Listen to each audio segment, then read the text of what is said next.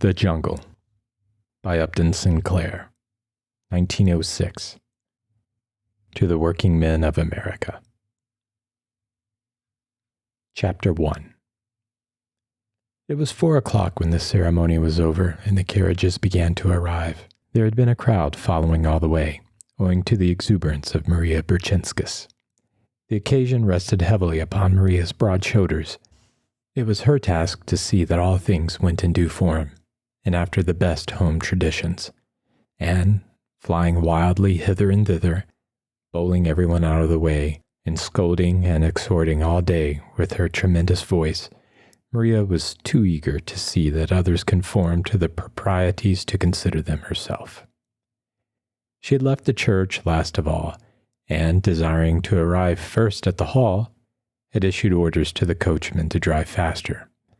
When that personage had developed a will of his own in the matter, Maria had flung up the window of the carriage and, leaning out, proceeded to tell him her opinion of him, first in Lithuanian, which he did not understand, and then in Polish, which he did.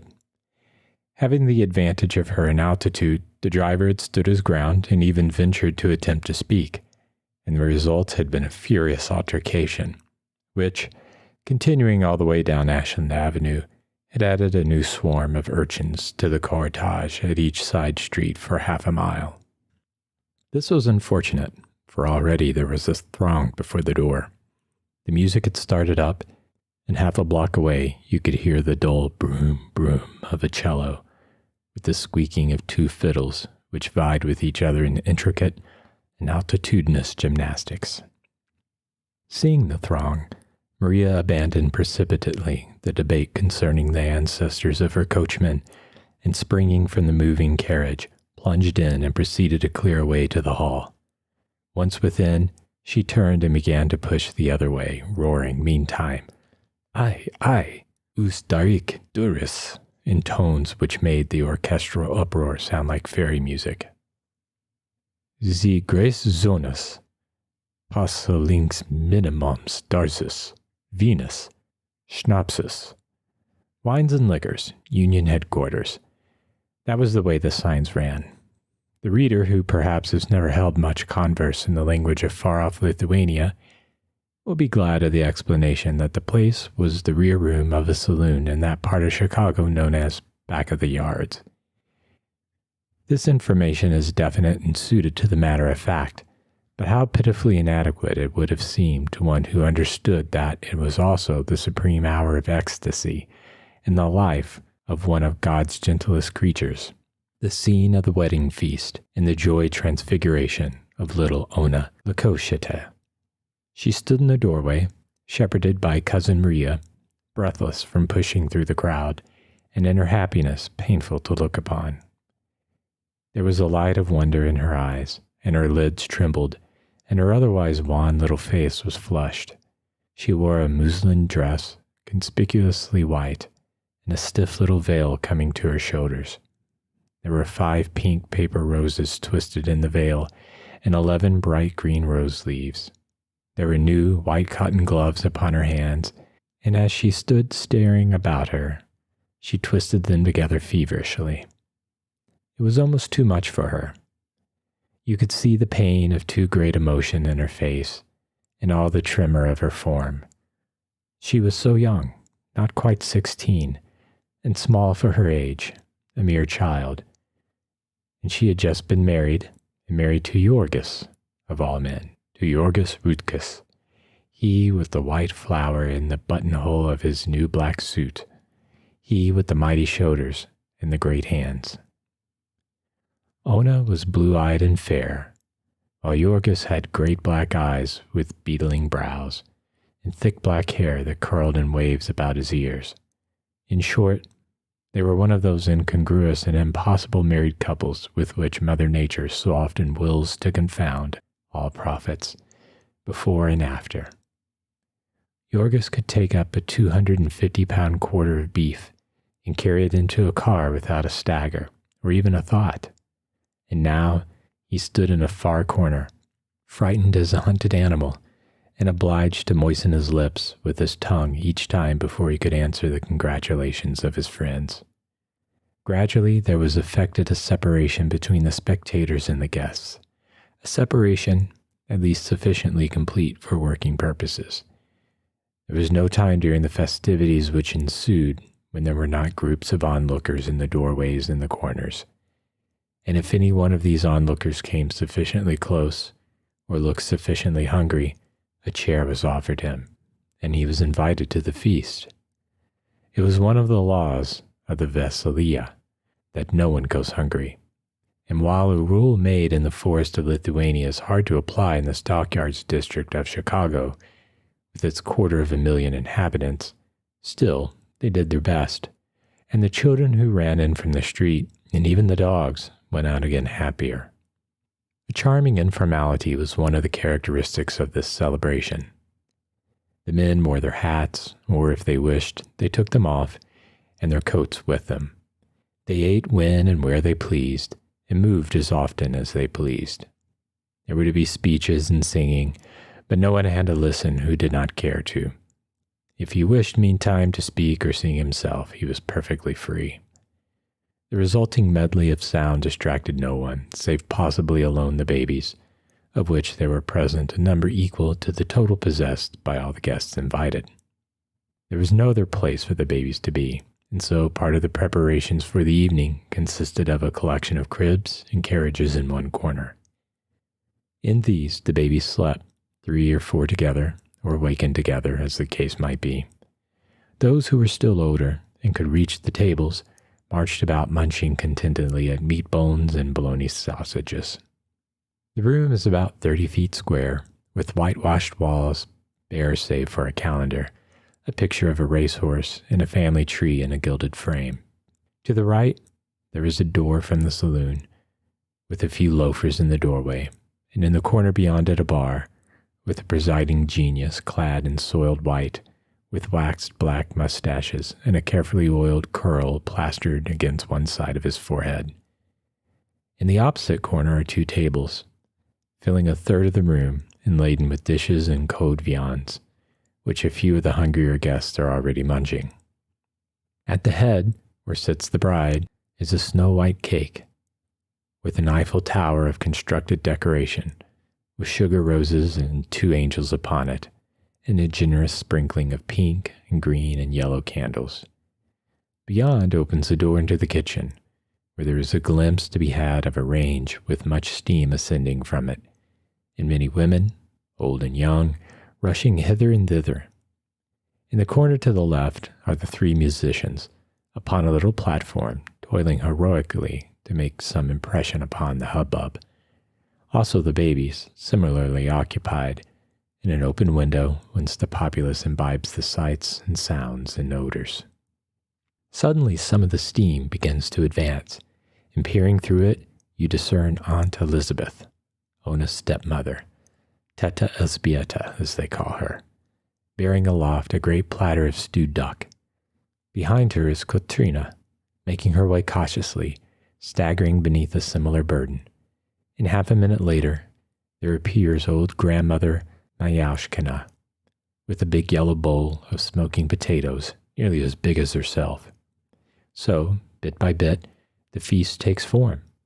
There is a ham and a dish of sauerkraut, boiled rice, macaroni, bologna sausages, great piles of penny buns, bowls of milk, and foaming pitchers of beer.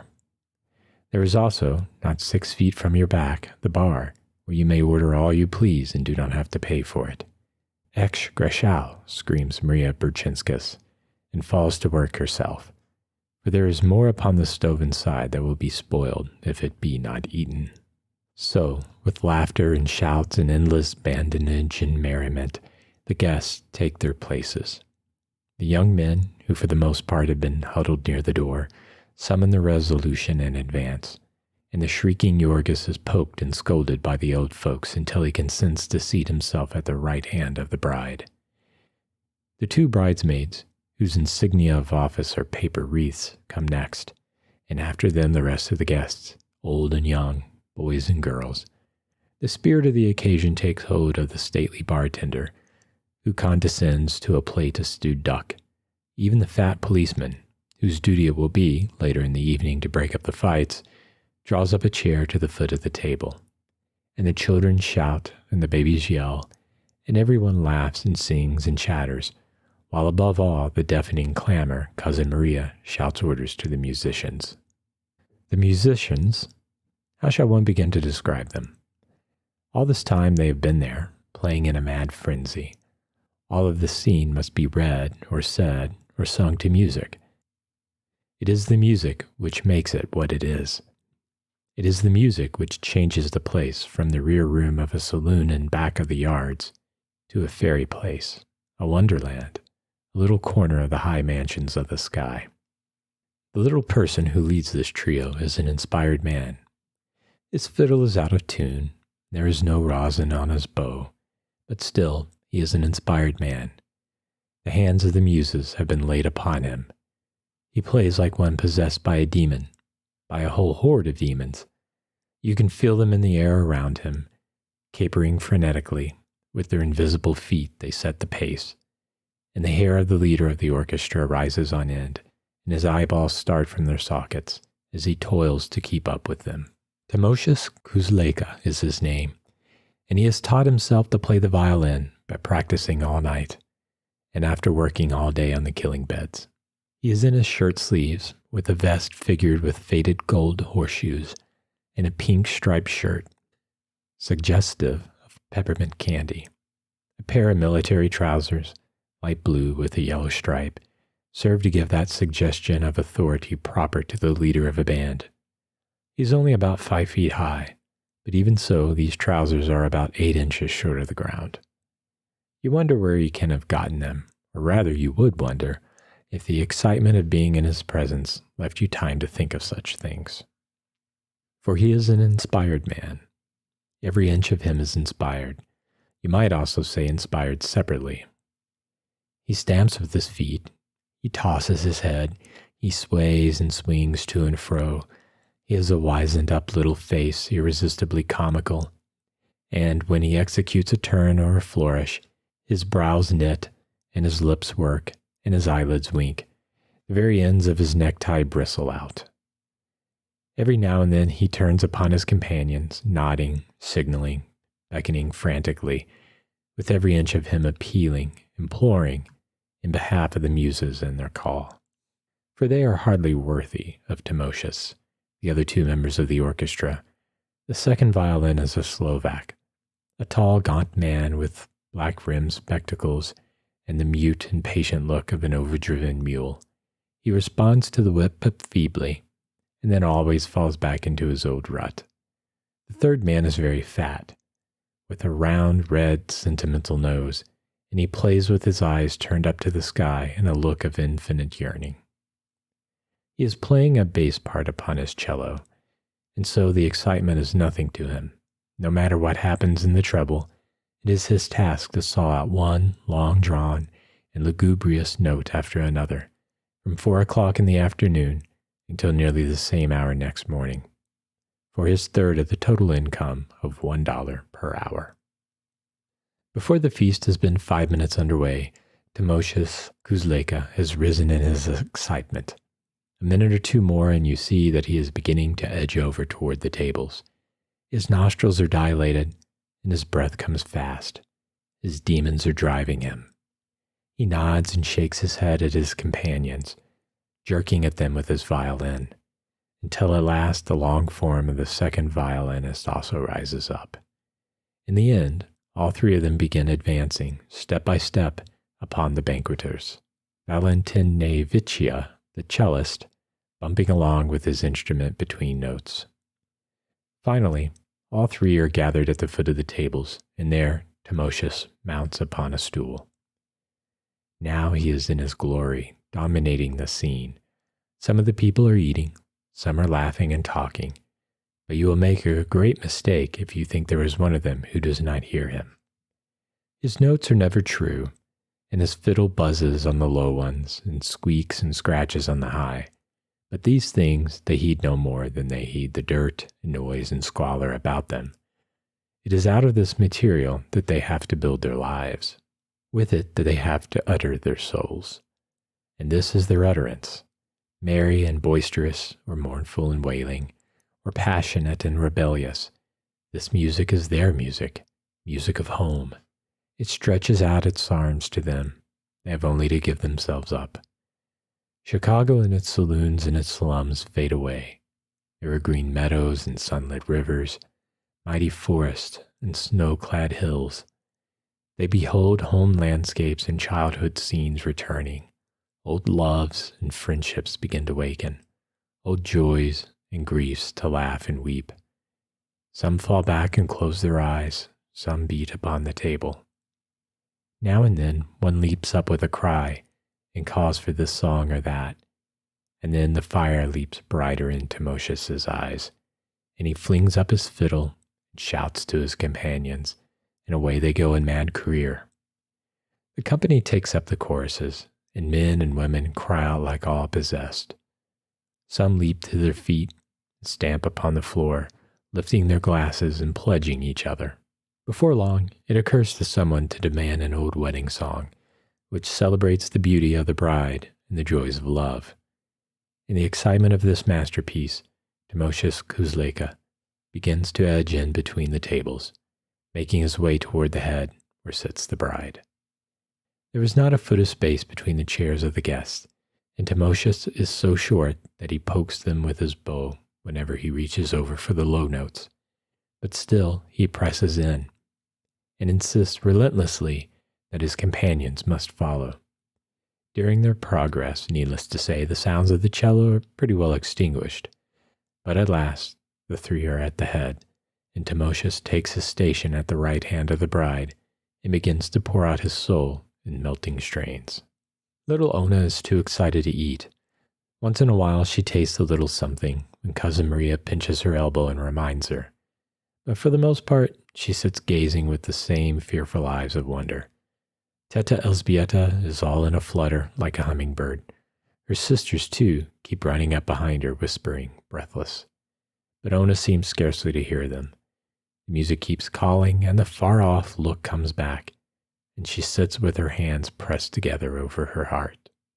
Then the tears begin to come into her eyes, and as she is ashamed to wipe them away and ashamed to let them run down her cheeks, she churns and shakes her head a little, and then flushes red when she sees that Yorgos is watching her. When in the end Timoshes Kuzleka has reached her side and is waving his magic wand above her, Ona's cheeks are scarlet, and she looks as if she would have to get up and run away. In this crisis, however, she is saved by Maria Burchinskas, whom the muses suddenly visit. Maria is fond of a song of lovers parting. She wishes to hear it, and, as the musicians do not know it, she has risen and is proceeding to teach them. Maria is short, but powerful in build. She works in a canning factory, and all day long she handles cans of beef that weigh 14 pounds. She has a broad Slavic face with prominent red cheeks. When she opens her mouth, it is tragical, but you cannot help thinking of a horse. She wears a blue flannel shirtwaist, which is now rolled up at the sleeves, disclosing her brawny arms. She has a carving fork in her hand, with which she pounds on the table to mark the time.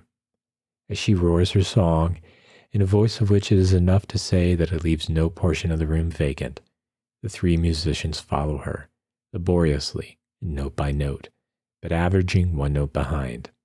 Thus they toil through stanza after stanza of a lovesick swain's lamentation. Sudiev kiet kelu tu bran giosis. Sudiev lemo man biednam. Mato paskir teb oxchosis. Joch vart und sevea turek vianam. When the song is over, it is time for the speech, and old Dede Antinous rises to his feet. Grandfather Anthony, Yorgos's father, is not more than 60 years of age, but you would think that he was 80. He has been only 6 months in America, and the change has not done him good. In his manhood, he worked in a cotton mill, but then a coughing fell upon him, and he had to leave. Out in the country, the trouble disappeared, but he has been working in the pickle rooms at Durham's, and the breathing of the cold, damp air all day has brought it back. Now, as he rises, he is seized with a coughing fit, and holds himself by his chair and turns away his wan and battered face until it passes. Generally, it is the custom for the speech at a Veselia to be taken out of one of the books and learned by heart. But in his youthful days, Dede Antinous used to be a scholar and really make up all the love letters of his friends. Now, it is understood that he has composed an original speech of congratulations and benediction, and this is one of the events of the day. Even the boys, who are romping about the room, draw near and listen, and some of the women sob and wipe their aprons in their eyes. It is very solemn, for Antinous Rudkus has become possessed of the idea that he has not much longer to stay with his children. His speech leaves them all so tearful that one of the guests, Jokubas Shedvilas, who keeps a delicatessen store on Halstead Street and is fat and hearty, is moved to rise and say that things may not be as bad as that, and then to go on and make a little speech of his own, in which he showers congratulations and prophecies of happiness upon the bride and groom, proceeding to particulars which greatly delight the young men, but which cause Ona to blush more furiously than ever. Jokubas possesses what his wife complacently describes as poetischka vejedituva, a poetical imagination. Now a good many of the guests have finished, and since there is no pretense of ceremony, the banquet begins to break up. Some of the men gather about the bar. Some wander about, laughing and singing. Here and there will be a little group, chanting merrily, and in sublime indifference to the others and to the orchestra as well. Everyone is more or less restless. One would guess that something is on their minds, and so it proves. The last tardy diners are scarcely given time to finish before the tables and the debris are shoved into the corner, and the chairs and the babies piled out of the way, and the real celebration of the evening begins. Then Timosius Kuzleka, after replenishing himself with a pot of beer, returns to his platform and, standing up, reviews the scene. He taps authoritatively upon the side of his violin, then tucks it carefully under his chin, then waves his bow in an elaborate flourish, and finally smites the sounding strings and closes his eyes, and floats away in spirit upon the wings of a dreamy waltz. His companion follows, but with his eyes open, watching where he treads, so to speak, and finally Valentinieviccia, after waiting for a little and beating with his foot to get the time, casts up his eyes to the ceiling and begins to saw, broom, broom, broom. The company pairs off quickly, and the whole room is soon in motion. Apparently nobody knows how to waltz, but that is nothing of any consequence. There is music, and they dance, each as he pleases, just as before they sang. Most of them prefer the two-step, especially the young, with whom it is the fashion. The older people have dances from home, strange and complicated steps which they execute with grave solemnity. Some do not dance anything at all, but simply hold each other's hands and allow the undisciplined joy of motion to express itself with their feet. Among these are Jokubas Shedvilas and his wife, Lucia, who together keep the delicatessen store and consume nearly as much as they sell. They are too fat to dance, but they stand in the middle of the floor, holding each other fast in their arms, rocking slowly from side to side and grinning seraphically, a picture of toothless and perspiring ecstasy. Of these older people, many wear clothing reminiscent in some detail of home, an embroidered waistcoat or stomacher, or a gaily colored handkerchief, or a coat with large cuffs and fancy buttons. All these things are carefully avoided by the young, most of whom have learned to speak English and to affect the latest style of clothing. The girls wear ready-made dresses or shirtwaists, and some of them look quite pretty. Some of the young men you would take to be Americans, of the type of clerks, but for the fact that they wear their hats in the room. Each of these younger couples affects a style of its own in dancing. Some hold each other tightly, some at a cautious distance, some hold their hands out stiffly, some drop them loosely at their sides, some dance springily, some glide softly, some move with grave dignity. There are boisterous couples who tear wildly about the room, knocking everyone out of their way. There are nervous couples whom these frighten and who cry Nusfak, Kazria at them as they pass. Each couple is paired for the evening. You will never see them change about. There is Elena Yacetit, for instance, who has danced unending hours with Euosus Ratius, to whom she is engaged. Elena is the beauty of the evening, and she would be really beautiful if she were not so proud. She wears a white shirtwaist, which represents perhaps half a week's labor painting cans. She holds her skirt with her hand as she dances, with stately precision, after the manner of the Grand Dames. Euosus is driving one of Durham's wagons, and is making big wages. He affects a tough aspect, wearing his hat on one side and keeping a cigarette in his mouth all the evening. There is Jadwiga Marcinskus, who is also beautiful but humble. Jadwiga likewise paints cans, but then she is an invalid mother and 3 little sisters to support by it, and so she does not spend her wages for shirtwaists. Jadwiga is small and delicate, with jet black eyes and hair, the latter twisted into a little knot and tied on the top of her head. She wears an old white dress which she has made herself and worn to parties for the past 5 years. It is high-waisted, almost under her arms, and not very becoming. But that does not trouble Jadwiga, who is dancing with her Mikolas. She is small, while he is big and powerful. She nestles in his arms as if she would hide herself from view, and leans her head upon his shoulder. He in turn has clasped his arms tightly around her, as if he would carry her away. And so she dances, and will dance the entire evening, and would dance forever, in ecstasy of bliss. You would smile perhaps to see them, but you would not smile if you knew all the story. This is the 5th year now that Jadwiga has been engaged to Mikolas, and her heart is sick. They would have been married in the beginning, only Mikolas has a father who is drunk all day, and he is the only other man in a large family. Even so, they might have managed it, for Mikolas is a skilled man, but for cruel accidents which have almost taken the heart out of them. He is a beef boner, and that is a dangerous trade, especially when you are in piecework and trying to earn a bride. Your hands are slippery, and your knife is slippery. You are toiling like mad, and somebody happens to speak to you, or you strike a bone. Then your hand slips up on the blade, and there is a fearful gash. That would not be so bad, only for the deadly contagion. The cut may heal, but you never can tell. Twice now, within the last 3 years, Mikolas has been lying at home with blood poisoning, once for 3 months and once for nearly 7. The last time, too, he lost his job, and that meant 6 weeks more of standing at the doors of the packing houses at 6 o'clock on bitter winter mornings, with a foot of snow on the ground and more in the air. There are learned people who can tell you out of the statistics that beef boners make 40 cents an hour, but perhaps these people have never looked into a beef boner's hands. When Timosius and his companions stop for a rest, as perforce they must now and then, the dancers halt where they are and wait patiently. They never seem to tire, and there is no place for them to sit down if they did.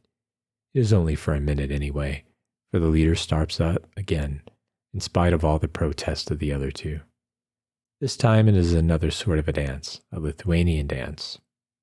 Those who prefer to go on with the 2-step, but the majority go through an intricate series of motions, resembling more fancy skating than a dance.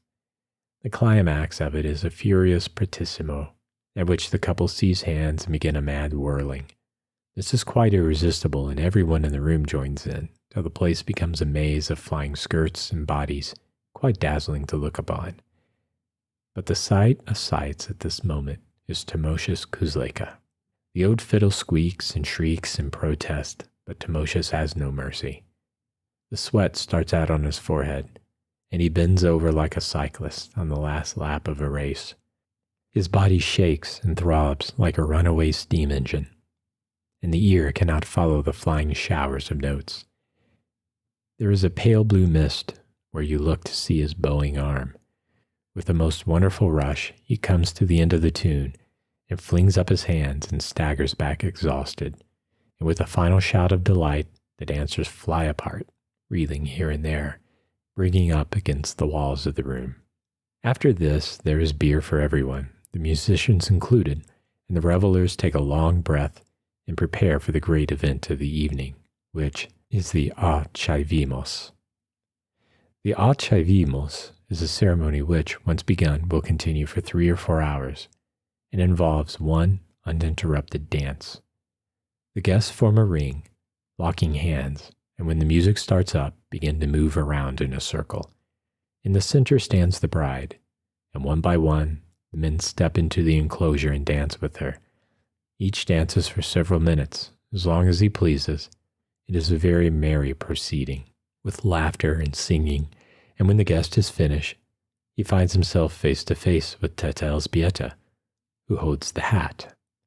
Into it, he drops a sum of money, $1, or perhaps $5, according to his power and his estimate of the value of the privilege. The guests are expected to pay for this entertainment. If they be proper guests, they will see that there is a neat sum left over for the bride and bridegroom to start life upon. Most fearful they are to contemplate the expenses of this entertainment.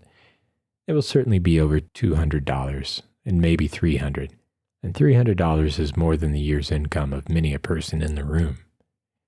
There are able-bodied men here who work from early morning until late at night in ice-cold cellars with 1/4 of an inch of water on the floor, men who for 6 or 7 months in the year never see the sunlight from Sunday afternoon till the next Sunday morning, and who cannot earn $300 in a year.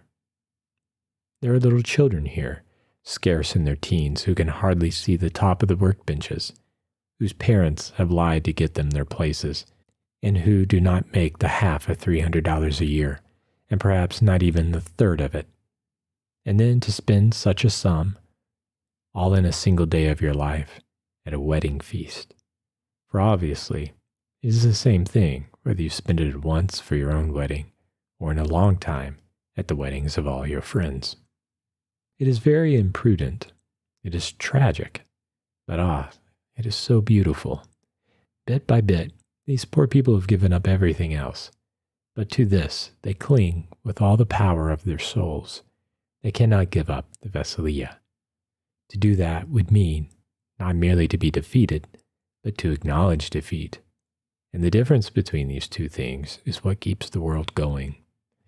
The Veselija has come down to them from a far-off time, and the meaning of it was that one might dwell within the cave and gaze upon shadows, provided only that once in his lifetime he could break his chains and feel his wings and behold the sun. Provided that once in his lifetime he might testify to the fact that life, with all its cares and its terrors, is no such great thing after all, but merely a bubble upon the surface of a river, a thing that one may toss about and play with as a juggler tosses his golden balls, a thing that one may quaff like a goblet of rare red wine. Thus, having known himself for the master of things, a man could go back to his toil and live upon the memory all his days. Endlessly the dancers swung round and round. When they were dizzy, they swung the other way. Hour after hour this had continued. The darkness had fallen and the room was dim from the light of 2 smoky oil lamps. The musicians had spent all their fine frenzy by now and played only one tune, wearily, ploddingly. There were 20 bars or so of it, and when they came to the end, they began again. Once every 10 minutes or so, they would fail to begin again, but instead would sink back exhausted, a circumstance which invariably brought on a painful and terrifying scene that made the fat policeman stir unsteadily in his sleeping place behind the door. It was all Maria Berchinskas. Maria was one of those hungry souls who cling with desperation to the skirts of the retreating muse. All day long she had been in a state of wonderful exaltation, and now it was leaving, and she would not let it go. Her soul cried out in the words of Faust, "Stay, thou art fair."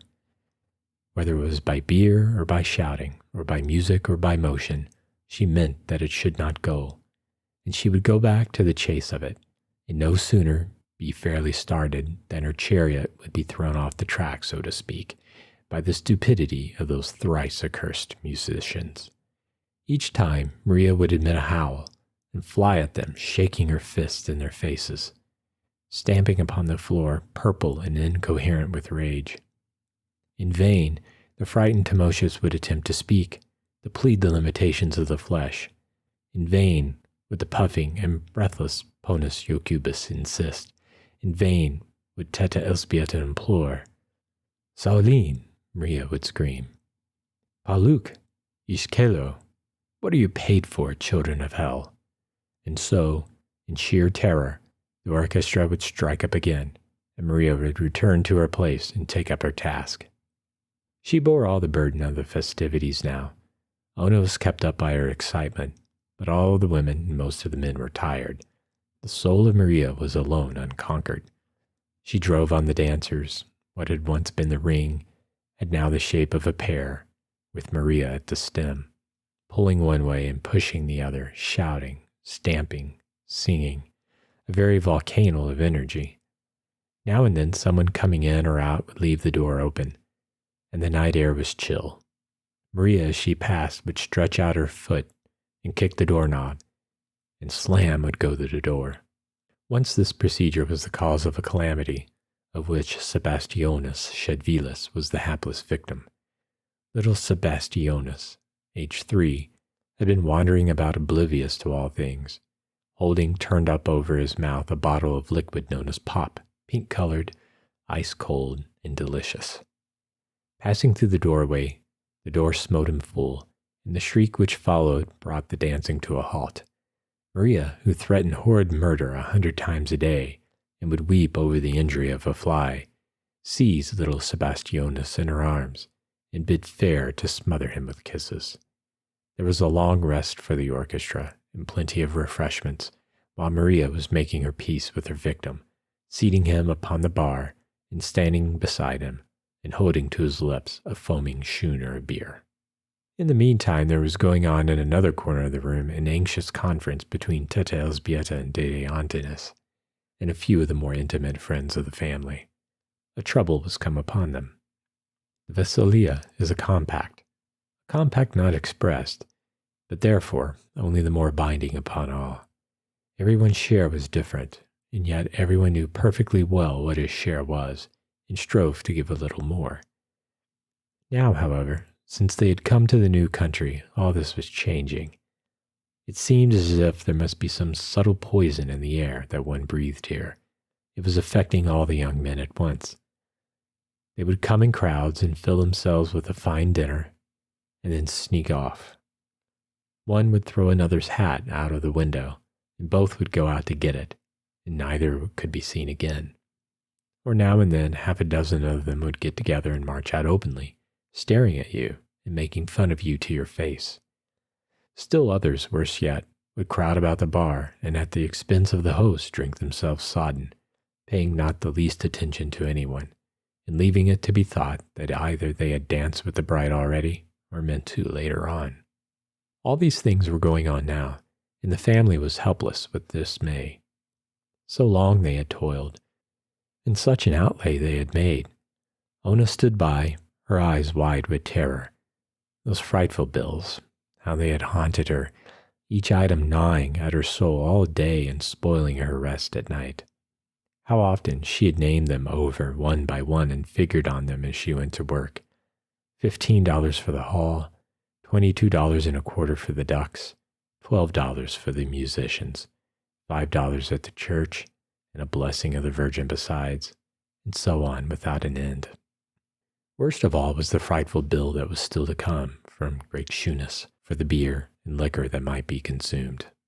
One could never get in advance more than a guess as to this from a saloon keeper, and then, when the time came, he always came to you scratching his head and saying that he had guessed too low, but that he had done his best. Your guest had gotten so very drunk. By him you were sure to be cheated unmercifully, and that even though you thought yourself the dearest of the hundreds of friends he had. He would begin to serve your guests out of a keg that was half full, and finish with one that was half empty, and then you would be charged for 2 kegs of beer. He would agree to serve a certain quality at a certain price, and when the time came, you and your friends would be drinking some horrible poison that could not be described. You might complain, but you would get nothing for your pains but a ruined evening. While, as for going to law about it, you might as well go to heaven at once. The saloon keepers stood in with all the big politics men in the district, and when you had once found out what it meant to get into trouble with such people, you would know enough to pay what you were told to pay and shut up. What made all this the more painful was that it was so hard on the few that had really done their best. There was poor old Ponus Jokubus, for instance. He had already given $5. Did not everyone know that Jokubus Shedvilas had just mortgaged his delicatessen store for $200 to meet several months' overdue rent? And then there was withered old Pony Anele, who was a widow and had 3 children, and the rheumatism besides, and did washing for the tradespeople on Halstead Street at prices it would break your heart to hear named. Anele had given the entire profit of her chickens for several months. 8 of them she owned, and she kept them in a little place fenced around on her back stairs.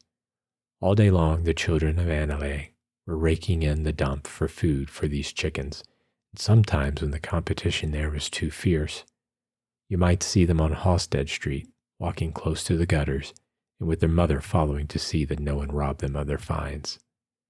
Money could not tell the value of these chickens to old Mrs. Eugeniana. She valued them differently, for she had a feeling that she was getting something for nothing by means of them, that with them she was getting the better of a world that was getting the better of her in so many other ways. So she watched them every hour of the day, and had learned to see like an owl at night to watch them then. One of them had been stolen long ago. Not a month passed that someone did not try to steal another. As the frustrating of this one attempt involved a score of false alarms, it will be understood what a tribute old Mrs. Eugeniana brought, just because Teta Elzbieta had once loaned her some money for a few days and saved her from being turned out of her house. More and more friends gathered round while the lamentation about these things was going on. Some drew nearer, hoping to overhear the conversation, who were themselves among the guilty. And surely that was the thing to try the patience of a saint. Finally, there came Jorgis, urged by someone, and the story was retold to him. Jorgis listened in silence, with his great black eyebrows knitted. Now and then there would come a gleam underneath them, and he would glance about the room. Perhaps he would have liked to go at some of those fellows with big clenched fists. But then, doubtless, he realized how little good it would do him. No bill would be any less for turning out anyone at this time, and then there would be the scandal, and Jorgis wanted nothing except to get away with Ona and to let the world go its own way. So his hands relaxed, and he merely said quietly, "It is done. There is no use in weeping, Teta Elzbieta." Then his look turned toward Ona, who stood close to his side, and he saw the wide look of terror in her eyes. "Little one," he said in a low voice, "do not worry. It will not matter to us. We will pay them all somehow. I will work harder." That was always what Jorgis said. Ona had grown used to it as the solution of all difficulties. "I will work harder." He had said that in Lithuania when one official had taken his passport from him, and another had arrested him for being without it, and the two had divided a third of his belongings. He had said it again in New York when the smooth-spoken agent had taken them in hand and made them pay such high prices and almost prevented their leaving his place in spite of their paying. Now he said it a third time, and Ona drew a deep breath. It was so wonderful to have a husband, just like a grown woman, and a husband who could solve all problems, and who was so big and strong. The last sob of little Sebastianus had been stifled, and the orchestra has once more been reminded of its duty. The ceremony begins again, but there are few now left to dance with, and so very soon the collection is over, and promiscuous dances once more begin. It is now after midnight, however, and things are not as they were before. The dancers are dull and heavy. Most of them have been drinking hard, and have long ago passed the stage of exhilaration. They dance in monotonous measure, round after round, hour after hour, with eyes fixed upon vacancy, as if they were only half conscious, in a constantly growing stupor. The men grasp the women very tightly, but there will be half an hour together when neither will see the other's face. Some couples do not care to dance and have retired to the corners where they sit with their arms enlaced. Others, who have been drinking still more, wander about the room, bumping into everything. Some are in groups of 2 or 3, singing, each group its own song. As time goes on, there is a variety of drunkenness, among the younger men especially. Some stagger about in each other's arms, whispering maudlin words. Others start quarrels upon the slightest pretext and come to blows and have to be pulled apart. Now the fat policeman wakens definitely and feels of his club to see that it is ready for business. He has to be prompt, for these 2 o'clock in the morning fights, if they once get out of hand, are like a forest fire. It may mean the whole reserves at the station. The thing to do is to crack every fighting head that you see, before there are so many fighting heads that you cannot crack any of them. There is but scant account kept of cracked heads in back of the yards, for men who have to crack the heads of animals all day seem to get into the habit, and to practice on their friends, and even on their families between times. This makes it a cause for congratulation that by modern methods, a very few men can do the painfully necessary work of head cracking for the whole of the cultured world. There is no fight that night, perhaps because Jorgis too is watchful, even more so than the policeman. Jorgis has drunk a great deal, as anyone naturally would on an occasion when it all has to be paid for, whether it is drunk or not. But he is a very steady man, and does not easily lose his temper. Only once there is a tight shave, and that is the fault of Maria Berchinskis. Maria has apparently concluded about 2 hours ago that if the altar in the corner, with the deity in soiled white, be not the true home of the muses, it is, at any rate, the nearest substitute on earth attainable, and Maria is just fighting drunk when there come to her ears the facts about the villains who have not paid that night. Maria goes on the war path straight off, without even the preliminary of a good cursing, and when she is pulled off, it is with the coat collars of 2 villains in her hands. Fortunately, the policeman is disposed to be reasonable, and so it is not Maria who is flung out of the place. All this interrupts the music for not more than a minute or 2. Then again the merciless tune begins, the tune that has been played for the last half hour without one single change. It is an American tune this time, one which they have picked up on the streets. All seem to know the words of it, or at any rate the first line of it, which they hum to themselves over and over again without rest. In the good old summertime, in the good old summertime, in the good old summertime, in the good old summertime. There seems to be something hypnotic about this, with its endlessly recurring dominant. It has put a stupor upon everyone who hears it, as well as upon the men who are playing it. No one can get away from it, or even think of getting away from it. It is 3 o'clock in the morning, and they have danced out all their joy, and danced out all their strength, and all the strength that unlimited drink can lend them. And still, there is no one among them who has the power to think of stopping.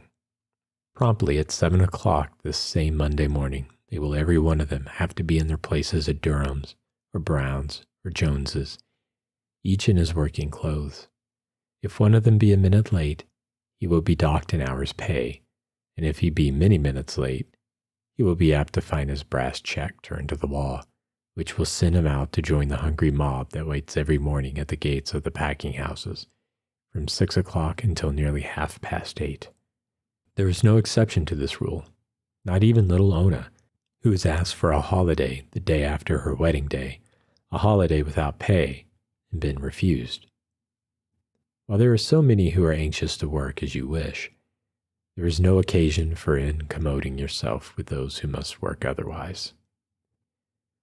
Little Ona is nearly ready to faint, and half in a stupor herself because of the heavy scent in the room.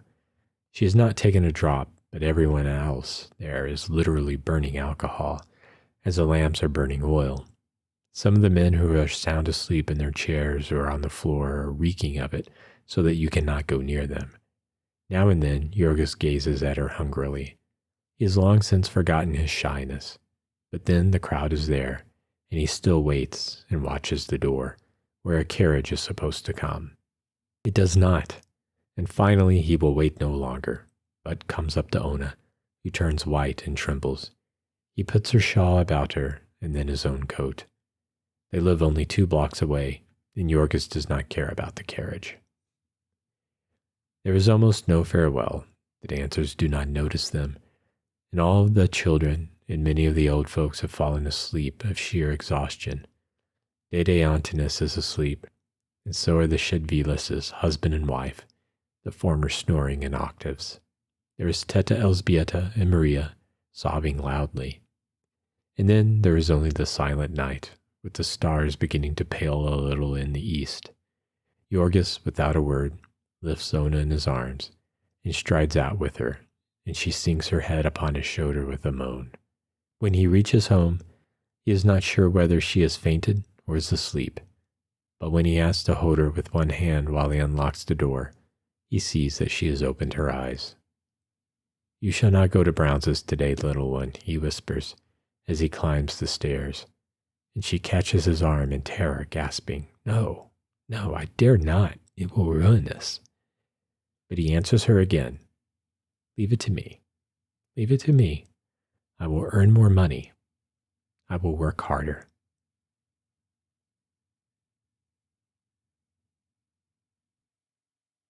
Chapter 2.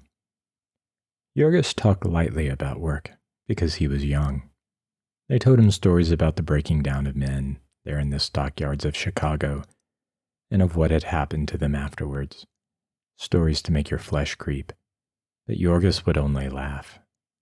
He'd only been there 4 months, and he was young and a giant besides. There was too much health in him. He could not even imagine how it would feel to be beaten. "That is well enough for men like you," he would say. "Silkness, puny fellows, but my back is broad." Yorgis was like a boy from the country. He was the sort of man the bosses like to get hold of, the sort they make it a grievance they cannot get a hold of. When he was told to go to a certain place, he would go there on the run. When he had nothing to do for the moment, he would stand round fidgeting, dancing, with the overflow of energy that was in him. If he were working in a line of men, the line always moved too slowly for him, and you could pick him out by his impatience and restlessness. That was why he had been picked out on one important occasion. For Yorgis had stood outside of Brown and Company's Central Time Station not more than half an hour, the second day of his arrival in Chicago, before he had been beckoned by one of the bosses. Of this he was very proud, and it made him more disposed than ever to laugh at the pessimist. In vain would they all tell him that there were men in the crowd from which he had been chosen who had stood there a month. Yes, many months, and not been chosen yet. Yes, he would say, but what sort of men? Broken down tramps and good-for-nothings, fellows who have spent all their money drinking and want to get more for it. Do you want me to believe that with these arms, and he would clench his fists and hold them up in the air so that you might see the rolling muscles, that with these arms people will ever let me starve? It is plain, they would answer to this, that you have come from the country, and from very far in the country. And this was the fact, for Yorgis had never seen a city, and scarcely even a fair-sized town, until he had set out to make his fortune in the world and earn his right to Ona. His father, and his father's father before him, and as many ancestors back as legend could go, had lived in that part of Lithuania known as Brelovich, the imperial forest. This is a great tract of 100,000 acres, which from time immemorial has been a hunting preserve of the nobility. There are a very few peasants settled in it, holding title from ancient times, and one of these was Antonis Rudkus, who had been reared himself and had reared his children in turn upon 6 acres of cleared land in the midst of a wilderness. There had been one son beside Yorgis and one sister. The former had been drafted into the army. That had been over 10 years ago, but since that day nothing had ever been heard of him. The sister was married, and her husband had bought the place when Oda Antonis had decided to go with the son. It was nearly a year and a half ago that Yorgis had met Ona at a horse fair 100 miles from home. Yorgis had never expected to get married. He He had laughed at it as a foolish trap for a man to walk into. But here, without ever having spoken a word to her, with no more than the exchange of half a dozen smiles, he found himself purple in the face with embarrassment and terror, asking her parents to sell her to him for his wife, and offering his father's 2 horses he had been sent to the fair to sell. But Ona's father proved as a rock. The girl was yet a child, and he was a rich man, and his daughter was not to be had in that way. So Jorgis went home with a heavy heart, and that spring and summer toiled and tried hard to forget. In the fall, after the harvest was over, he saw that it would not do, and tramped the full fortnight's journey that lay between him and Ona. He found an unexpected state of affairs, for the girl's father had died, and his estate was tied up with creditors. Jorgis's heart leaped as he realized that now the prize was within his reach. There was Elzbieta Bukosite, Teta, or aunt as they called her, Ona's stepmother, and there were her 6 children of all ages. There was also her brother Jonas, a dried-up little man who had worked upon the farm. They were people of great consequence, as it seemed to Jorgis, fresh out of the woods. Ona knew how to read, and knew many other things that he did not know, and now the farm had been sold, and the whole family was adrift, all they owned in the world being about 700 rubles, which is half as many dollars. They would have had 3 times that, but it had gone to court, and the judge had decided against them, and it had cost the balance to get him to change his decision. Ona might have married and left them, but she would not, for she loved Teta Elzbieta. It was Jonas who suggested that they all go to America, where a friend of his had gotten rich. He would work for his part, and the women would work, and some of the children. Doubtless they would live somehow. Jorgis, too, had heard of America. That was a country where, they said, a man might earn 3 rubles a day, and Jorgis figured what 3 rubles a day would mean, with prices as they were where he lived, and decided forthwith that he would go to America and marry, and be a rich man in the bargain. In that country, rich or poor, a man was free, it was said. He did not have to go into the army. He did not have to pay out his money to rascally officials. He might do as he pleased and count himself as good as any other man. So America was a place of which lovers and young people dreamed. If one could only manage to get the price of a passage, he could count his troubles at an end. It was arranged that they should leave the following spring. And meantime, Jorgis sold himself to a contractor for a certain time, and tramped nearly 400 miles from home with a gang of men to work upon a railroad in Smolensk. This was a fearful experience, with filth and bad food and cruelty and overwork. But Jorgis stood it and came out in fine trim, and with 80 rubles sewed up in his coat. He did not drink or fight, because he was thinking all the time of Ona. And for the rest, he was a quiet, steady man, who did what he was told to, did not lose his temper often, and when he did lose it, made the offender anxious that he should not lose it again. When they paid him off, he dodged the company gamblers and dram shops, and so they tried to kill him, but he escaped and tramped at home, working at odd jobs and sleeping always with one eye open. So in the summertime, they had all set out for America. At the last moment, there joined them Maria Berchinskis, who was a cousin of Ona's. Maria was an orphan, and had worked since childhood for a rich farmer of Vilna, who beat her regularly. It was only at the age of 20 that it had occurred to Maria to try her strength, when she had risen up and nearly murdered the man, and then come away. There were 12 in all in the party, 5 adults and 6 children, and Ona, who was a little of both. They had a hard time on the passage. There was an agent who helped them, but he proved a scoundrel, and got them into a trap with some officials, and cost them a good deal of their precious money, which they clung to with such horrible fear.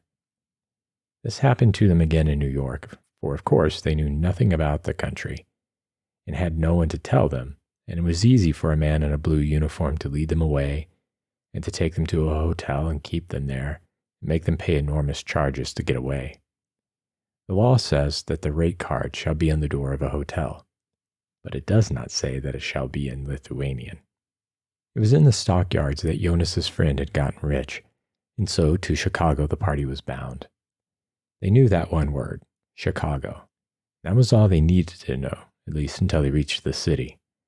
Then, tumbled out of the cars without ceremony, they were no better off than before.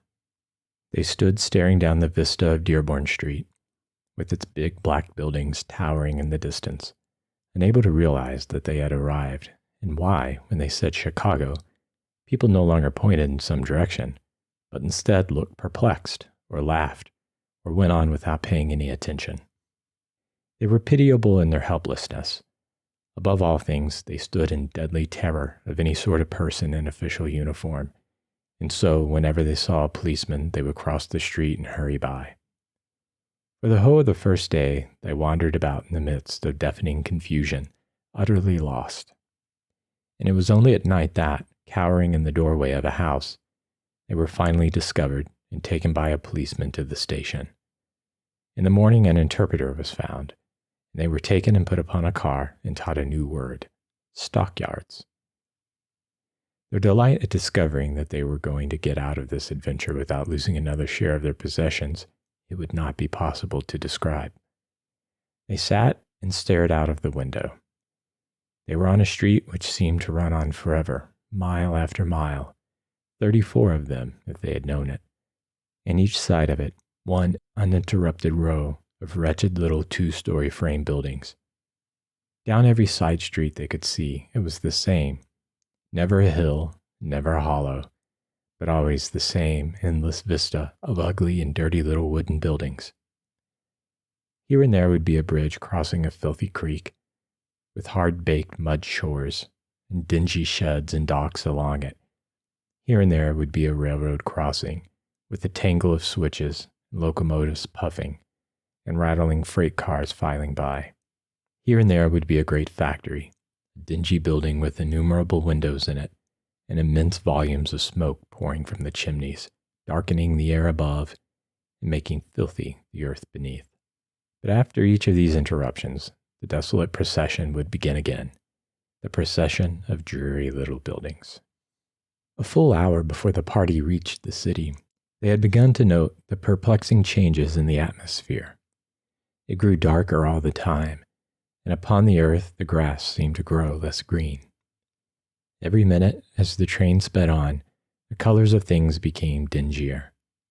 The fields were grown parched and yellow, the landscape hideous and bare. And along with the thickening smoke, they began to notice another circumstance, a strange, pungent odor. They were not sure that it was unpleasant, this odor. Some might have called it sickening, but their taste in odors was not developed, and they were only sure that it was curious. Now, sitting in the trolley car, they realized that they were on their way to the home of it, that they had traveled all the way from Lithuania to it. It was now no longer something far off and faint that you caught in whiffs. You could literally taste it, as well as smell it. You could take hold of it almost and examine it at your leisure. They were divided in their opinions about it. It was an elemental odor, raw and crude. It was rich, almost rancid, sensual and strong. There were some who drank it in as if it were an intoxicant. There were others who put their handkerchiefs to their faces. The new immigrants were still tasting it, lost in wonder, and suddenly the car came to a halt. The door was flung open, and a voice shouted, "Stockyards." They were left standing upon the corner, staring. Down a side street, there were 2 rows of brick houses, and between them a vista. Half a dozen chimneys, tall as the tallest of buildings, touching the very sky, and leaping from them half a dozen columns of smoke, thick, oily, and black as night. It might have come from the center of the world, this smoke, where the fires of the ages still smolder. It came as if self-impelled, driving all before it, a perpetual explosion. It was inexhaustible. One stared, waiting to see it stop, but still the great streams rolled out. They spread in vast clouds overhead, writhing, curling. Then, uniting in one giant river, they streamed away down the sky, stretching, a black pall, as far as the eye could reach. Then the party became aware of another strange thing. This, too, like the color, was a thing elemental. It was a sound a sound made up of 10,000 little sounds. You scarcely noticed it at first. It sunk into your consciousness, a vague disturbance, a trouble. It was like the murmuring of bees in the spring, the whisperings of the forest. It suggested endless activity, the rumblings of a world in motion. It was only by an effort that one could realize that it was made by animals, that it was the distant lowing of 10,000 cattle, the distant grunting of 10,000 swine. They would have liked to follow it up, but alas, they had no time for adventures just then. The policeman on the corner was beginning to watch them, and so, as usual, they started up the street. Scarcely had they gone a block, however, before Jonas was heard to give a cry and began pointing excitedly across the street. Before they could gather the meaning of his breathless ejaculations, he had bounded away, and they saw him enter a shop, over which was a sign, J. Shedvilas, Delicatessen. When he came out again, it was in company with a very stout gentleman in shirt sleeves and an apron, clasping Jonas by both hands and laughing hilariously. Then Teta Elzbieta recollected suddenly that Shedvilas had been the name of the mythical friend who had made his fortune in America. To find that he had been making it in the delicatessen business was an extraordinary piece of good fortune at this juncture. Though it was well on in the morning, they had not breakfasted, and the children were beginning to whimper. Thus was the happy end to a woeful voyage. The two families literally fell upon each other's necks, for it had been years since Jokubas Shedvilas had met a man from his part of Lithuania. Before half the day, they were lifelong friends. Jokubas understood all the pitfalls of this new world and could explain all of its mysteries. He could tell them the things they ought to have done in the different emergencies, and what was still more to the point, he could tell them what to do now. He would take them to Pony Ainale, who kept a boarding house the other side of the yards. Old Mrs. Yukniana, he explained, had not what one would call choice accommodations, but they might do for the moment. To this, Teta Elzbieta hastened to respond that nothing could be too cheap to suit them just then, for they were quite terrified over the sums they had had to expend. A very few days of practical experience in this land of high wages had been sufficient to make clear to them the cruel fact that it was also a land of high prices, and that in it the poor man was almost as poor as in any other country of the earth. And so there vanished in a night all the wonderful dreams of wealth that had been haunting Jorgis. What had made the discovery all the more painful was that they were spending, at American prices, money which they had earned at home rates of wages, and so were really being cheated by the world. The last 2 days, they had all but starved themselves. It made them quite sick to pay the prices that the railroad people asked them for food. Yet, when they saw the home of the widow Yukniene, they could not but recoil. Even so, in all their journey, they had seen nothing so bad as this. Pony Ainale had a 4-room flat in one of that wilderness of 2-story frame tenements that lie back of the yards. There were 4 such flats in each building, and each of the 4 was a boarding house for the occupancy of foreigners, Lithuanians, Poles, Slovaks, or Bohemians. Some of these places were kept by private persons. Some were cooperative. There would be an average of half a dozen boarders to each room. Sometimes there were 13 or 14 to one room, 50 or 60 to a flat. Each one of the occupants furnished his own accommodations, that is, a mattress and some bedding. The mattresses would be spread upon the floor in rows, and there would be nothing else in the place except a stove. It was by no means unusual for 2 men to own the same mattress in common, one working by day and using it by night, and the other working at night and using it in the daytime. Very frequently, a lodging-house keeper would rent the same beds to double shifts of men. Mrs. Yukniene was a wizened-up little woman with a wrinkled face. Her home was unthinkably filthy. You could not enter by the front door at all, owing to the mattresses, and when you tried to go up the back stairs, you found that she had walled up most of the porch with old boards to make a place to keep her chickens. It was a standing jest of the boarders that Ainale cleaned house by letting the chickens loose in the rooms. Undoubtedly, this did keep down the vermin, but it seemed probable, in view of all the circumstances, that the old lady regarded it rather as feeding the chickens than as cleaning the rooms. The truth was that she had definitely given up the idea of cleaning anything under pressure of an attack of rheumatism, which had kept her doubled up in one corner of her room for over a week, during which time 11 of her boarders, heavily in her debt, had concluded to try their chances of employment in Kansas City. This was July, and the fields were green. One never saw the fields, nor any green thing whatever in Packingtown, but one could go out on the road and hobo it, as the men phrased it, and see the country, and have a long rest and an easy time riding on the freight cars. Such was the home to which the new arrivals were welcomed.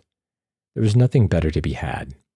They might not do so well by looking further, for Mrs. Yukniene had at least kept one room for herself and her 3 little children, and now offered to share this with the women and the girls of the party.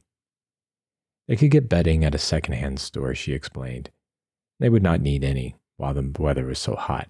Doubtless they would all sleep on the sidewalk such nights as this, as did nearly all of her guests. Tomorrow, Jorgis said, when they were left alone. Tomorrow I will get a job, and perhaps Jonas will get one also, and then we can get a place of our own.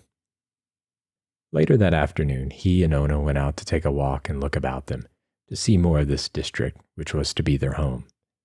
In back of the yards, the dreary 2-story frame houses were scattered farther apart. There were great spaces bare, that seemingly had been overlooked by the great sore of a city as it spread itself over the surface of the prairie.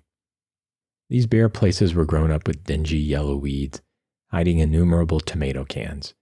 Innumerable children played upon them, chasing one another here and there, screaming and fighting. The most uncanny thing about this neighborhood was the number of the children. You thought there must be a school just out, and it was only after long acquaintance that you were able to realize that there was no school, but that these were the children of the neighborhood, that there were so many children to the block in Packingtown that nowhere on its streets could a horse and buggy move faster than a walk. It could not move faster anyhow, on account of the state of the streets. Those through which Jorgis and Ona were walking resembled streets less than they did a miniature topographical map. The roadway was commonly several feet lower than the level of the houses, which were sometimes joined by high boardwalks. There were no pavements. There were mountains and valleys and rivers, gullies and ditches, and great hollows full of stinking green water. In these pools the children played, and rode about in the mud of the streets. Here and there one noticed them digging in it, after trophies which they had stumbled on. One wondered about this, as also about the swarms of flies which hung about the scene, literally blackening the air, and the strange fetid odor which assailed one's nostrils, a ghastly odor of all the dead things of the universe. It impelled the visitor to questions, and then the residents would explain quietly that all this was made land, and that it had been made by using it as a dumping ground for the city garbage. After a few years, the unpleasant effect of this would pass away, it was said. But meantime, in hot weather, and especially when it rained, the flies were apt to be annoying.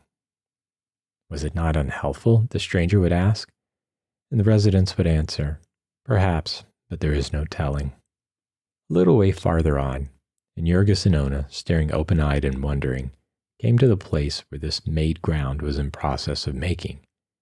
Here was a great hole, perhaps 2 city blocks square, and with long files of garbage wagons creeping into it. The place had an odor for which there are no polite words, and it was sprinkled over with children, who raked in it from dawn till dark. Sometimes visitors from the packing houses would wander out to see this dump. They would stand by and debate as to whether the children were eating the food they got, or merely collecting it for the chickens at home. Apparently, none of them ever went down to find out. Beyond this dump, there stood a great brickyard with smoking chimneys. First, they took out the soil to make bricks, and then they filled it up again with garbage, which seemed to Jorgis and Ona a felicitous arrangement, characteristic of an enterprising country like America. A little way beyond was another great hole, which they had emptied and not yet filled up.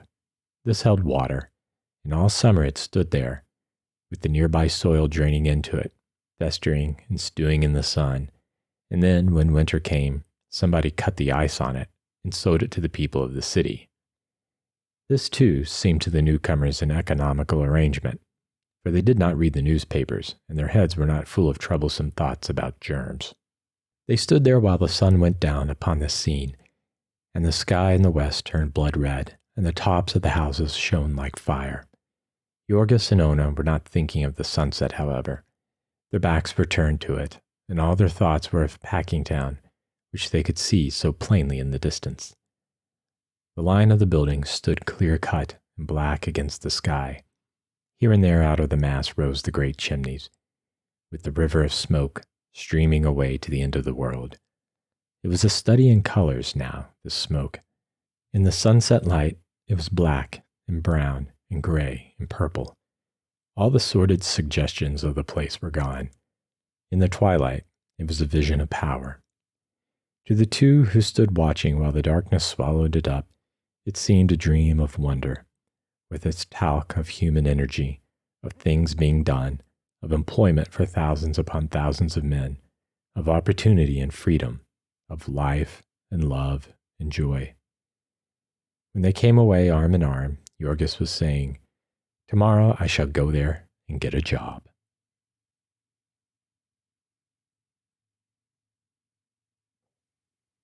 Chapter 3. In his capacity as delicatessen vendor, Jokubas Shedvilas had many acquaintances. Among these was one of the special policemen employed by Durham, whose duty it frequently was to pick out men for employment. Jokubas had never tried it, but he expressed a certainty that he could get some of his friends a job through this man. It was agreed, after consultation, that he should make the effort with Odontinus and with Jonas. Jorgis was confident of his ability to get work for himself, unassisted by anyone. As we have said before, he was not mistaken in this. He had gone to Brown's and stood there not more than half an hour before one of the bosses noticed his form towering above the rest and signaled to him. The colloquy which followed was brief and to the point. "Speak English?" "No, Lithuanian." Jorgis had studied this word carefully. "Job?" "Je." A nod. "Worked here before?" "No stand." Signals and gesticulations on the part of the boss. Vigorous shakes of the head by Jorgis. "Shovel guts?" "No stand." More shakes of the head. "Zarnos." "Pegiextis." "Shlofa." Imitative motions. "Je." "See door." "Duris?" Pointing. "Je." "Tomorrow, 7 o'clock, understand?" "Rito." "Priesh paetis." "Septienye." "Dekoi tameste." "Thank you, sir." And that was all. Jorgis turned away, and then in a sudden rush, the full realization of his triumph swept over him, and he gave a yell and a jump, and started off on a run. He had a job. He had a job, and he went all the way home as if upon wings, and burst into the house like a cyclone, to the rage of the numerous lodgers who had just turned in for their daily sleep. Meantime, Jokubas had been to see his friend the policeman, and received encouragement, so it was a happy party. There being no more to be done that day, the shop was left under the care of Lucia, and her husband sallied forth to show his friends the sights of Packingtown. Jokubas did this with the air of a country gentleman escorting a party of visitors over his estate. He was an old-time resident, and all these wonders had grown up under his eyes, and he had a personal pride in them. The Packers might own the land, but he claimed the landscape, and there was no one to say nay to this. They passed down the busy street that led to the yards. It was still early morning, and everything was at its high tide of activity. A steady stream of employees was pouring through the gate, employees of the higher sort at this hour, clerks and stenographers and such. For the women, there were waiting 2 big horse wagons, which set off at a gallop as fast as they were filled. In the distance, there was heard again the lowing of the cattle, a sound as of a far-off ocean calling. They followed it this time, as eager as children in sight of a circus menagerie, which indeed the scene a good deal resembled. They crossed the railroad tracks, and then, on each side of the street, were the pens full of cattle. They would have stopped to look, but Jokubas hurried them on to where there was a stairway and a raised gallery from which everything could be seen. Here they stood, staring, breathless with wonder. There is over a square mile of space in the yards, and more than half of it is occupied by cattle pens. North and south, as far as the eye can reach, there stretches a sea of pens, and they were all filled. So many cattle no one had ever dreamed existed in the world. Red cattle, black, white, and yellow cattle, old cattle and young cattle, great bellowing bulls and little calves not an hour born, meek-eyed milch cows and fierce longhorned Texas steers. The sound of them here was as of all the barnyards of the universe. And as for counting them, it would have taken all day simply to count the pens. Here and there ran long alleys, blocked at intervals by gates, and Jokubas told them that the number of these gates was 25,000. Jokubas had recently been reading a newspaper article, which was full of statistics such as that, and he was very proud as he repeated them and made his guests cry out with wonder. Jorgis, too, had a little of this sense of pride. Had he not just gotten a job and become a sharer in all this activity, a cog in this marvelous machine? Here and there about the alleys galloped men upon horseback, booted, and carrying long whips. They were very busy, calling to each other and to those who were driving the cattle. They were drovers and stock raisers who had come from far states, and brokers and commission merchants, and buyers for all the big packing houses. Here and there they would stop to inspect a bunch of cattle. There would be a parley, brief and businesslike. The buyer would nod or drop his whip, and that would mean a bargain. And he would note it in his little book, along with hundreds of others he had made that morning.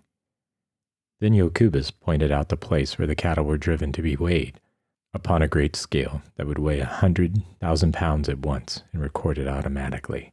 It was near to the east entrance that they stood, and all along this east side of the yards ran the railroad tracks into which the cars were run, loaded with cattle. All night long this had been going on, and now the pens were full.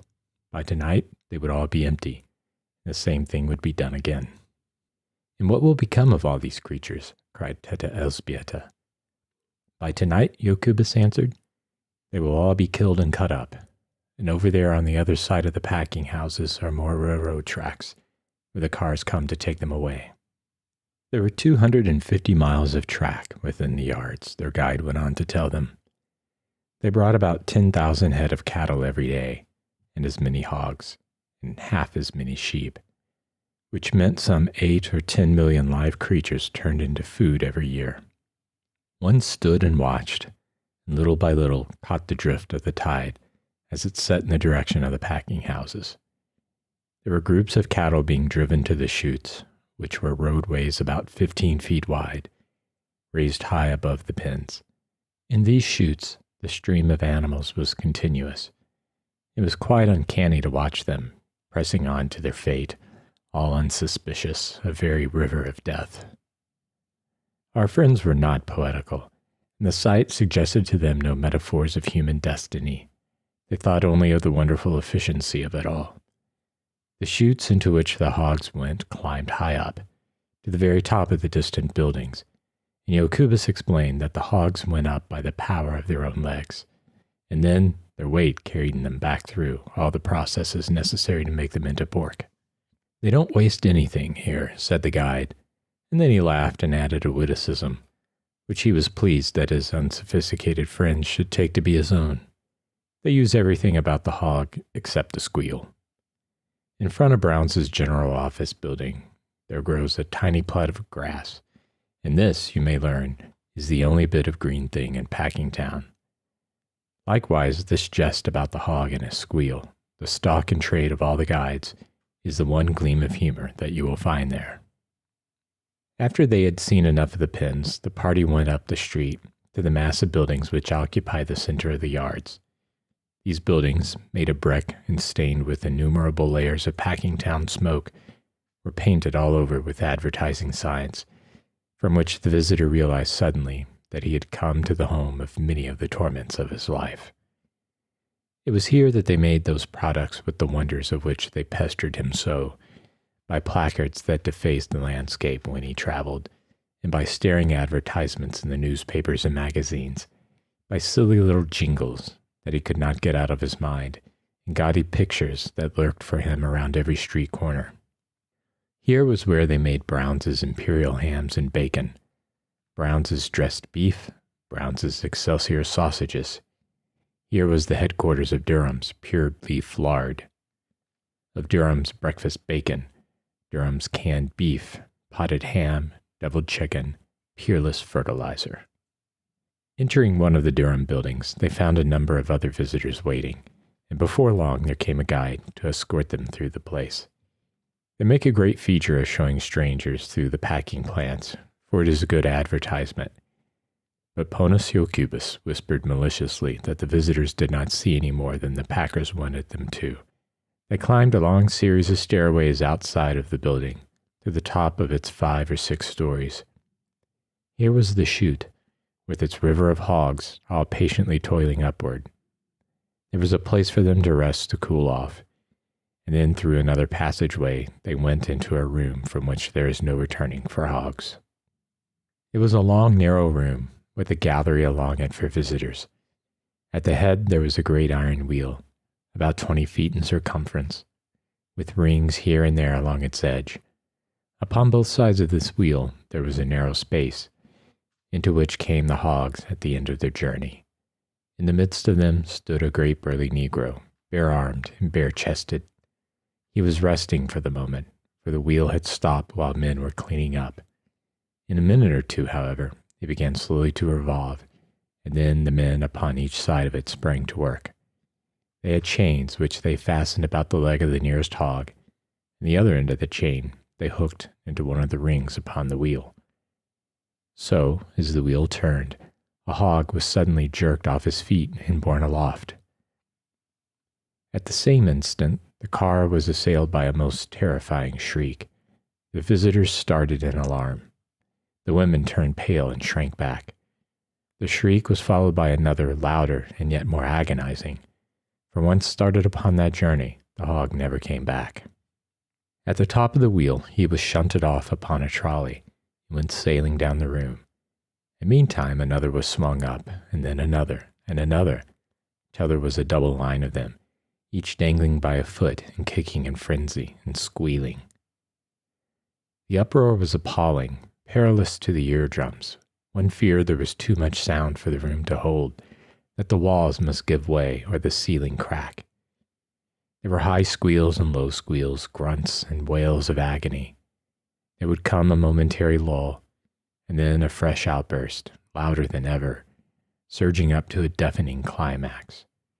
It was too much for some of the visitors.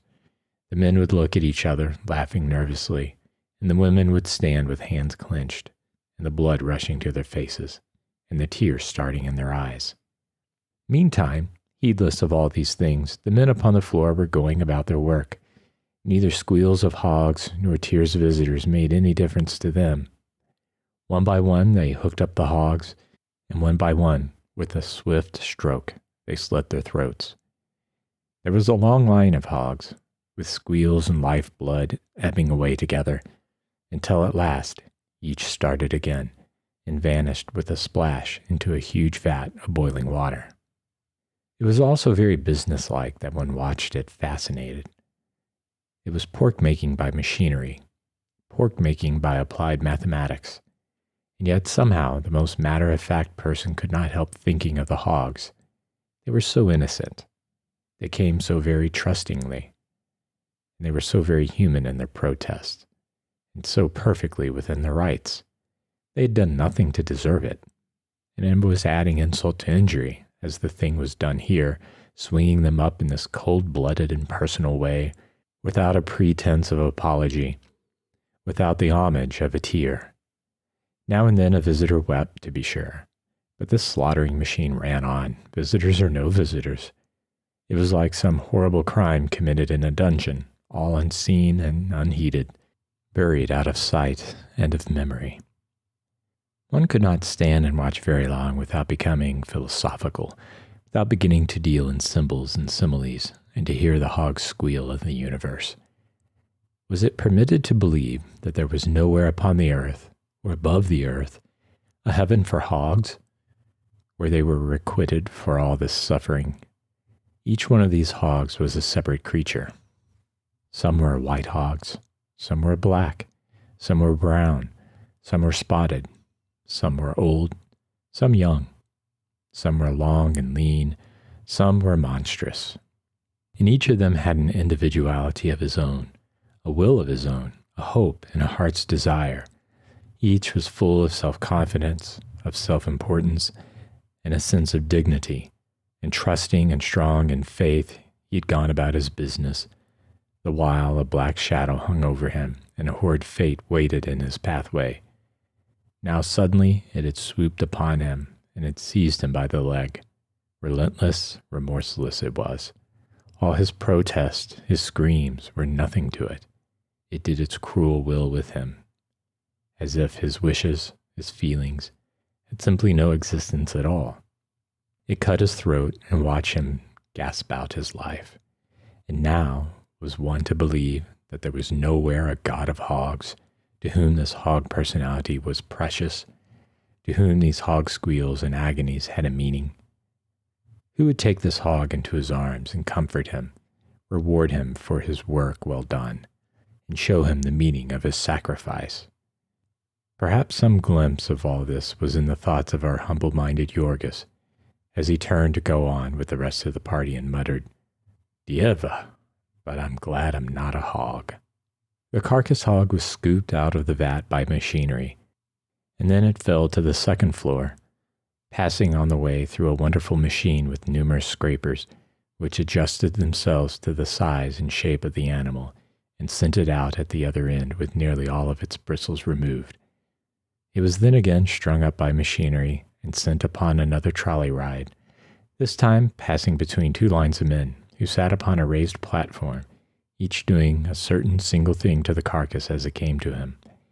One scraped the outside of a leg, another scraped the inside of the same leg.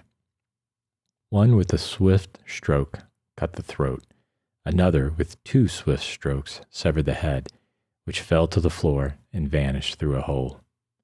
Another made a slit down the body, a second opened the body wider, a third with a saw cut the breastbone, a fourth loosened the entrails, a fifth pulled them out, and they also slid through a hole in the floor. There were men to scrape each side and men to scrape the back. There were men to clean the carcass inside, to trim it and wash it. Looking down this room, one saw, creeping slowly, a line of dangling hogs 100 yards in length, and for every yard there was a man, working as if a demon were after him. At the end of this hog's progress, every inch of the carcass had been gone over several times, and then it was rolled into the chilling room, where it stayed for 24 hours, and where a stranger might lose himself in a forest of freezing hogs. Before the carcass was admitted here, however, it had to pass a government inspector, who sat in the doorway and felt of the glands in the neck for tuberculosis. This government inspector did not have the manner of a man who was worked to death. He was apparently not haunted by a fear that the hog might get by him before he had finished his testing. If you were a sociable person, he was quite willing to enter into conversation with you and to explain to you the deadly nature of the ptomaines which are found in tubercular pork. And while he was talking with you, you could hardly be so ungrateful as to notice that a dozen carcasses were passing him untouched. This inspector wore a blue uniform with brass buttons, and he gave an atmosphere of authority to the scene, and, as it were, put the stamp of official approval upon the things which were done in Durham's. Yorgis went down the line with the rest of the visitors, staring open-mouthed, lost in wonder. He had dressed hogs himself in the forest of Lithuania, but he had never expected to live to see one hog dressed by several hundred men. It was like a wonderful poem to him, and he took it all in guilelessly, even to the conspicuous signs demanding immaculate cleanliness of the employees. Yorgis was vexed when the cynical Jokubas translated these signs with sarcastic comments, offering to take them to the secret rooms where the spoiled meats went to be doctored. The party descended to the next floor, where the various waste materials were treated. Here came the entrails to be scraped and washed clean for sausage casings.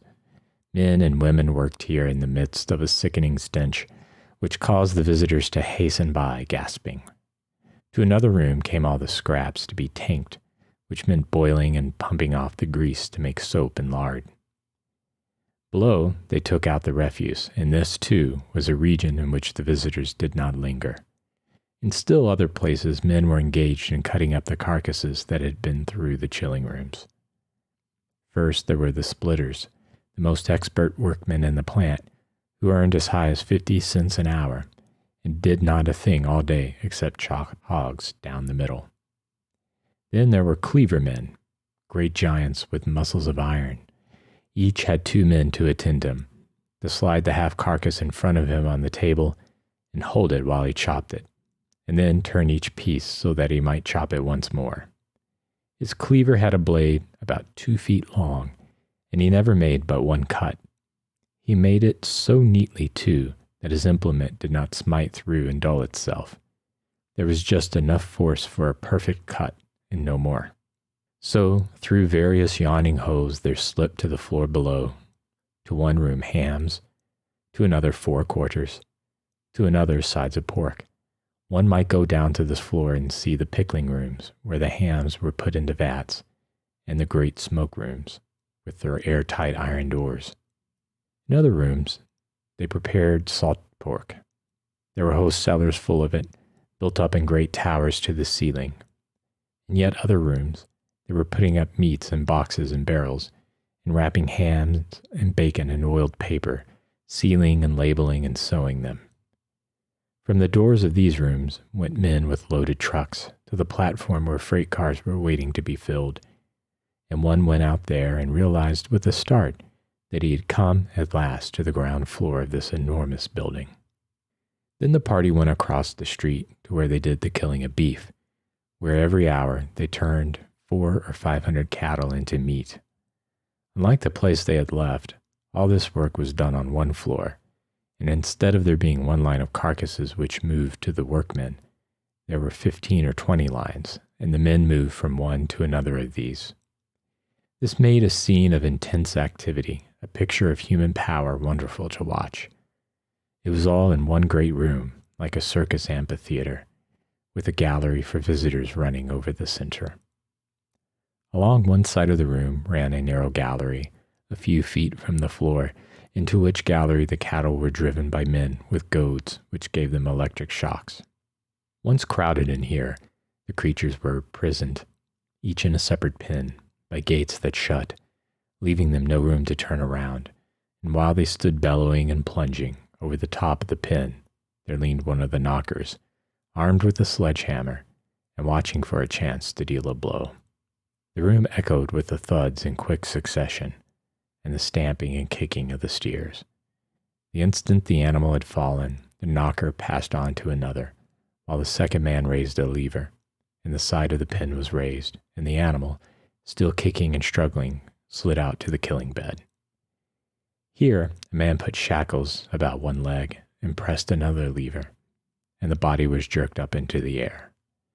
There were 15 or 20 such pins, and it was a matter of only a couple of minutes to knock 15 or 20 cattle and roll them out. Then, once more the gates were opened, and another lot rushed in, and so out of each pin there rode a steady stream of carcasses, which the men upon the killing beds had to get out of the way. The manner in which they did this was something to be seen and never forgotten. They worked with furious intensity, literally upon the run, at a pace with which there is nothing to be compared except a football game. It was all highly specialized labor, each man having his task to do. Generally, this would consist of only 2 or 3 specific cuts, and he would pass down the line of 15 or 20 carcasses, making these cuts upon each.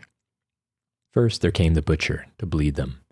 This meant one swift stroke, so swift that you could not see it, only the flash of the knife, and before you could realize it, the man had darted on to the next line, and a stream of bright red was pouring out upon the floor. This floor was half an inch deep with blood, in spite of the best efforts of men who kept shoveling it through holes. It must have made the floor slippery, but no one could have guessed this by watching the men at work. The carcass hung for a few minutes to bleed. There was no time lost, however, for there were several hanging in each line, and one was always ready. It was let down to the ground, and there came the headsman, whose task it was to sever the head, with 2 or 3 swift strokes. Then came the floorsman, to make the first cut in the skin, and then another to finish ripping the skin down the center, and then half a dozen more in swift succession to finish the skinning. After they were through, the carcass was again swung up, and while a man with a stick examined the skin to make sure that it had not been cut, and another rolled it up and tumbled it through one of the inevitable holes in the floor, the beef proceeded on its journey. There were men to cut it, and men to split it, and men to gut it, and scrape it clean inside. There were some with hose which threw jets of boiling water upon it, and others who removed the feet and added the final touches. In the end, as with the hogs, the finished beef was running into the chilling room to hang its appointed time. The visitors were taken there and shown them, all neatly hung in rows, labeled conspicuously with the tags of the government inspectors, and some, which had been killed by a special process, marked with the sign of the kosher rabbi, certifying that it was fit for sale to the Orthodox. And then the visitors were taken to the other parts of the building to see what became of each particle of the waste material that had vanished through the floor, into the pickling rooms, and the salting rooms, the canning rooms, and the packing rooms, where choice meat was prepared for shipping in refrigerator cars, destined to be eaten in all the 4 corners of civilization. Afterward, they went outside, wandering about among the mazes of buildings in which was done the work auxiliary to this great industry. There was scarcely a thing needed in the business that Durham and Company did not make for themselves. There was a great steam power plant and an electricity plant. There was a barrel factory and a boiler repair shop. There was a building to which the grease was piped and made into soap and lard, and then there was a factory for making lard cans and another for making soap boxes. There was a building in which the bristles were cleaned and dried, for the making of hair cushions and such things. There was a building where the skins were dried and tanned. There was another where heads and feet were made into glue, and another where bones were made into fertilizer. No tiniest particle of organic matter was wasted in Durham's. Out of the horns of the cattle, they made combs, buttons, hairpins, and imitation ivory. Out of the shin bones and other big bones, they cut knife and toothbrush handles, and mouthpieces for pipes. Out of the hoofs, they cut hairpins and buttons, before they made the rest into glue. From such things as feet, knuckles, hide clippings, and sinews came such strange and unlikely products as gelatin, isinglass, and phosphorus, bone black, shoe blacking, and bone oil. They had curled hair works for the cattle tails, and a wool pullery for the sheepskins. They made pepsin from the stomachs of the pigs, and albumin from the blood, and violin strings from the ill-smelling entrails. When there was nothing else to be done with the thing, they first put it into a tank and got out of it all the tallow and grease, and then they made it into fertilizer. All these industries were gathered into buildings nearby, connected by galleries and railroads with the main establishment, and it was estimated that they had handled nearly 250 million of animals since the founding of the plant by the elder Durham a generation and more ago. If you counted with it the other big plants, and they were now really all one, it was, so Jokubas informed them, the greatest aggregation of labor and capital ever gathered in one place. It employed 30,000 men. It supported directly 250,000 people in its neighborhood, and indirectly it supported 500,000. It sent its products to every country in the civilized world, and it furnished the food for no less than 30 million people. To all of these things our friends would listen open-mouthed. It seemed to them impossible of belief that anything so stupendous could have been devised by mortal man. That was why to Jorgis it seemed almost profanity to speak about the place as did Jokubas, skeptically. It was a thing as tremendous as the universe, the laws and ways of its working no more than the universe to be questioned or understood. All that a man could do, it seemed to Jorgis, was to take a thing like this as he found it, and do as he was told. To be given a place in it and a share in its wonderful activities was a blessing to be grateful for, as one was grateful for the sunshine and the rain.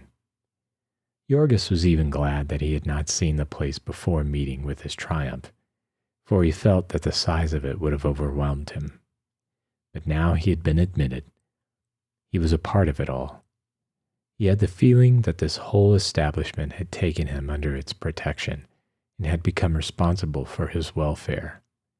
So guileless was he, and ignorant of the nature of business, that he did not even realize that he had become an employee of Brown's, and that Brown and Durham were supposed by all the world to be deadly rivals, were even required to be deadly rivals by the law of the land, in order to try to ruin each other under penalty of fine and imprisonment.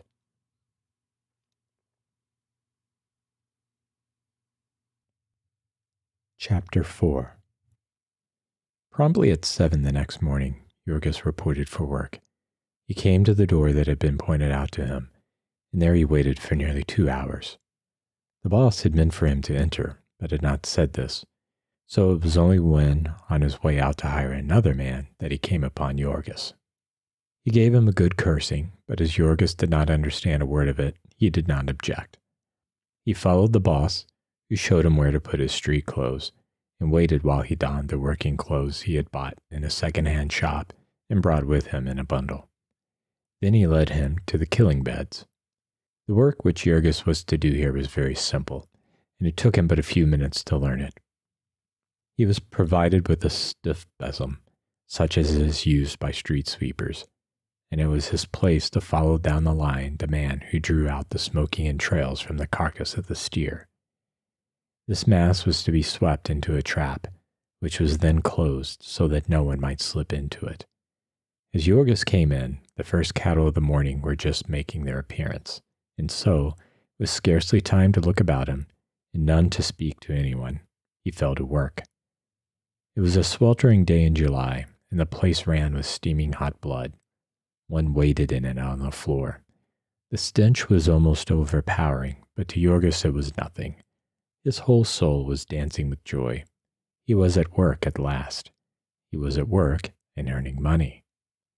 All day long, he was figuring to himself. He was paid the fabulous sum of 17.5 cents an hour. And as it proved a rush day, and he worked until nearly 7 o'clock in the evening, he went home to the family with the tidings that he had earned more than $1.50 in a single day. At home also there was more good news. So much of it at once that there was quite a celebration in Annalie's hall bedroom. Jonas had been to have an interview with the special policeman to whom Shedvilas had introduced him, and had been taken to see several of the bosses, with the result that one had promised him a job the beginning of the next week. And then there was Maria Berchinskas, who, fired with jealousy by the success of Jorgis, had set out upon her own responsibility to get a place. Maria had nothing to take with her save her 2 brawny arms and the word job, laboriously learned. But with these, she had marched about Packingtown all day, entering every door where there were signs of activity.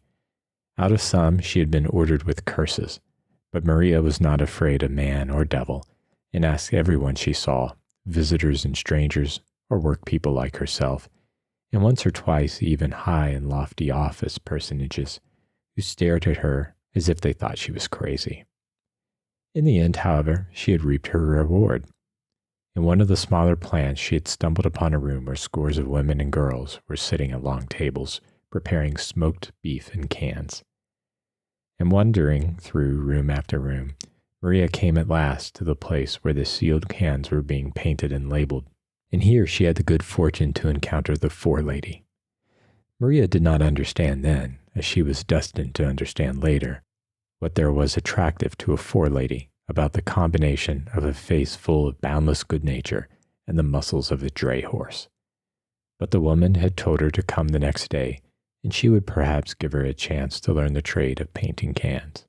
The painting of cans being skilled piecework, and paying as much as $2 a day, Maria burst in upon the family with the yell of a Comanche Indian, and fell to capering about the room so as to frighten the baby almost into convulsions. Better luck than all this could hardly have been hoped for. There was only one of them left to seek a place. Jorgis was determined that Teta Elzbieta should stay at home to keep house, and that Ona should help her. He would not have Ona working. He was not that sort of a man, he said, and she was not that sort of a woman. It would be a strange thing if a man like him could not support the family with the help of the board of Jonas and Maria. He would not even hear of letting the children go to work. There were schools here in America for children, Jorgis had heard, to which they could go for nothing. That the priest would object to these schools was something of which he had, as yet, no idea, and for the present his mind was made up that the children of Teta Elzbieta should have as fair a chance as any other children. The oldest of them, little Stanislovas, was but 13, and small for his age at that. And while the oldest son of Shedvilas was only 12, and had worked for over a year at Jones's, Jorgis would have it that Stanislovas should learn to speak English, and grow up to be a skilled man. So there was only old Dede Antinous. Jorgis would have had him rest too, but he was forced to acknowledge that this was not possible, and besides, the old man would not hear it spoken of. It was his whim to insist that he was as lively as any boy. He had come to America as full of hopes as the best of them, and now he was the chief problem that worried his son. For everyone that Jorgis spoke to assured him that it was a waste of time to seek employment for the old man in Packingtown. Shedvilas told him that the packers did not even keep the men who had grown old in their own service, to say nothing of taking on new ones. And not only was it the rule here, it was the rule everywhere in America, so far as he knew. To satisfy Jorgis, he had asked a policeman, and brought back the message that the thing was not to be thought of. They had not told this to old Anthony, who had consequently spent the 2 days wandering about from one part of the yards to another, and had now come home to hear about the triumph of the others, smiling bravely and saying that it would be his turn another day. Their good luck, they felt, had given them the right to think about a home, and sitting out on the doorstep that summer evening, they held consultation about it, and Jorgis took occasion to broach a weighty subject. Passing down the avenue to work that morning, he had seen 2 boys leaving an advertisement from house to house, and seeing that there were pictures upon it, Jorgis had asked for one, and had rolled it up and tucked it into his shirt. At noontime, a man with whom he had been talking had read it to him and told him a little about it, with the result that Jorgis had conceived a wild idea. He brought out the placard, which was quite a work of art. It was nearly 2 feet long, printed on calendared paper, with a selection of colors so bright that they shone even in the moonlight. The center of the placard was occupied by a house, brilliantly painted, new and dazzling. The roof of it was of a purple hue and trimmed with gold. The house itself was silvery, and the doors and windows red. It was a 2-story building with a porch in front and a very fancy scrollwork around the edges. It was complete in every tiniest detail, even the doorknob, and there was a hammock on the porch and white lace curtains in the windows.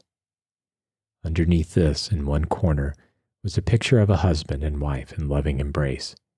In the opposite corner was a cradle with fluffy curtains drawn over it and a smiling cherub hovering upon silver-colored wings. For fear that the significance of all this should be lost, there was a label in Polish, Lithuanian, and German. Dom, numoy, Heim. Why pay rent? The linguistic circular went on to demand. Why not own your own house? Do you know that you can buy one for less than your rent? We have built thousands of homes which are now occupied by happy families. So it became eloquent, picturing the blissfulness of married life in a house with nothing to pay. It even quoted Home Sweet Home, and it made bold to translate it into Polish, though for some reason it omitted the Lithuanian of this. Perhaps the translator found it a difficult matter to be sentimental in a language in which a sob is known as gukchoyamas, and a smile as a nusiship soyamas. Over this document the family pored long, while Ona spelled out its contents. It appeared that this house contained 4 rooms besides a basement, and that it might be bought for $1,500, the lot and all, Of this, only $300 had to be paid down, the balance being paid at the rate of $12 a month. These were frightful sums, but then they were in America, where people talked about such without fear. They had learned that they would have to pay a rent of $9 a month for a flat, and there was no way of doing better, unless the family of 12 was to exist in 1 or 2 rooms, as at present. If they paid rent, of course, they might pay forever, and be no better off, whereas, if they could only meet the extra expense in the beginning, there would at last come a time when they would not have any rent to pay for the rest of their lives. They figured it up. There was a little left of the money belonging to Teta Elżbieta, and there was a little left to Jorgis. Maria had about $50 pinned up somewhere in her stockings, and Grandfather Anthony had part of the money he had gotten for his farm. If they all combined, they would have enough to make the first payment. And if they had employment, so that they could be sure of the future, it might really prove the best plan.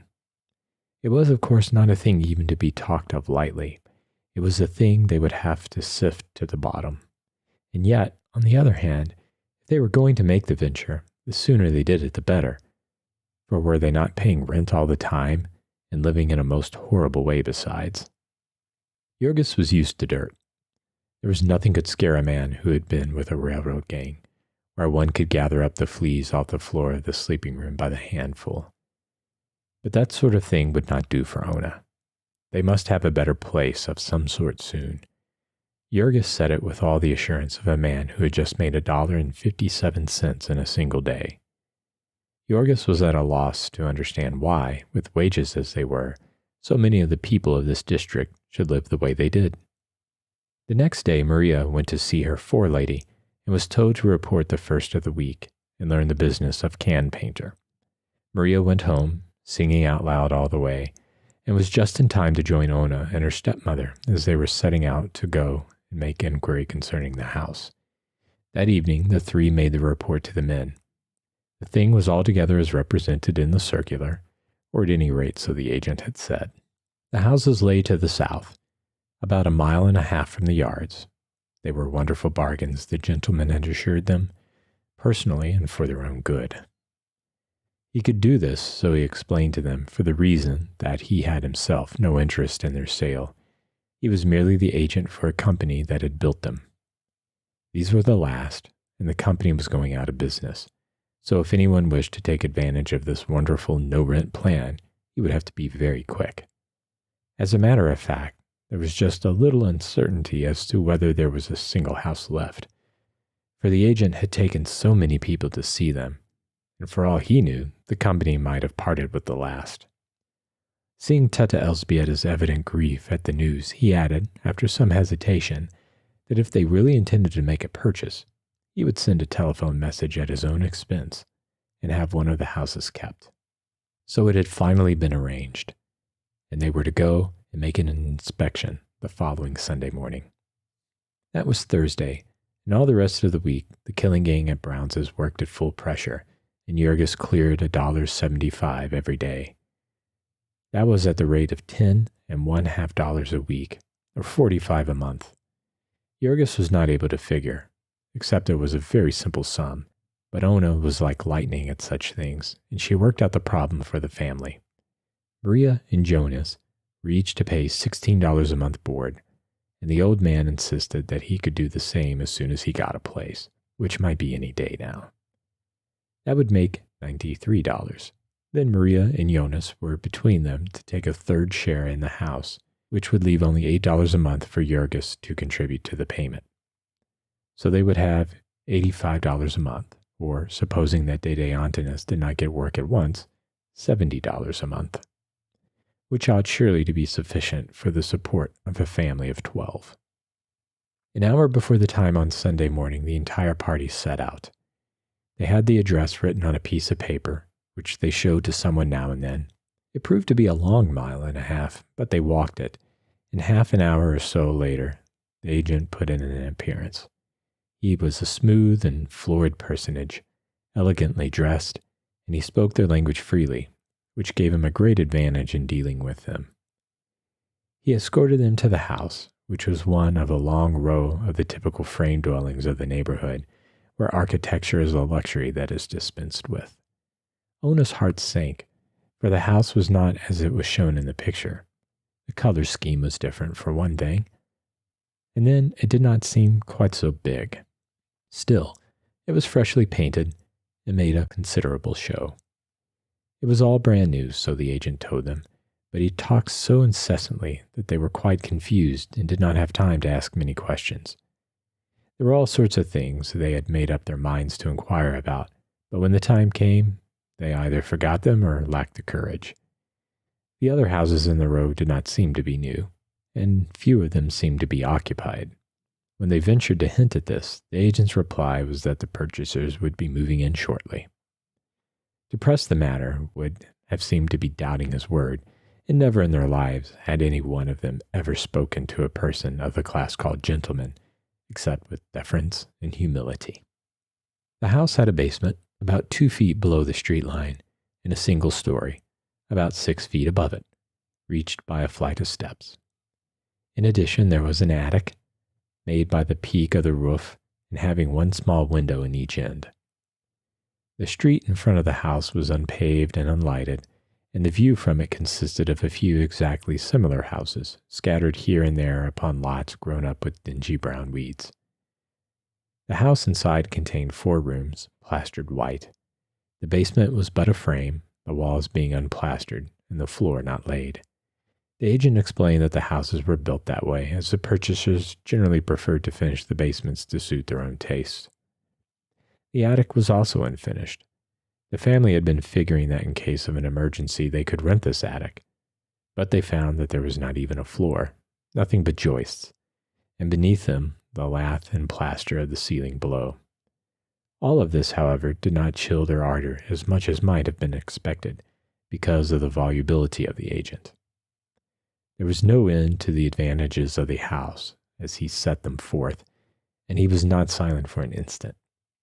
He showed them everything, down to the locks on the doors and the catches on the windows, and how to work them. He showed them the sink in the kitchen, with running water and a faucet, something which Teta Elzbieta had never in her wildest dreams hoped to possess. After a discovery such as that, it would have seemed ungrateful to find any fault, and so they tried to shut their eyes to other defects.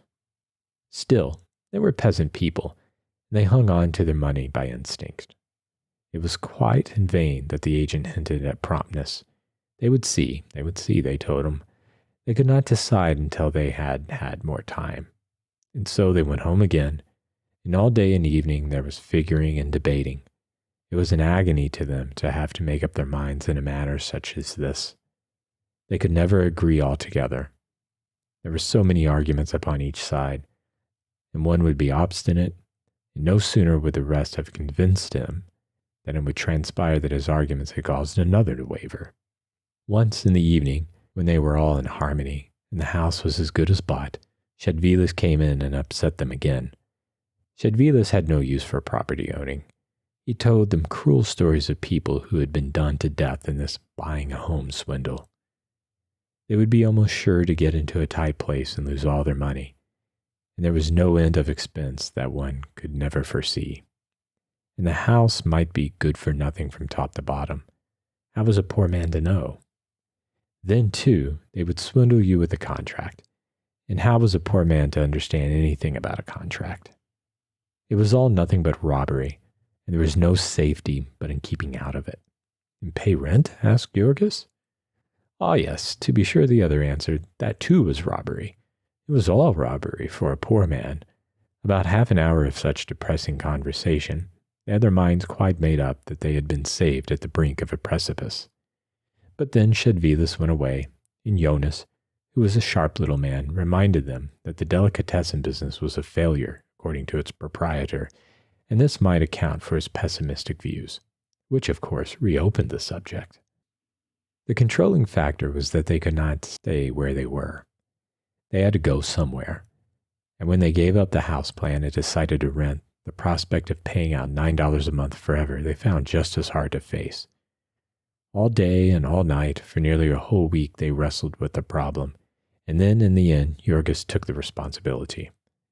Brother Jonas had gotten his job and was pushing a truck in Durham's, and the killing gang at Brown's continued to work early and late, so that Jorgis grew more confident every hour, more certain of his mastership.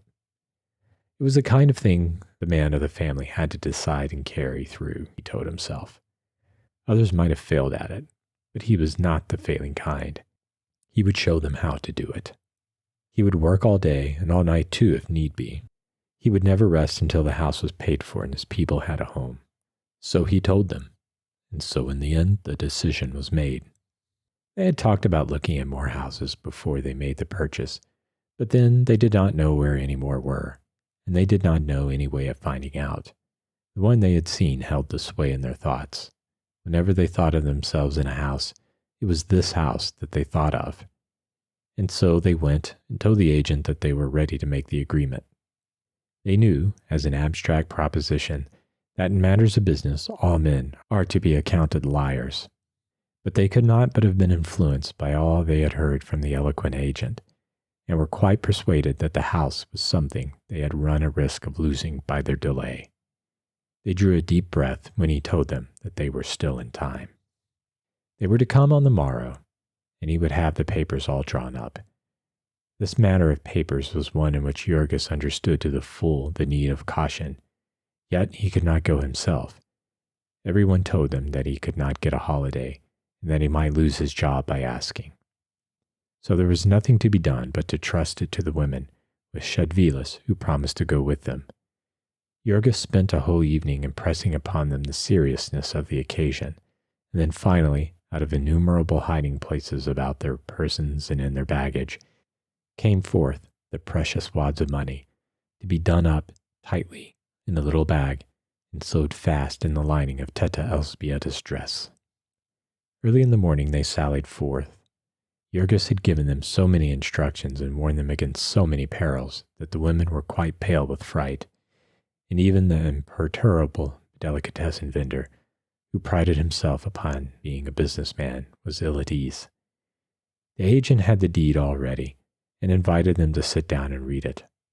This Shedvilas proceeded to do, a painful and laborious process, during which the agent drummed upon the desk.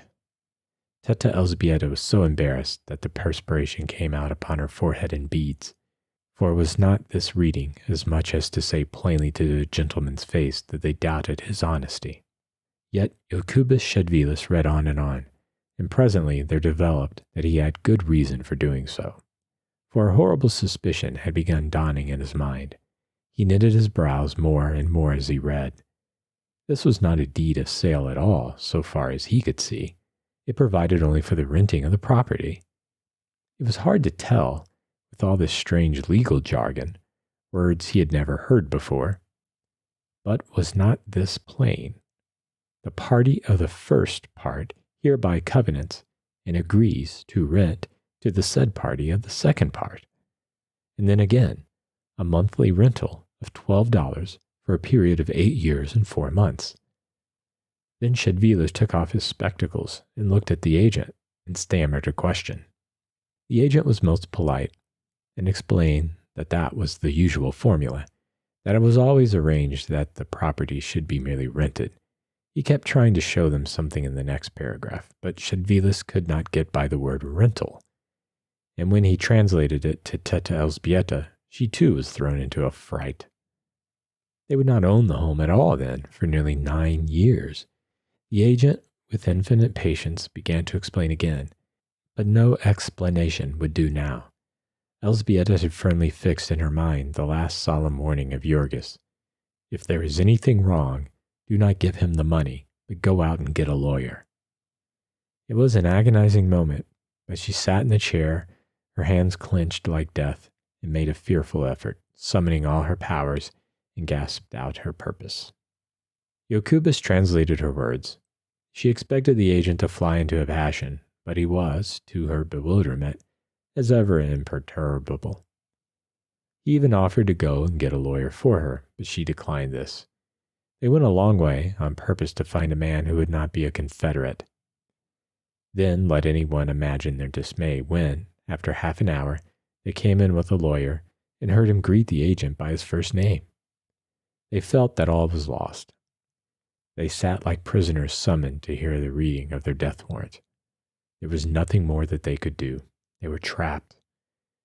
The lawyer read over the deed, and when he had read it, he informed Shedvilas that it was all perfectly regular, that the deed was a blank deed, such as was often used in these sales.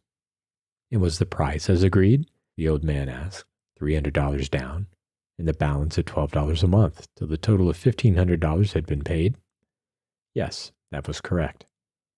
"And it was for the sale of such and such a house, the house and lot and everything?" Yes. And the lawyer showed him where that was all written. It was all perfectly regular. There were no tricks about it of any sort. They were poor people, and this was all they had in the world, and if there was anything wrong, they would be ruined. And so Shedvilas went on, asking one trembling question after another, while the eyes of the women folks were fixed upon him in mute agony. They could not understand what he was saying, but they knew that upon it their fate depended. And when at last he had questioned until there was no more questioning to be done, and the time came for them to make up their minds, and neither close the bargain or reject it, it was all that poor Elzbieta could do to keep from bursting into tears. Jokubas had asked her if she wished to sign. He had asked her twice. What could she say? How did she know if this lawyer were telling the truth, that he was not in the conspiracy? And yet, how could she say so? What excuse could she give? The eyes of everyone in the room were upon her, awaiting her decision. And at last, half blind with her tears, she began fumbling in her jacket where she had pinned the precious money. And she brought it out and unwrapped it before the men. All of this Ona sat watching from a corner of the room, twisting her hands together meantime in a fever of fright.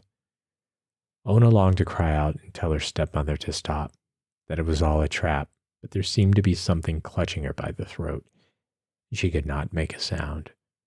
And so Teta Elzbieta laid the money on the table, and the agent picked it up and counted it, and then wrote them a receipt for it, and passed them the deed. Then he gave a sigh of satisfaction, and rose and shook hands with them all, still as smooth and polite as at the beginning. Ona had a dim recollection of the lawyer telling Shedvilas that his charge was $1, which occasioned some debate and more agony. And then, after they had paid that too, they went out into the street, her stepmother clutching the deed in her hand. They were so weak from fright that they could not walk, but had to sit down on the way. So they went home with the deadly terror gnawing at their souls. And that evening, Jurgis came home and heard their story, and that was the end. Jurgis was sure that they had been swindled and were ruined, and he tore his hair and cursed like a madman, swearing that he would kill the agent that very night. In the end, he seized the paper and rushed out of the house, and all the way across the yards to Halstead Street. He dragged Shedvilas out from his supper, and together they rushed to consult another lawyer. When they entered his office, the lawyer sprang up, for Jurgis looked like a crazy person, with flying hair and bloodshot eyes. His companion explained the situation, and the lawyer took the paper and began to read it, while Jurgis stood clutching the desk with knotted hands, trembling in every nerve. Once or twice the lawyer looked up and asked a question of Shedvilas.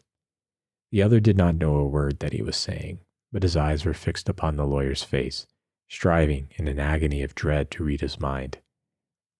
He saw the lawyer look up and laugh, and he gave a gasp. The man said something to Shedvilas, and Jurgis turned upon his friend, his heart almost stopping. "Well," he panted. "He says it is all right," said Shedvilas. "All right?" "Yes, he says it is just as it should be," and Jurgis in his relief sank down into a chair. "Are you sure of it?" he gasped, and made Shedvilas translate question after question. He could not hear it often enough.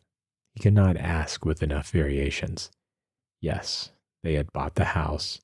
They had really bought it. It belonged to them. They had only to pay the money, and it would be all right. Then Jurgis covered his face with his hands, for there were tears in his eyes, and he felt like a fool. But he had had such a horrible fright. Strong man as he was, it left him almost too weak to stand up. The lawyer explained that the rental was a form. The property was to be merely rented until the last payment had been made, the purpose being to make it easier to turn the party out if he did not make the payments. So long as they paid, however, they had nothing to fear. The house was all theirs. Jurgis was so grateful that he paid the $50 the lawyer asked without winking an eyelash, and then rushed home to tell the news to the family. He found Ona in a faint and the baby screaming, and the whole house in an uproar, for it had been believed by all that he had gone to murder the agent. It was hours before the excitement could be calmed, and all through that cruel night, Jurgis would wake up now and then and hear Ona and her stepmother in the next room, sobbing softly to themselves.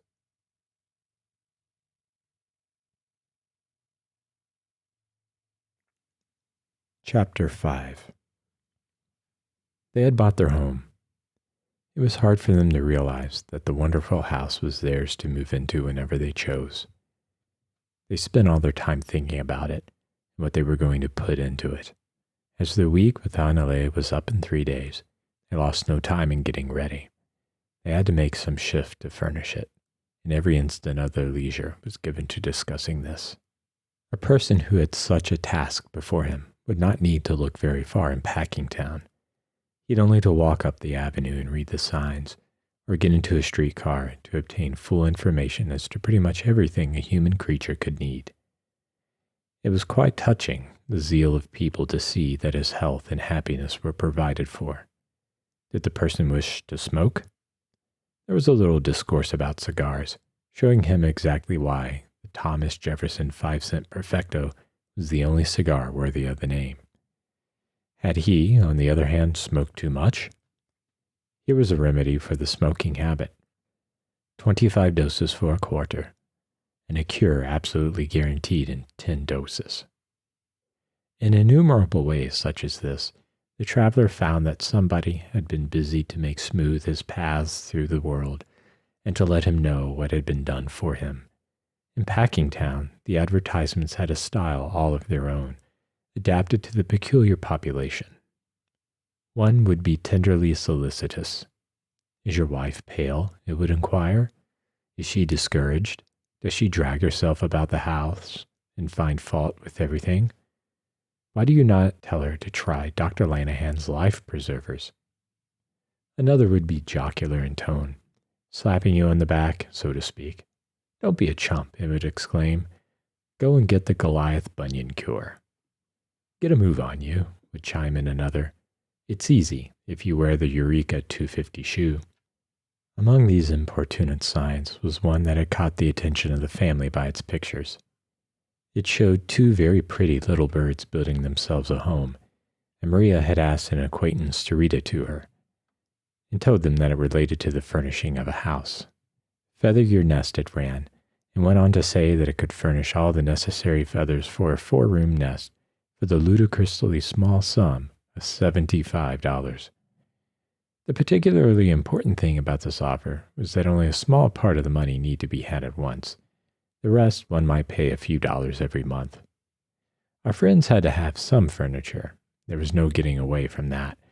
But their little fund of money had sunk so low that they could hardly get to sleep at night, and so they fled to this as their deliverance. There was more agony and another paper for Elzbieta to sign, and then one night when Jurgis came home, he was told the breathless tidings that the furniture had arrived and was safely stowed in the house. A parlor set of 4 pieces, a bedroom set of 3 pieces, a dining room table and 4 chairs, a toilet seat with beautiful pink roses painted all over it, an assortment of crockery, also with pink roses, and so on. One of the plates in the set had been found broken when they unpacked it, and Ona was going to the store the first thing in the morning to make them change it. Also, they had promised 3 saucepans, and there had only 2 come. And did Jurgis think that they were trying to cheat them? The next day they went to the house, and when the men came from work, they ate a few hurried mouthfuls at Annalay's, and then set to work at the task of carrying their belongings to their new home. The distance was in reality over 2 miles, but Jurgis made 2 trips that night, each time with a huge pile of mattresses and bedding on his head, with bundles of clothing and bags and things tied up inside. Anywhere else in Chicago he would have stood a good chance of being arrested, but the policemen in Packingtown were apparently used to these informal movings and contented themselves with a cursory examination now and then. It was quite wonderful to see how fine the house looked, with all the things in it, even by the dim light of a lamp. It was really home, and almost as exciting as the placard had described it. Ona was fairly dancing, and she and Cousin Maria took Jurgis by the arm and escorted him from room to room, sitting in each chair by turns, and then insisting that he should do the same. One chair squeaked with his great weight, and they screamed with fright and woke the baby and brought everybody running. Altogether, it was a great day, and tired as they were, Jurgis and Ona sat up late, contented simply to hold each other and gaze in rapture about the room.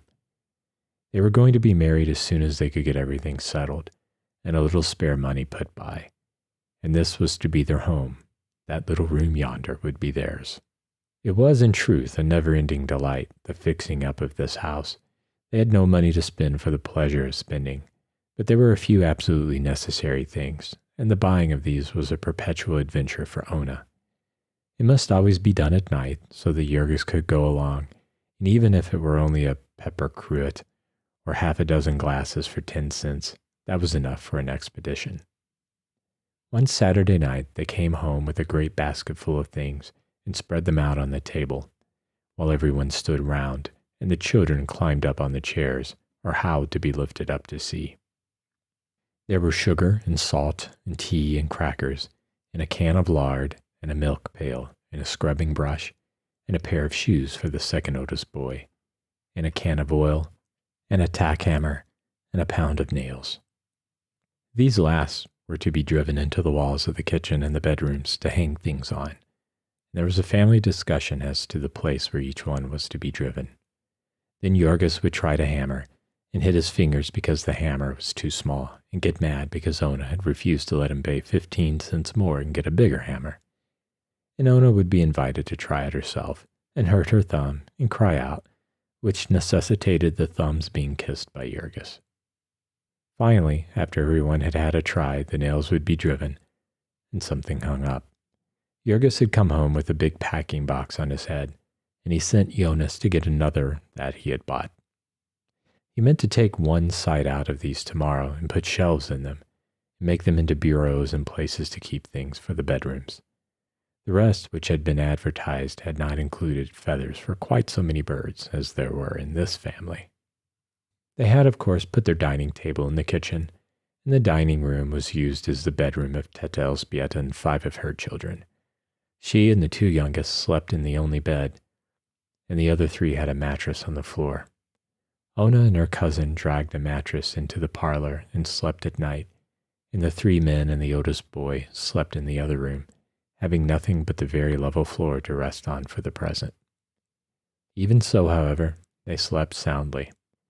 It was necessary for Teta Elzbieta to pound more than once on the door at 5:15 every morning.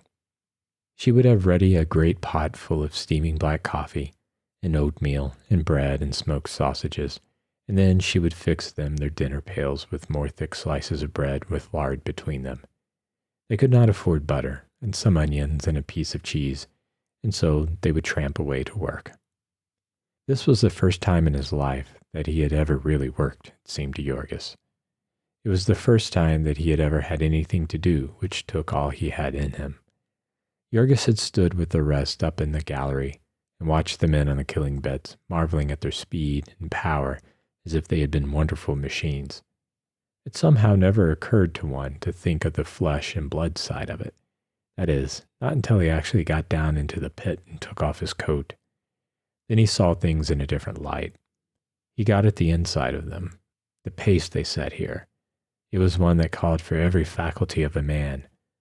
From the instant the first steer fell till the sounding of the noon whistle, and again from 12:30 till heaven only knew what hour in the late afternoon or evening, there was never one instant's rest for a man, for his hand, or his eye, or his brain.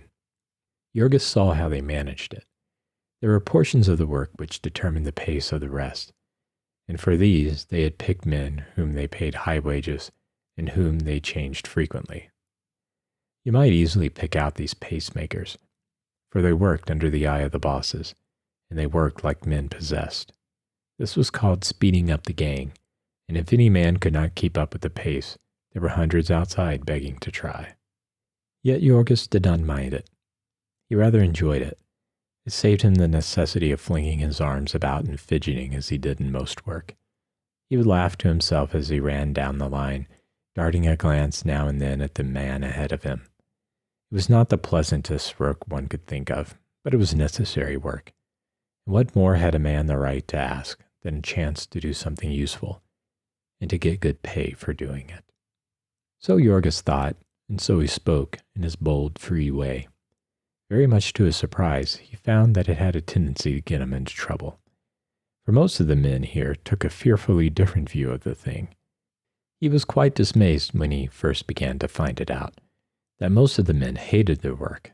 It seemed strange. It was even terrible when you came to find out the universality of the sentiment. But it was certainly the fact. They hated their work. They hated the bosses, and they hated the owners. They hated the whole place, the whole neighborhood, even the whole city, with an all-inclusive hatred, bitter and fierce. Women and little children would fall to cursing about it. It was rotten, rotten as hell. Everything was rotten. When Jorgis would ask them what they meant, they would begin to get suspicious and content themselves with saying, "Never mind, you stay here and see for yourself." One of the first problems that Jorgis ran upon was that of the unions. He had had no experience with unions, and he had to have it explained to him that the men were banded together for the purpose of fighting for their rights. Jorgis asked them what they meant by their rights, a question in which he was quite sincere, for he had not any idea of any rights that he had, except the right to hunt for a job and do as he was told when he got it. Generally, however, this harmless question would only make his fellow working men lose their tempers and call him a fool. There was a delegate of the Butchers' Helpers Union who came to see Jorgis to enroll him. And when Jorgis found that this meant that he would have to part with some of his money, he froze up directly, and the delegate, who was an Irishman and only knew a few words of Lithuanian, lost his temper and began to threaten him. In the end, Jorgis got into a fine rage and made it sufficiently plain that it would take more than one Irishman to scare him into a union. Little by little, he gathered that the main thing the men wanted was to put a stop to the habit of speeding up. They were trying their best to force a lessening of the pace, for there were some, they said, who could not keep up with it, whom it was killing.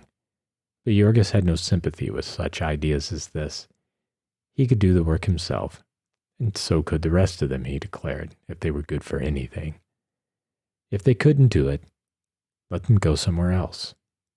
Jorgis had not studied the books, and he would not have known how to pronounce laissez-faire, but he had been round the world enough to know that a man has to shift for himself in it, and that if he gets the worst of it, there is nobody to listen to him holler.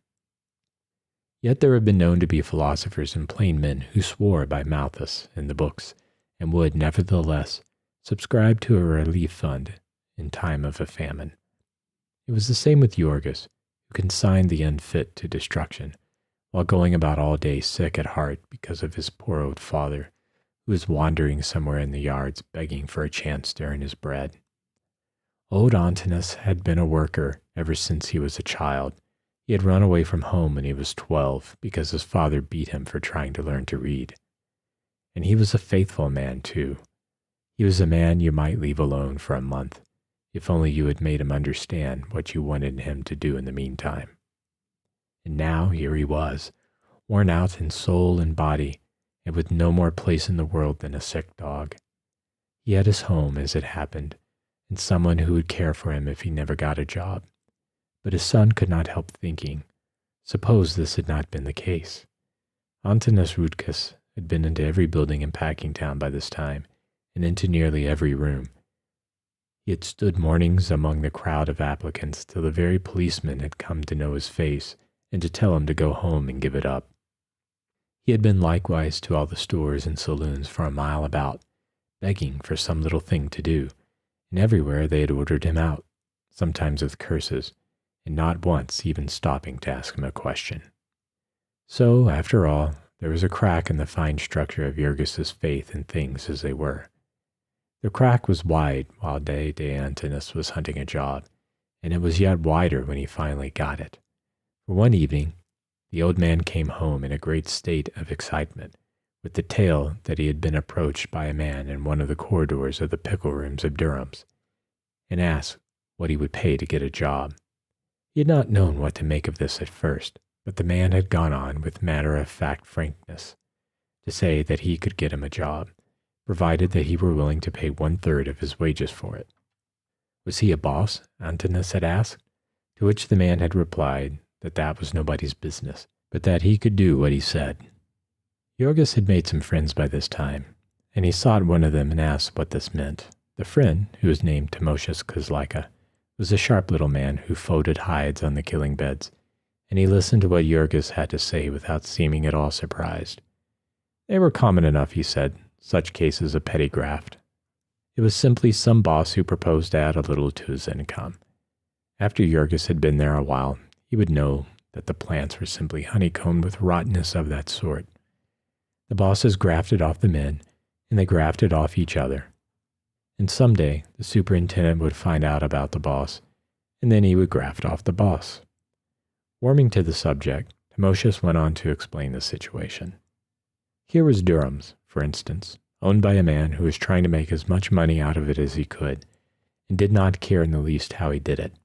And underneath him, ranged in ranks and grades like an army, were managers and superintendents and foremen, each one driving the man next below him and trying to squeeze out of him as much work as possible. And all the men of the same rank were pitted against each other. The accounts of each were kept separately, and every man lived in terror of losing his job if another made a better record than he. So from top to bottom, the place was simply a seething cauldron of jealousies and hatreds. There was no loyalty or decency anywhere about it. There was no place in it where a man counted for anything against $1. And worse than there being no decency, there was not even any honesty. The reason for that? Who could say? It must have been old Durham in the beginning. It was a heritage which the self-made merchant had left to his son, along with his millions. Yorgos would find out about these things for himself if he stayed there long enough. It was the men who had to do all the dirty jobs, and so there was no deceiving them, and they caught the spirit of the place, and did like all the rest. Yorgos had come there and thought he was going to make himself useful and rise and become a skilled man, but he would soon find out his error, for nobody rose in Packing Town by doing good work. You could lay that down for a rule. If you met a man who was rising in Packing Town, you met a knave. That man who had been sent to Yorgos's father by the boss, he would rise. The man who told tales and spied upon his fellows would rise. But the man who minded his own business and did his work, why, they would speed him up till they had worn him out, and then they would throw him into the gutter. Yorgos went home with his head buzzing, yet he could not bring himself to believe such things.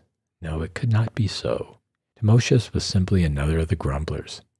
He was a man who spent all his time fiddling, and he would go to parties at night and not get home till sunrise, and so of course he did not feel like work. Then, too, he was a puny little chap, and so he had been left behind in the race, and that was why he was sore.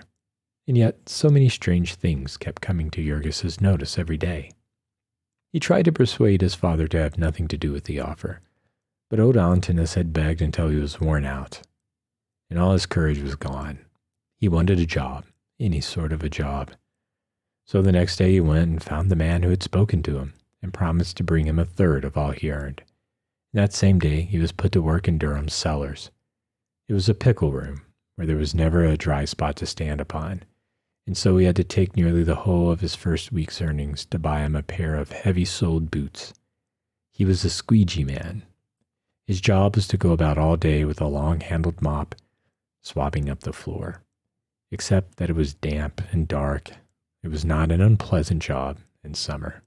Now, Antinous Rutkus was the meekest man that God ever put on earth, and so Yorgos found it a striking confirmation of what the men all said, that his father had been at work only 2 days before he came home as bitter as any of them, and cursing Durham's with all the power of his soul.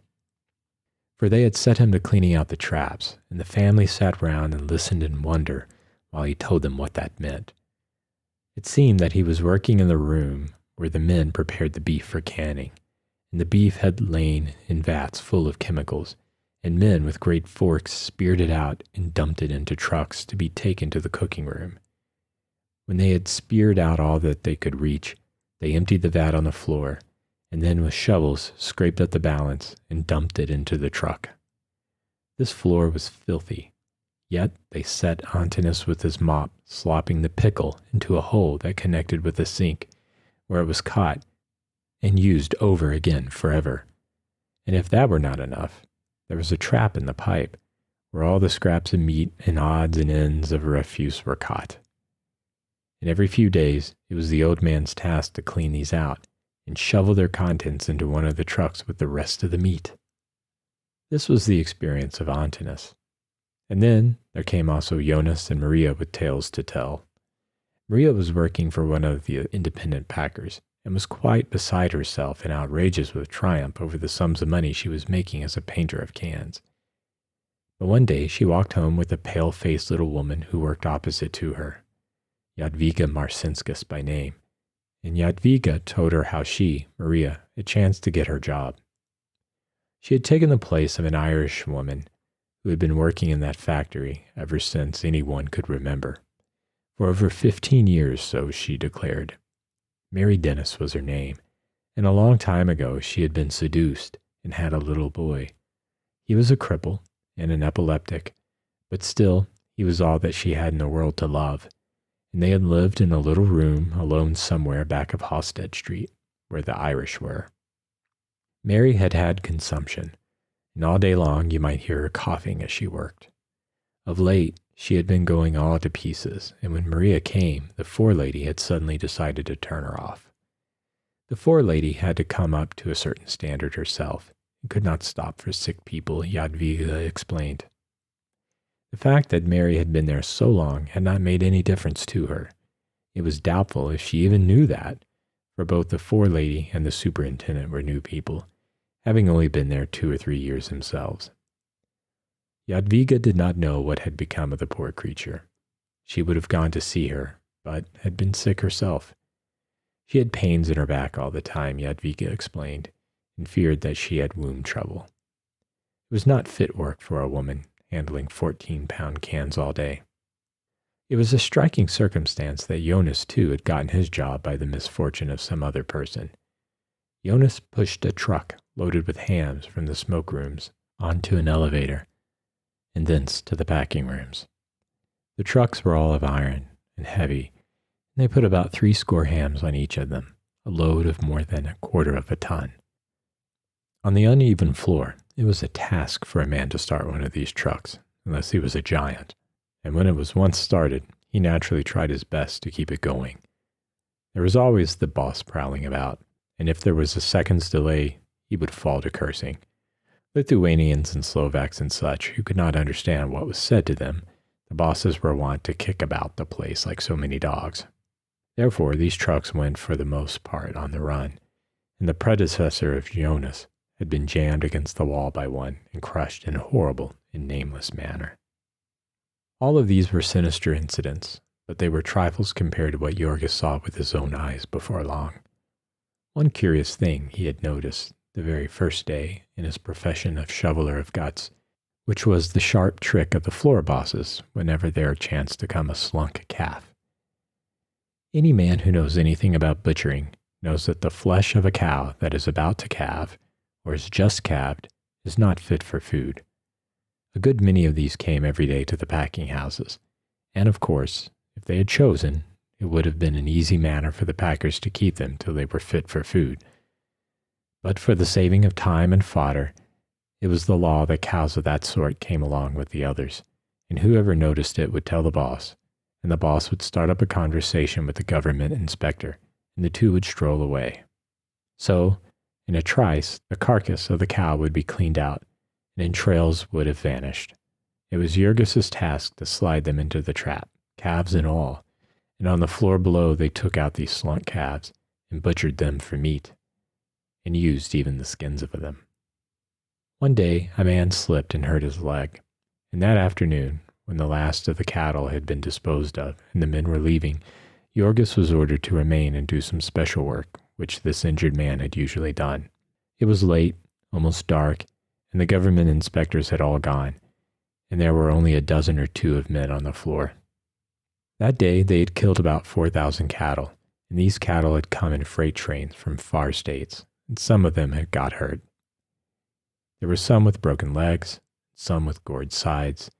There were some that had died from what cause no one could say, and they were all to be disposed of here in darkness and silence.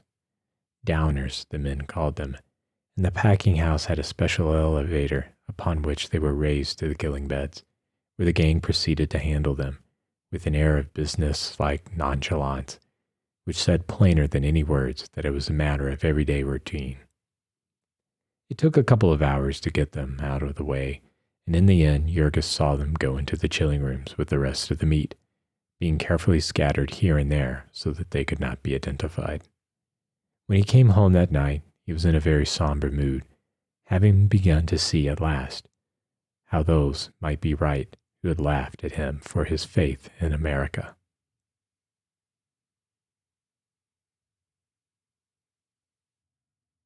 Chapter 6. Jurgis and Ona were very much in love. They had waited a long time. It was now well into the second year, and Jurgis judged everything by the criterion of it helping or hindering their union. All his thoughts were there. He accepted the family because it was a part of Ona, and he was interested in the house because it was to be Ona's home.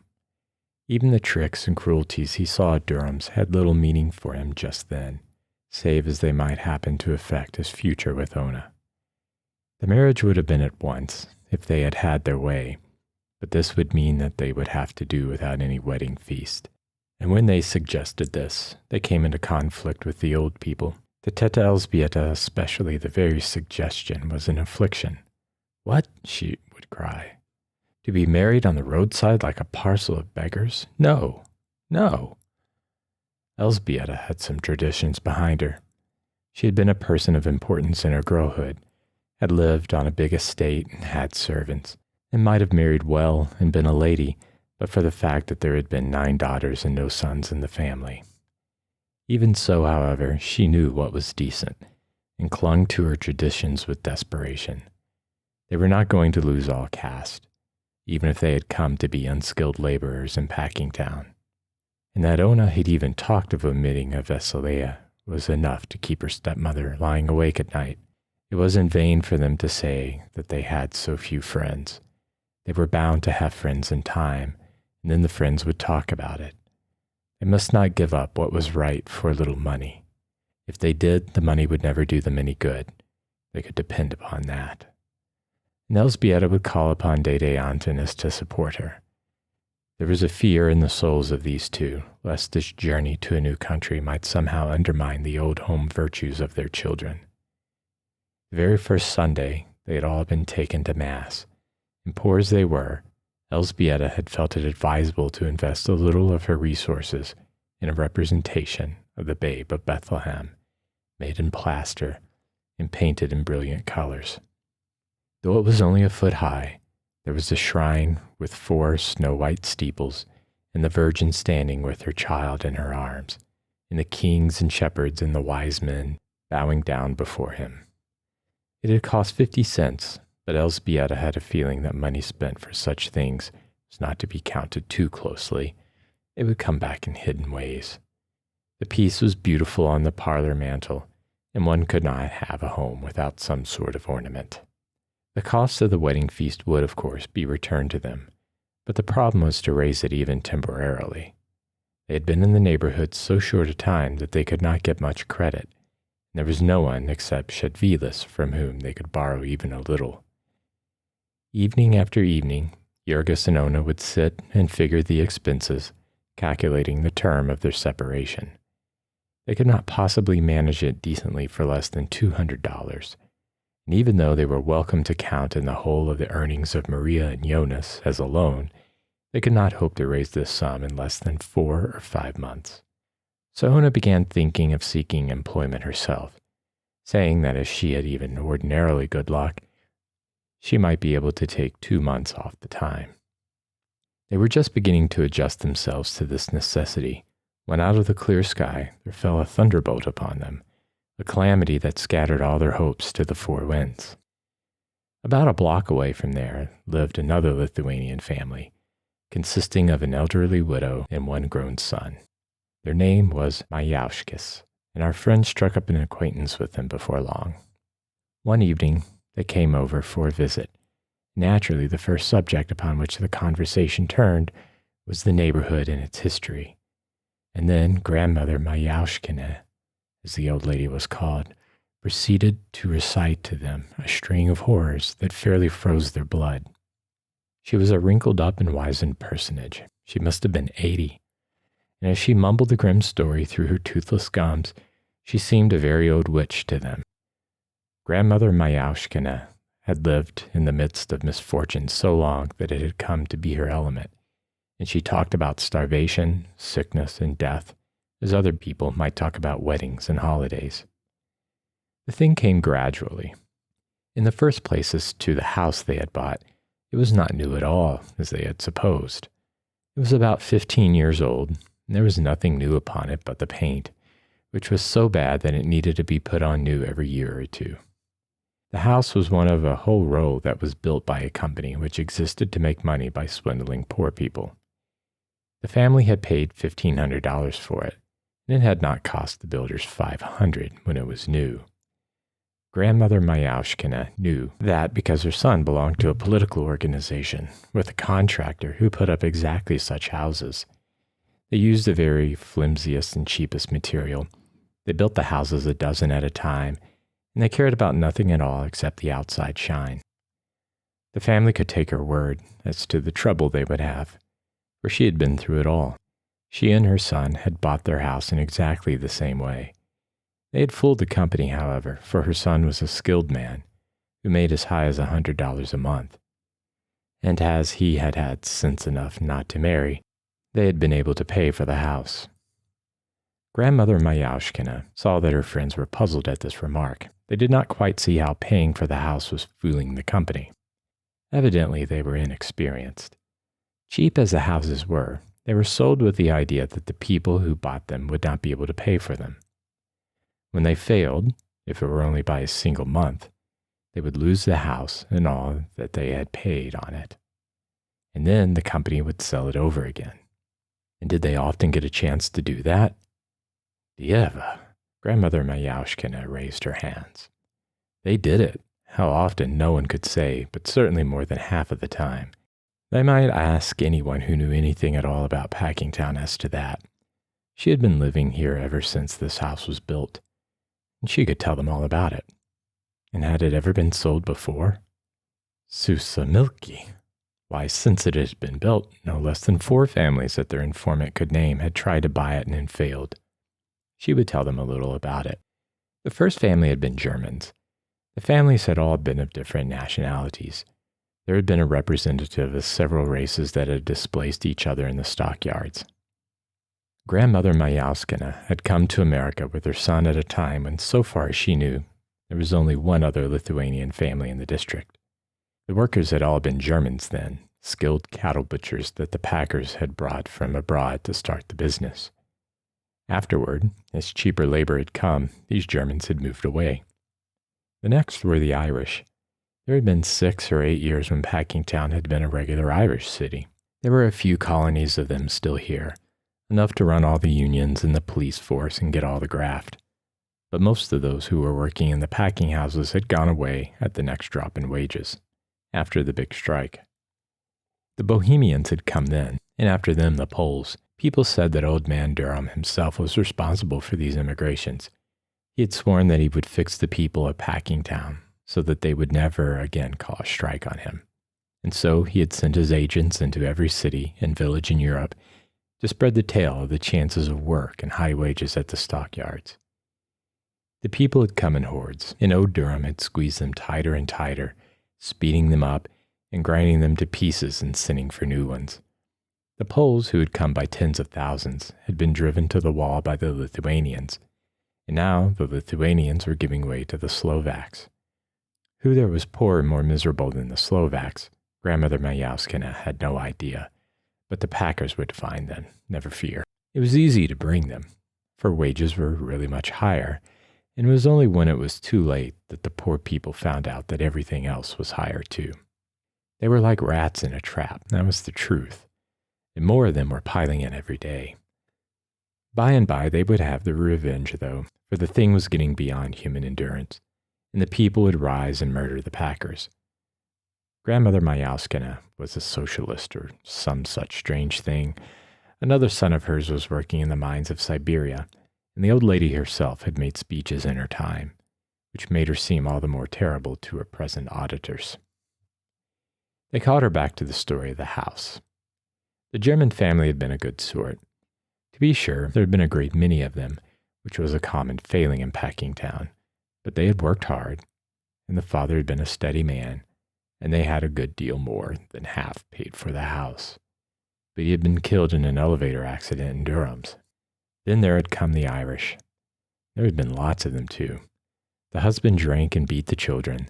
The neighbors could hear them shrieking any night. They were behind with the rent all the time, but the company was good to them. There was some politics back of that. Grandmother Mayauskina could not say just what, but the Laffertys had belonged to the War Whoop League, which was a sort of political club of all the thugs and rowdies in the district. And if you belonged to that, you could never be arrested for anything. Once upon a time, old Lafferty had been caught with a gang that had stolen cows from several of the poor people of the neighborhood and butchered them in an old shanty back of the yards and sold them. He had been in jail only 3 days for it, and had come out laughing, and had not even lost his place in the packing house. He had gone all to ruin with the drink, however, and lost his power. One of his sons, who was a good man, had kept them and the family up for a year or two, but then he had got sick with consumption. That was another thing, Grandmother Mayauskina interrupted herself. The house was unlucky. Every family that lived in it, someone was sure to get consumption. Nobody could tell why that was. There must be something about the house or the way it was built. Some folks said it was because the building had been begun in the dark of the moon. There were dozens of houses that way in Packingtown. Sometimes there would be a particular room that you could point out. If anybody slept in that room, he was just as good as dead. With this house, it had been the Irish first, and then a Bohemian family had lost a child of it, though to be sure, that was uncertain, since it was hard to tell what was the matter with children who worked in the yards. In those days, there had been no law about the age of children. The packers had worked all but the babies. At this remark, the family looked puzzled, and Grandmother Mayauskina again had to make an explanation, that it was against the law for children to work before they were 16. What was the sense of that, they asked. They had been thinking of little Stanislaus go to work. Well, there was no need to worry, Grandmother Mayauskina said. The law made no difference, except that it forced people to lie about the ages of their children. One would like to know what the lawmakers expected them to do. There were families that had no possible means of support except the children, and the law provided them no other way of getting a living. Very often a man could get no work in Packingtown for months, while a child could go and get a place easily. There was always some new machine by which the packers could get as much work out of a child as they'd been able to get out of a man, and for a third of the pay. To come back to the house again, it was the woman of the next family that had died. That was after they had been there nearly 4 years, and this woman had had twins regularly every year, and there had been more than you could count when they moved in. After she died, the man would go to work all day and leave them to shift for themselves. The neighbors would help them now and then, for they would almost freeze to death. At the end, there were 3 days that they were alone, before it was found out that the father was dead. He was a floorsman at Jones's, and a wounded steer had broken loose and mashed him against a pillar. Then the children had been taken away, and the company had sold the house that very same week to a party of immigrants. So this grim old woman went on with her tale of horrors. How much of it was exaggeration? Who could tell? It was only too plausible. There was that about consumption, for instance. They knew nothing about consumption whatever, except that it made people cough, and for 2 weeks they had been worrying about a coughing spell of Antinous. It seemed to shake him all over, and it never stopped. You could see a red stain wherever he had spit upon the floor.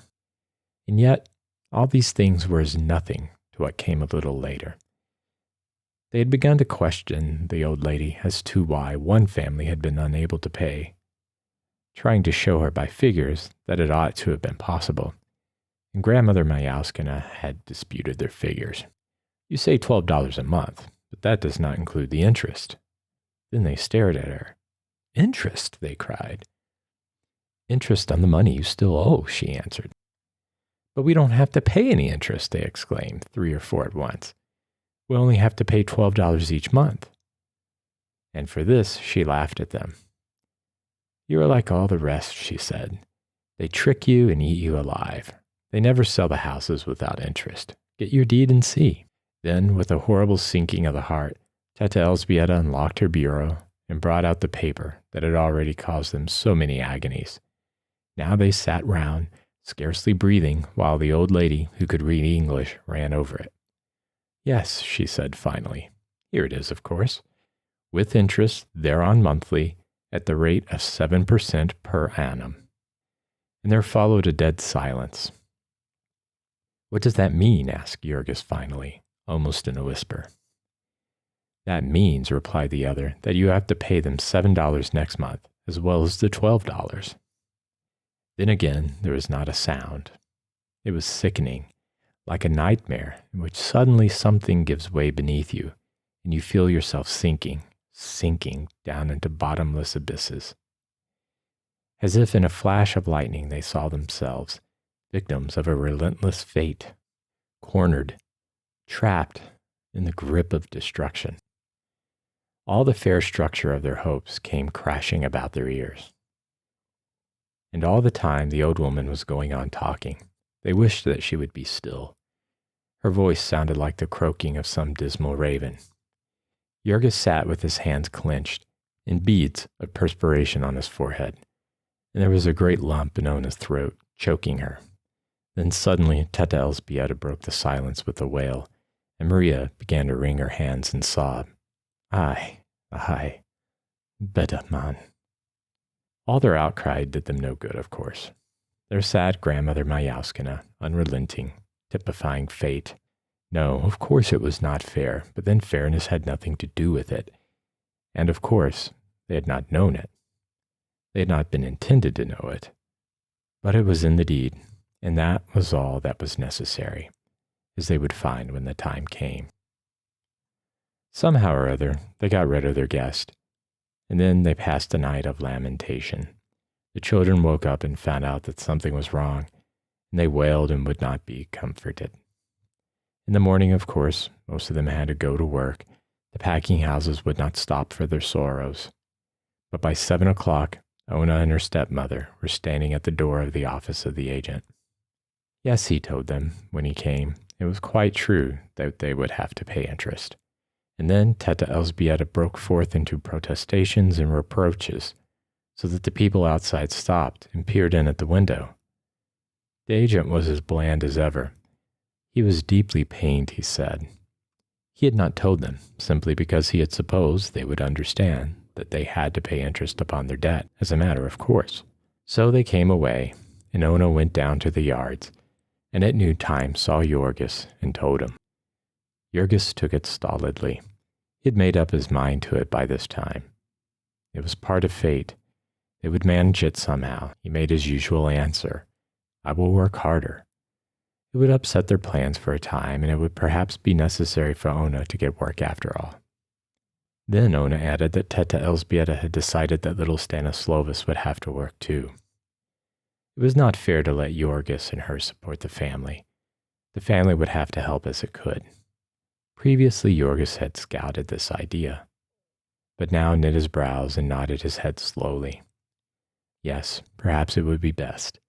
They would all have to make some sacrifices now. So Ona set out that day to hunt for work, and at night, Maria came home saying that she had met a girl named Yesatit, who had a friend that worked in one of their wrapping rooms in Brownses and might get a place for Ona there. Only the forelady was the kind that takes presents. It was no use for anyone to ask her for a place unless at the same time they slipped a $10 bill into her hand. Jurgis was not in the least surprised at this now. He merely asked what the wages of the place would be. So negotiations were opened, and after an interview, Ona came home and reported that the forelady seemed to like her, and had said that, while she was not sure, she thought she might be able to put her at work sewing covers on hams, a job at which she would earn as much as $8 or $10 a week. That was a bid, so Maria reported, after consulting her friend. And then there was an anxious conference at home. The work was done in one of the cellars, and Jurgis did not want Ona to work in such a place. But then it was easy work, and one could not have everything. So in the end, Ona, with the $10 bill burning a hole in her palm, had another interview with the forelady. Meantime, Teta Elzbieta had taken Stanislovus to the priest and gotten a certificate to the effect that he was 2 years older than he was, and with it, the little boy now sallied forth to make his fortune in the world. It chanced that Durham had just put in a wonderful new lard machine, and when the special policeman in front of the time station saw Stanislovus in his document, he smiled to himself and told him to go. Kya, kya, pointing. And so Stanislovus went down a long stone corridor and up a flight of stairs, which took him into a room lighted by electricity, with the new machines for filling lard cans at work in it. The lard was finished on the floor above, and it came in little jets, like beautiful wriggling snow-white snakes of unpleasant odor. There were several kinds and sizes of jets, and after a certain precise quantity had come out, each stopped automatically, and the wonderful machine made a turn, took the can under another jet, and so on, until it was filled neatly to the brim, and pressed tightly, and smoothed off. To attend all this and fill several hundred cans of lard per hour, there were necessary 2 human creatures, one of whom knew how to place an empty lard can on a certain spot every few seconds, and the other of whom knew how to take a full lard can off a certain spot every few seconds and set it upon a tray. And so, after little Stanislovus had stood gazing timidly about him for a few minutes, a man approached him and asked what he wanted, to which Stanislovus said, "Job." Then the man said, "How old?" And Stanislovus answered, 6'10". Once or twice every year, a state inspector would come wandering through the packing plants, asking a child here and there how old he was. And so the packers were very careful to comply with the law, which cost them as much trouble as was now involved in the boss's taking the document from the little boy and glancing at it, and then sending it to the office to be filed away. Then he set someone else at a different job and showed the lad how to place a lard can every time the empty arm of the remorseless machine came to him. And so was decided the place in the universe of little Stanislovus and his destiny till the end of his days. Hour after hour, day after day, year after year, it was fated that he should stand upon a certain square foot of floor from 7 in the morning until noon, and again from 12:30 till 5:30, making never a motion and thinking never a thought, save for the setting of lard cans. In the summer, the stench of the warm lard would be nauseating, and in winter the cans would all but freeze to his naked little fingers in the unheated cellar. Half the year it would be dark as night when he went into work, and dark as night again when he came out, and so he would never know what the sun looked like on weekdays.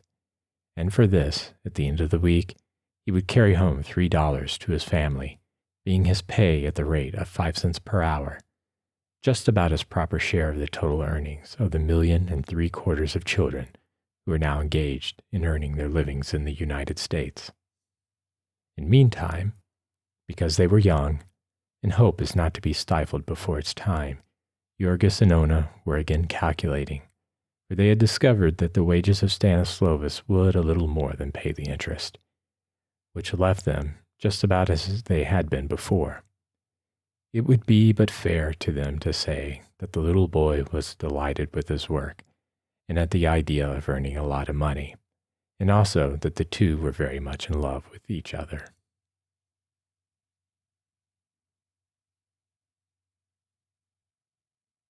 Chapter 7. All summer long the family toiled, and in the fall they had money enough for Jurgis and Ona to be married according to home traditions of decency. In the latter part of November they hired a hall, and invited all their new acquaintances, who came and left them over $100 in debt.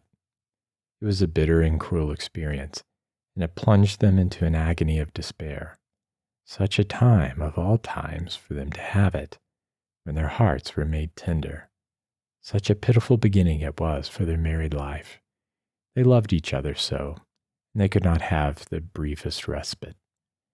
It was a time when everything cried out to them that they ought to be happy, when wonder burned in their hearts and leaped into flame at the slightest breath.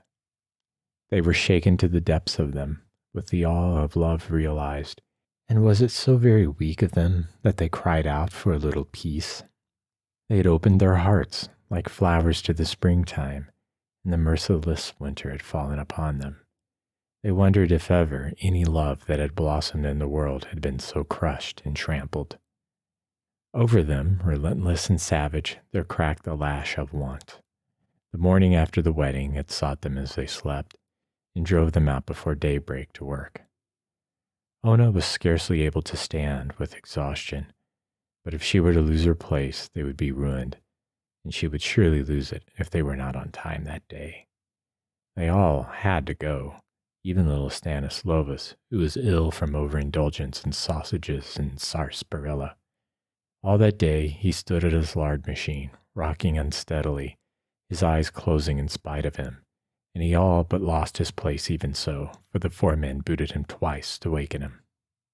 It was fully a week before they were all normal again. Meantime, with whining children and cross adults, the house was not a pleasant place to live in. Jorgis lost his temper very little, however, all things considered. It was because of Ona. The least glance at her was always enough to make him control himself. She was so sensitive. She was not fitted for such a life as this, and 100 times a day, when he thought of her, he would clench his hands and fling himself again at the task before him. She was too good for him, he told himself, and he was afraid because she was his. So long he had hungered to possess her, but now that the time had come, he knew that he had not earned the right. That she trusted him so was all her own simple goodness, and no virtue of his. But he was resolved that she should never find this out, and so was always on the watch to see that he did not betray any of his ugly self. He would take care even in little matters, such as his manners and his habit of swearing when things went wrong. The tears came so easily to Ona's eyes, and she would look at him so appealingly. It kept Jorgis quite busy making resolutions, in addition to all the other things he had on his mind. It was true that more things were going on at this time in the mind of Jorgis than ever had in all his life before. He had to protect her, to do battle for her against the horror he saw about them. He was all that she had to look to, and if he failed, she would be lost. He would wrap his arms about her and try to hide her from the world. He learned the ways of things about him now. It was a war of each against all, and the devil take the hindmost. You did not give feasts to other people. You waited for them to give feasts to you. You went about with your soul full of suspicion and hatred. You understood that you were environed by hostile powers that were trying to get your money, and who used all the virtues to bait their traps with. The storekeepers plastered up their windows with all sorts of lies to entice you. The very fences by the wayside, the lamp posts and telegraph poles were posted over with lies.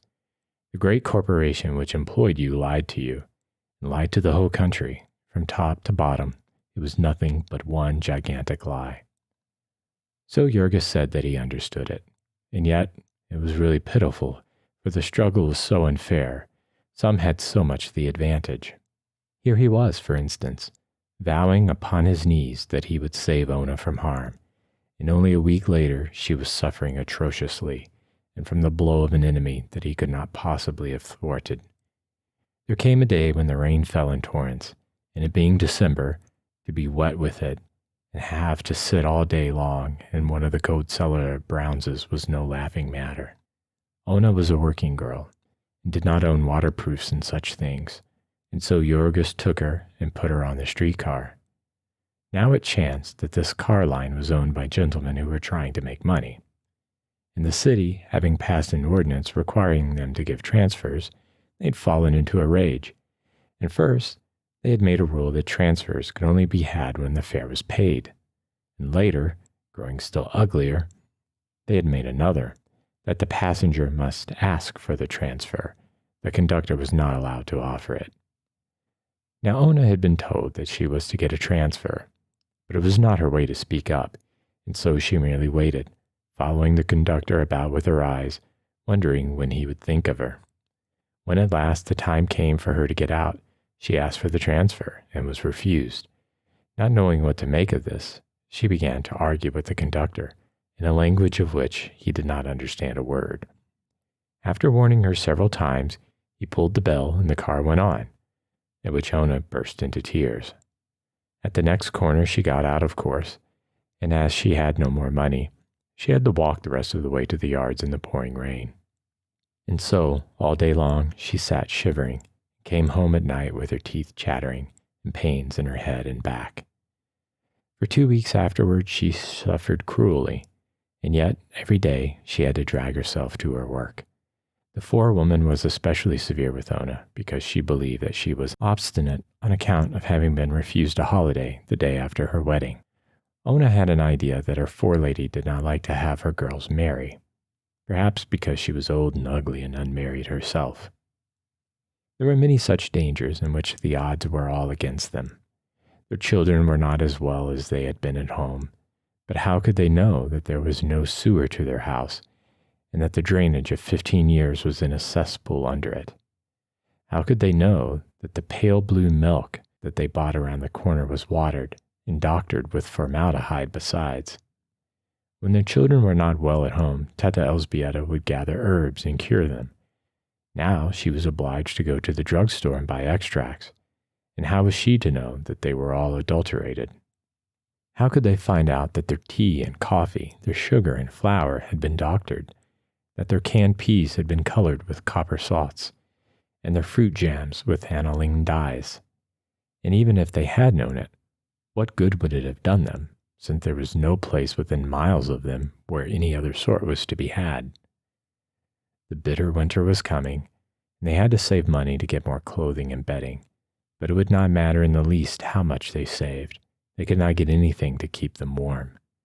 All the clothing that was to be had in the stores was made of cotton and shoddy, which is made by tearing old clothes to pieces and weaving the fiber again. If they paid higher prices, they might get frills and fanciness or be cheated, but genuine quality they could not obtain for love nor money. A young friend of Shedvilas's, recently come from abroad, had become a clerk in a store on Ashland Avenue, and he narrated with glee a trick that had been played upon an unsuspecting countryman by his boss. The customer had desired to purchase an alarm clock, and the boss had shown him two exactly similar, telling him that the price of one was $1, and of the other $1.75. Upon being asked what the difference was, the man had wound up the first halfway and the second all the way, and showed the customer how the latter made twice as much noise, upon which the customer remarked that he was a sound sleeper and had better take the more expensive clock. There is a poet who sings that deeper their heart grows and nobler their bearing, whose youth in the fires of anguish hath died. But it was not likely that he had reference to the kind of anguish that comes with destitution, that is so endlessly bitter and cruel, and yet so sordid and petty, so ugly, so humiliating, unredeemed by the slightest touch of dignity or even of pathos. It is a kind of anguish that poets have not commonly dealt with. Its very words are not admitted into the vocabulary of poets. The details of it cannot be told in polite society at all. How, for instance, could anyone expect to excite sympathy among lovers of good literature by telling how a family found their home alive with vermin, and of all the suffering and inconvenience and humiliation they were put to, and the hard-earned money they spent in efforts to get rid of them? After long hesitation and uncertainty, they paid 25 cents for a big package of insect powder, a patent preparation which had chanced to be 95% gypsum, a harmless earth which had cost about 2 cents to prepare. Of course, it had not the least effect except upon a few roaches which had the misfortune to drink water after eating it, and so got their inwards set in a coating of plaster of Paris. The family, having no idea of this, no more money to throw away, had nothing to do but give up and submit to one more misery for the rest of their days. Then there was old Antinous. The winter came, and the place where he worked was a dark and heated cellar where you could see your breath all day and where your fingers sometimes tried to freeze. So the old man's cough grew every day worse, until there came a time when it hardly ever stopped, and he had become a nuisance about the place. Then, too, a still more dreadful thing happened to him. He worked in a place where his feet were soaked in chemicals, and it was not long before they'd eaten through his new boots. Then sores began to break out on his feet and grow worse and worse. Whether it was that his blood was bad or there had been a cut, he could not say, but he asked the men about it and learned that it was a regular thing. It was the saltpeter. Everyone felt it sooner or later, and then it was all up with him, at least for that sort of work. The sores would never heal. In the end, his toes would drop off if he did not quit. Yet old Antinous would not quit.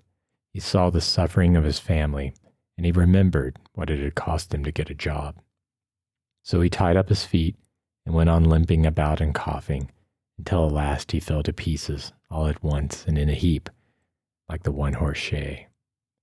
They carried him to a dry place and laid him on the floor, and that night 2 of the men helped him home. The poor old man was put to bed, and though he tried it every morning until the end, he never could get up again. He would lie there and cough day and night, wasting away to a mere skeleton. There came a time when there was so little flesh on him that the bones began to poke through, which was a horrible thing to see or even to think of. And one night he had a choking fit, and a little river of blood came out of his mouth. The family, wild with terror, sent for a doctor and paid $50 to be told that there was nothing to be done. Mercifully, the doctor did not say this so that the old man could hear, for he was still clinging to the faith that tomorrow or next day he would be better and could go back to his job. The company had sent word to him that they would keep it for him, or rather, Jurgis had bribed one of the men to come on Sunday afternoon and say they had. Dede Antinous continued to believe it, while 3 more hemorrhages came, and then at last one morning they found him stiff and cold. Things were not going well with him then, and though it nearly broke Teta Elzbietta's heart, they were forced to dispense with nearly all the decencies of a funeral. They had only a hearse and 1 hack for the women and children, and Jurgis, who was learning things fast, spent all Sunday making a bargain for these, and he made it in the presence of witnesses so that when the man tried to charge him for all sorts of incidentals, he did not have to pay. For 25 years, old Antinous Rutkus and his son had dwelt in the forest together, and it was hard to part in this way. Perhaps it was just as well that Jurgis had to give all his attention to the task of having a funeral without being bankrupted, and so had no time to indulge in memories and grief. Now the dreadful winter was upon them.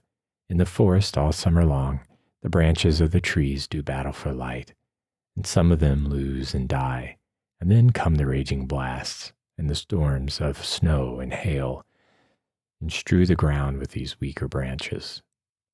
Just so it was in Packingtown. The whole district braced itself for the struggle that was in agony, and those whose time had come died off in hordes. All the year round, they had been serving as cogs in the great packing machine, and now was the time for the renovating of it and the replacing of damaged parts. There came pneumonia and grippe, stalking among them, seeking for weakened constitutions. There was the annual harvest of those whom tuberculosis had been dragging down. There came cruel, cold, and biting winds and blizzards of snow, all testing relentlessly for failing muscles and impoverished blood. Sooner or later came the day when the unfit one did not report for work, and then, with no time lost in waiting, no inquiries or regrets, there was a chance for a new hand. The new hands were here by the thousands. All day long the gates of the packing houses were besieged by starving and penniless men. They came, literally, by the thousands every single morning, fighting with each other for a chance for life. Blizzards and cold made no difference to them. They were always on hand, They were on hand 2 hours before the sun rose, an hour before the work began. Sometimes their faces froze, sometimes their feet and their hands, sometimes they froze altogether. But still they came, for they had no other place to go. One day Durham advertised in the paper for 200 men to cut ice, and all that day the homeless and starving of the city came trudging through the snow from all over its 200 square miles. That night, 40 score of them crowded into the station house of the Stockyards district. They filled the rooms, sleeping in each other's laps, toboggan fashion, and they piled on top of each other in the corridors till the police shut the doors and left some to freeze outside. On the morrow, before daybreak, there were 3,000 at Durham's, and the police reserves had to be sent for to quell the riot. Then Durham's bosses picked out 20 of the biggest. The 200 proved to have been a printer's error. 4 or 5 miles to the eastward lay the lake, and over this the bitter winds came raging. Sometimes the thermometer would fall to 10 or 20 degrees below zero at night, and in the morning the streets would be piled with snowdrifts up to the first floor windows. The streets through which our friends had to go to their work were all unpaved and full of deep holes and gullies. In summer, when it rained hard, a man might have to wade to his waist to get to his house, and now in winter it was no joke getting through these places, before light in the morning and after dark at night. They would wrap up in all they owned, but they could not wrap up against exhaustion.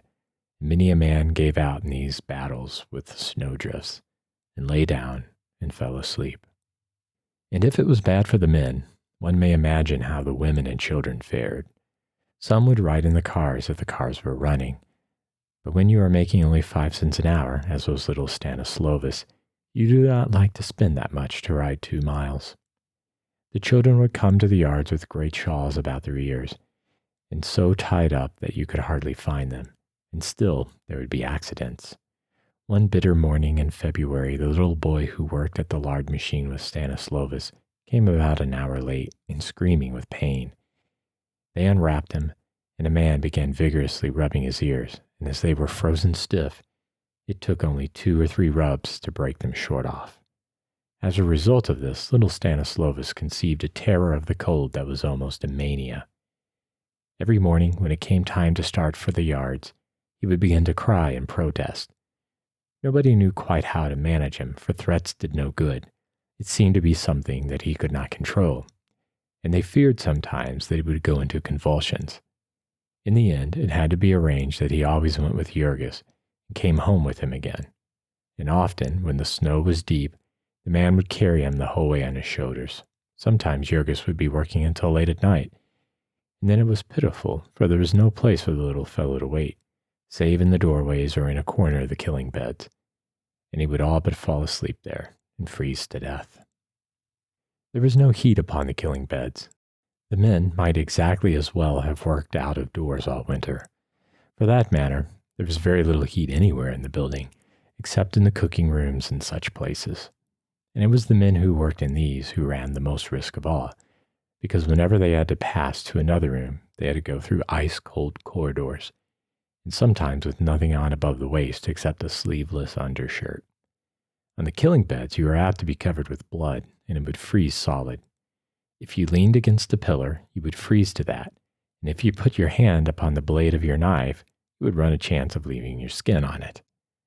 The men would tie up their feet in newspapers and old sacks. These would be soaked in blood and frozen, and then soaked again, and so on, until by nighttime a man would be working on great lumps the size of the feet of an elephant. Now and then, when the bosses were not looking, you would see them plunging their feet and ankles into the steaming hot carcass of the steer, or darting across the room to the hot water jets. The cruelest thing of all was that nearly all of them, all of those who used knives, were unable to wear gloves, and their arms would be white with frost, and their hands would grow numb, and then, of course, there would be accidents. Also, the air would be full of steam from the hot water and the hot blood, so that you could not see 5 feet before you, and then, with men rushing about at the speed they kept up on the killing beds, and all with butcher knives like razors in their hands, well, it was to be counted as a wonder that there were not more men slaughtered than cattle. And yet, all this inconvenience they might have put up with, if only it had not been for one thing. If only there had been some place where they might eat. Jorgis had either to eat his dinner amid the stench in which he had worked, or else to rush, as did all his companions, to any one of the hundreds of liquor stores which stretched out their arms to him. To the west of the yards ran Ashland Avenue, and here was an unbroken line of saloons. Whiskey Row, they called it. To the north was 47th Street, where there were half a dozen to the block, and at the angle of the two was Whiskey Point, a space of 15 or 20 acres and containing one glue factory and about 200 saloons. One might walk among these and take his choice. Hot pea soup and boiled cabbage today. Sauerkraut and hot frankfurters. Walk in. Bean soup and stewed lamb. Welcome. All of these things were printed in many languages, as were also the names of the resorts, which were infinite in their variety and appeal. There was the home circle and the cozy corner. There were firesides and hearthstones and pleasure palaces and wonderlands, and dream castles and love's delights. Whatever else they were called, they were sure to be called Union Headquarters and to hold out a welcome to working men. And there was always a warm stove and a chair near it and some friends to laugh and talk with. There was only one condition attached. You must drink. If you went in not intending to drink, you would be put out in no time, and if you were slow about going, like as not, you would get your head split open with a beer bottle in the bargain. But all of the men understood the convention and drank. They believed that by it, they were getting something for nothing, for they did not need to take more than one drink, and upon the strength of it, they might fill themselves up with a good hot dinner. This did not always work out in practice, however, for there was pretty sure to be a friend who would treat you, and then you would have to treat him. Then someone else would come in, and anyhow a few drinks were good for a man who worked hard. As he went back, he did not shiver so. He had more courage for his task. The deadly brutalizing monotony of it did not afflict him so. He had ideas while he worked, and took a more cheerful view of his circumstances. On the way home, however, the shivering was apt to come on him again, and so he would have to stop once or twice to warm up against the cruel cold. As there were hot things to eat in this saloon too, he might get home late to his supper, or he might not get home at all, and then his wife might set out to look for him, and she too would feel the cold, and perhaps she would have some of the children with her, and so a whole family would drift into drinking, as the current of a river drifts downstream. As if to complete the chain, the packers all paid their men in checks, refusing all requests to pay in coin. And where in packing town could a man go to have his check cashed but to a saloon, where he could pay for the favor by spending a part of the money? From all of these things, Jorgis was saved because of Ona. He never would take but the one drink at noontime, and so he got the reputation of being a surly fellow, and was not quite welcome at the saloons, and had to drift about from one to another. Then at night he would go straight home, helping Ona and Stanislovas, or often putting the former on a car. And when he got home, perhaps he would have to trudge several blocks and come staggering back through the snowdrifts with a bag of coal upon his shoulder. Home was not a very attractive place, at least not this winter. They'd only been able to buy one stove, and this was a small one, and proved not big enough to warm even the kitchen in the bitterest weather. This made it hard for Teta Elzbieta all day, and for the children when they could not get to school. At night, they would sit huddled round the stove while they ate their supper off their laps, and then Jorgis and Jonas would smoke a pipe, after which they would all crawl into their beds to get warm, after putting out the fire to save the coal. Then they would have some frightful experiences with the cold. They would sleep with all their clothes on, including their overcoats, and put over them all the bedding and spare clothing they owned. The children would sleep all crowded into one bed, and yet even so they could not keep warm. The outside ones would be shivering and sobbing, crawling over the others and trying to get down into the center and causing a fight. This old house with the leaky weatherboards was a very different thing from their cabins at home, with great thick walls plastered inside and outside with mud, and the cold which came upon them was a living thing, a demon presence in the room. They would awaken in the midnight hours when everything was black. Perhaps they would hear it yelling outside, or perhaps there would be death-like stillness, and that would be worse yet. They could feel the cold as it crept in through the cracks, reaching out for them with its icy, death-dealing fingers, and they would crouch and cower and try to hide from it, all in vain. It would come, and it would come, a grisly thing, a specter born in the black caverns of terror, a power primeval, cosmic, shadowing the tortures of the lost souls flung out to chaos and destruction. It was cruel, iron hard. And hour after hour, they would cringe in its grasp, alone, alone. There would be no one to hear them if they cried out. There would be no help, no mercy, and so on until morning, when they would go out to another day of toil, a little weaker, a little nearer to the time when it would be their turn to be shaken from the tree.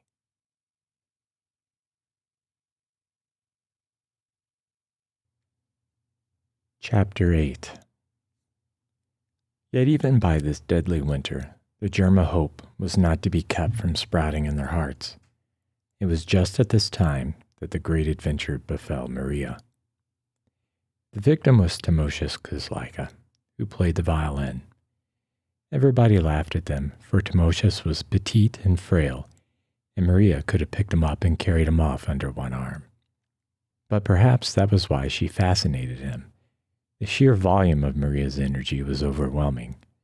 That first night at the wedding, Timosius had hardly taken his eyes off her, and later on, when he came to find that she had really the heart of a baby, her voice and her violence ceased to terrify him, and he got the habit of coming to pay her visits on Sunday afternoons.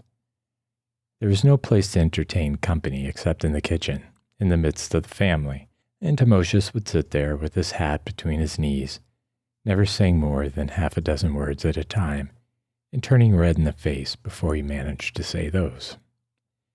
Till finally Yorgos would clap him upon the back in his hearty way, crying, "Come now, brother, give us a tune." And then Timosius's face would light up, and he would get out his fiddle, tuck it under his chin, and play. And forthwith the soul of him would flame up and become eloquent. It was almost an impropriety, for all the while his gaze would be fixed upon Maria's face until she would begin to turn red and lower her eyes. There was no resisting the music of Timosius, however.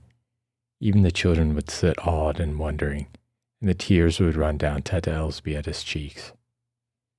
A wonderful privilege it was to be thus admitted into the soul of a man of genius, to be allowed to share the ecstasies and the agonies of his inmost life. Then there were other benefits accruing to Maria from this friendship, benefits of a more substantial nature. People paid Timosius big money to come and make music on state occasions, and also they would invite him to parties and festivals, knowing well that he was too good-natured to come without his fiddle, and that having brought it, he could be made to play while others danced. Once he made bold to ask Maria to accompany him to such a party, and Maria accepted, to his great delight, after which he never went anywhere without her, while if the celebration were given by friends of his, he would invite the rest of the family also. In any case, Maria would bring back a huge pocketful of cakes and sandwiches for the children, and stories of all the good things she herself had managed to consume. She was compelled at these parties to spend most of her time at the refreshment table, for she could not dance with anybody except other women and very old men. Timosius was of an excitable temperament, and afflicted with a frantic jealousy, and any unmarried man who ventured to put his arm about the ample waist of Maria would be certain to throw the orchestra out of tune. It was a great help to a person who had to toil all the week to be able to look forward to some such relaxation as this on Saturday nights. The family was too poor and too hard worked to make many acquaintances. In Packingtown, as a rule, people know only their near neighbors and shopmates, and so the place is like a myriad of little country villages. But now there was a member of the family who was permitted to travel and widen her horizon. And so each week there would be new personalities to talk about, how so-and-so was dressed and where she worked, and what she got and whom she was in love with, and how this man had jilted his girl, now she had quarreled with the other girl, and what had passed between them, how another man beat his wife and spent all her earnings upon drink and pawned her very clothes. Some people would have scorned this talk as gossip, but then one has to talk about what one knows. It was one Saturday night, as they were coming home from a wedding, that Timosius found courage and set down his violin case in the street and spoke his heart. And then Maria clasped him in her arms. She told them all about it the next day and fairly cried with happiness, for she said that Timosius was a lovely man. After that, he no longer made love to her with his fiddle, but they would sit for hours in the kitchen, blissfully happy in each other's arms. It was the tacit convention of the family to know nothing of what was going on in that corner. They were planning to be married in the spring and have the garret of the house fixed up and live there. Timosius made good wages, and little by little the family were paying back their debt to Maria, so she ought soon to have enough to start life upon. Only, with her preposterous soft-heartedness, she would insist upon spending a good part of her money every week for things which she saw they needed. Maria was really the capitalist of the party, for she had become an expert can painter by this time. She was getting 14 cents for every 110 cans, and she could paint more than 2 cans every minute. Maria felt, so to speak, that she had her hand on the throttle, and the neighborhood was vocal with her rejoicings. Yet her friends would shake their heads and tell her to go slow. One could not count upon such good fortune forever. There were accidents that always happened. But Maria was not to be prevailed upon, and went on planning and dreaming of all the treasures she was going to have for her home. And so, when the crash did come, her grief was painful to see, for her canning factory shut down. Maria would about as soon have expected to see the sun shut down. The huge establishment had been to her a thing akin to the planets and the seasons, but now it was shut. They had not given her any explanation. They had not even given her a day's warning. They had simply posted a notice one Saturday that all hands would be paid off that afternoon and would not resume work for at least a month. And that was all there was to it. Her job was gone. It was the holiday rush that was over, the girls said in answer to Maria's inquiries. After that, there was always a slack. Sometimes the factory would start up on half-time after a while, but there was no telling. It had been known to stay closed until way into the summer. The prospects were bad at present, for truckmen who worked in the storerooms said that these were piled up to the ceilings, so that the firm could not have found room for another week's output of cans. And they had turned off 3/4 of these men, which was a still worse sign, since it meant that there were no orders to be filled. It was all a swindle, can painting, said the girls. You were crazy with delight because you were making $12 or $14 a week and saving half of it. But you had to spend it all keeping alive while you were out, and so your pay was really only half what you thought. Maria came home, and because she was a person who could not rest without danger of explosion, they first had a great house cleaning, and then she set out to search Packingtown for a job to fill up the gap, as nearly all the canning establishments were shut down, and all the girls hunting work. It will be readily understood that Maria did not find any. Then she took to trying the stores and saloons, and when this failed, she even traveled over into the far distant regions near the lakefront, where lived the rich people in great palaces, and begged there for some sort of work that could be done by a person who did not know English. The men upon the killing beds felt also the effects of the slump which had turned Maria out, but they felt it in a different way, in a way which made Jurgis understand at last all their bitterness. The big packers did not turn their hands off and close down like the canning factories, but they began to run for shorter and shorter hours. It always required the men to be on the killing beds and ready for work at 7 o'clock, although there was almost never any work to be done till the buyers out in the yards had gotten to work and some cattle had come over the chutes. That would often be 10 or 11 o'clock, which was bad enough in all conscience. But now, in the slack season, they would perhaps not have a thing for their men to do till late in the afternoon, and so they would have to loaf around in a place where the thermometer might be 20 degrees below zero. At first, one would see them running about or skylarking with each other, trying to keep warm. But before the day was over, they would become quite chilled through and exhausted, and when the cattle finally came, so near frozen that to move was an agony. And then suddenly the place would spring into activity, and the merciless speeding up would begin. There were weeks at a time when Jurgis went home after such a day as this with not more than 2 hours' work to his credit, which meant about 35 cents. There were many days when the total was less than half an hour, and others when there was none at all. The general average was 6 hours a day, which meant for Jurgis about $6 a week, and this 6 hours of work would be done standing on the killing bed till 1 o'clock, or perhaps even 3 or 4 o'clock in the afternoon. Like as not, there would come a rush of cattle at the very end of the day, which the men would have to dispose of before they went home, often working by electric light till 9 or 10, or even 12 or 1 o'clock, without a single instance for a bite of supper. The men were at the mercy of the cattle. Perhaps the buyers would be holding off for better prices if they could scare the shippers into thinking that they meant to buy nothing that day. They could get their own terms. For some reason, the cost of fodder for cattle in the yards was much above the market price, and you were not allowed to bring your own fodder. Then, too, a number of cars were apt to arrive late in the day, now that the roads were blocked with snow, and the packers would buy their cattle that night to get them cheaper, and then would come into play their ironclad rule that all cattle must be killed the same day they were bought. There was no use kicking about this.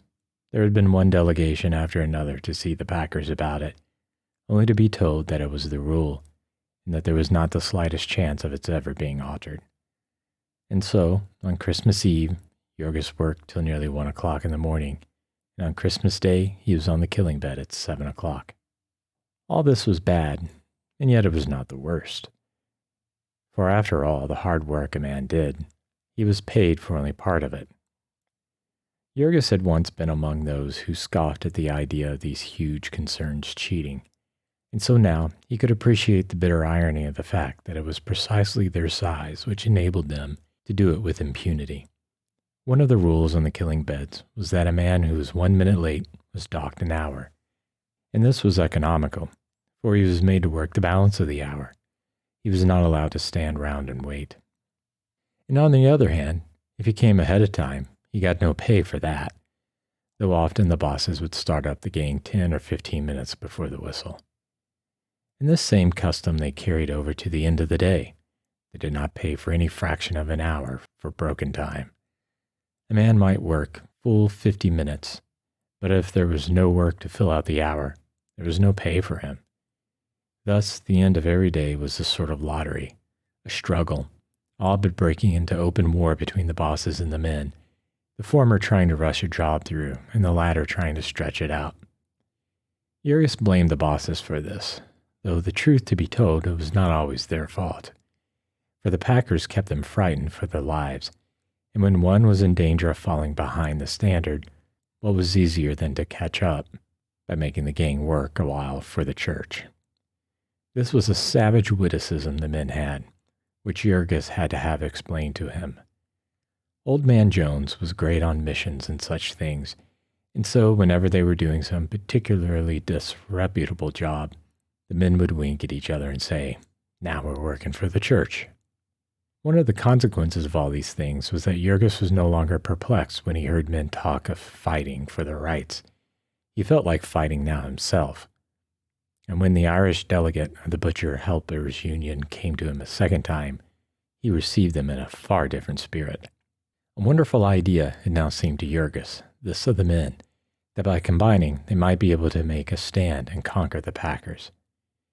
Jurgis wondered who had first thought of it, and when he was told that it was a common thing for men to do in America, he got the first inkling of a meaning in the phrase, "a free country." The delegate explained to him how it depended upon their being able to get every man to join and stand by the organization. And so Jurgis signified that he was willing to do his share. Before another month was by, all the working members of his family had union cards and wore their union buttons conspicuously and with pride. For fully a week, they were quite blissfully happy, thinking that belonging to a union meant an end to all their troubles. But only 10 days after she had joined, Maria's canning factory closed down, and that blow quite staggered them, They could not understand why the union had not prevented it. And the very first time she attended a meeting, Maria got up and made a speech about it. It was a business meeting and was transacted in English, but that made no difference to Maria. She said what was in her, and all the pounding of the chairman's gavel and all the uproar and confusion in the room could not prevail. Quite apart from her own troubles, she was boiling over with a general sense of the injustice of it, and she told what she thought of the Packers, and what she thought of a world where such things were allowed to happen.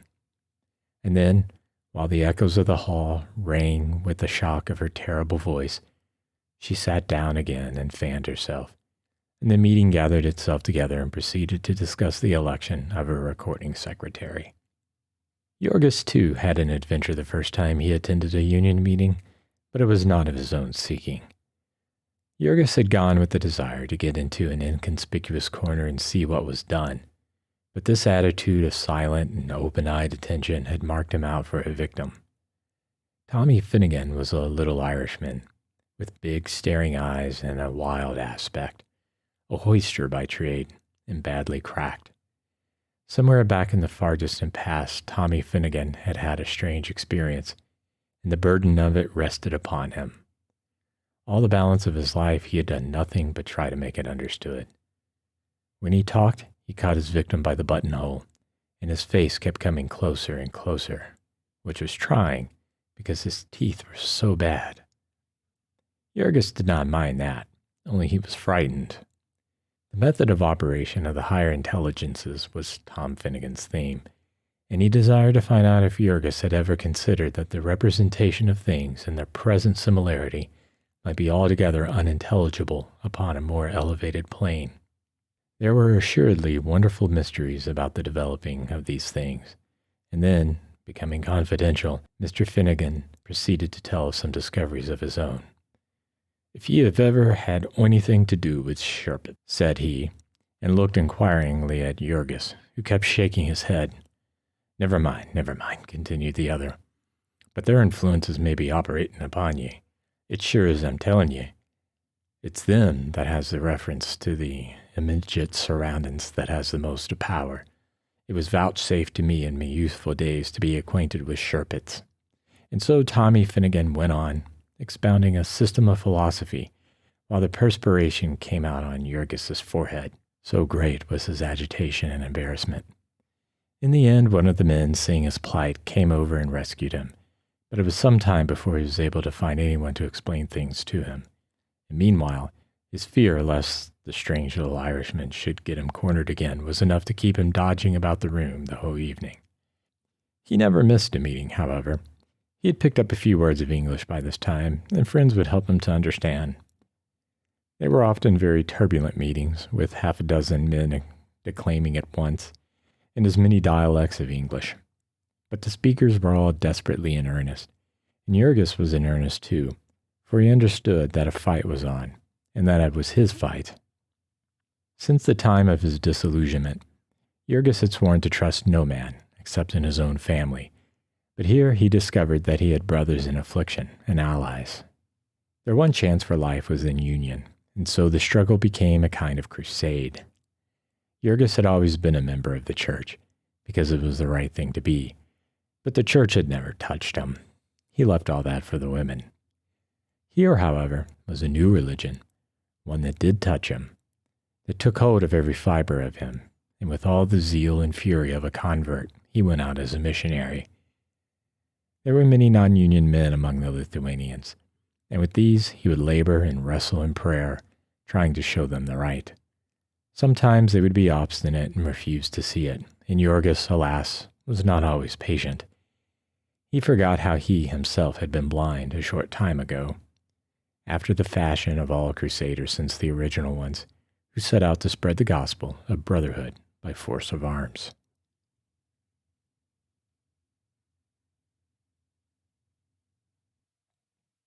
Chapter 9. One of the first consequences of the discovery of the Union was that Jorgis became desirous of learning English. He wanted to know what was going on at the meetings and to be able to take part in them, and so he began to look about him and to try to pick up words. The children who were at school and learning fast would teach him a few, and a friend loaned him a little book that had some in it, and Nona would read them to him.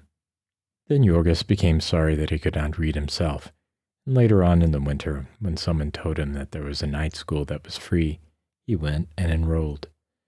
After that, every evening that he got home from the yards in time, he would go to the school. He would go even if he were in time for only half an hour. They were teaching him both to read and to speak English, and they would have taught him other things, if only he had had a little time. Also, the Union made another great difference with him. It made him begin to pay attention to the country. It was the beginning of democracy with him. It was a little state, the Union, a miniature republic. Its affairs were every man's affairs, and every man had a real say about them. In other words, in the Union, Jorgis learned to talk politics. In the place where he had come from, there had not been any politics. In Russia, one thought of the government as an affliction, like the lightning and the hail. "Duck, little brother, duck," the wise old peasants would whisper. "Everything passes away." And when Jorgis had first come to America, he had supposed that it was the same. He had heard people say that it was a free country, but what did that mean? He found that here, precisely as in Russia, there were rich men who owned everything, and if one could not find any work, was not the hunger he began to feel the same sort of hunger? When Jorgis had been working about 3 weeks at Brown's, there had come to him one noontime a man who was employed as a night watchman, and who asked him if he would not like to take out naturalization papers and become a citizen. Jorgis did not know what that meant, but the man explained the advantages. In the first place, it would not cost him anything, and would get him half a day off, with his pay just the same. And then, when election time came, he would be able to vote, and there was something in that. Jorgis was naturally glad to accept, and so the night watchman said a few words to the boss, and he was excused for the rest of the day. When, later on, he wanted a holiday to get married, he could not get it. And as for a holiday with pay just the same, what power had wrought that miracle heaven only knew. However, he went with the man who picked up several other newly landed immigrants, Poles, Lithuanians, and Slovaks, and took them all outside, where stood a great 4-horse tally-ho coach, with 15 or 20 men already in it. It was a fine chance to see the sights of the city, and the party had a merry time, with plenty of beer handed up from inside. So they drove downtown and stopped before an imposing granite building, in which they interviewed an official who had the papers all ready, with only the names to be filled in. So each man in turn took an oath of which he did not understand a word, and then was presented with a handsome ornamented document with a big red seal and the shield of the United States upon it, and was told that he had become a citizen of the Republic and the equal of the President himself.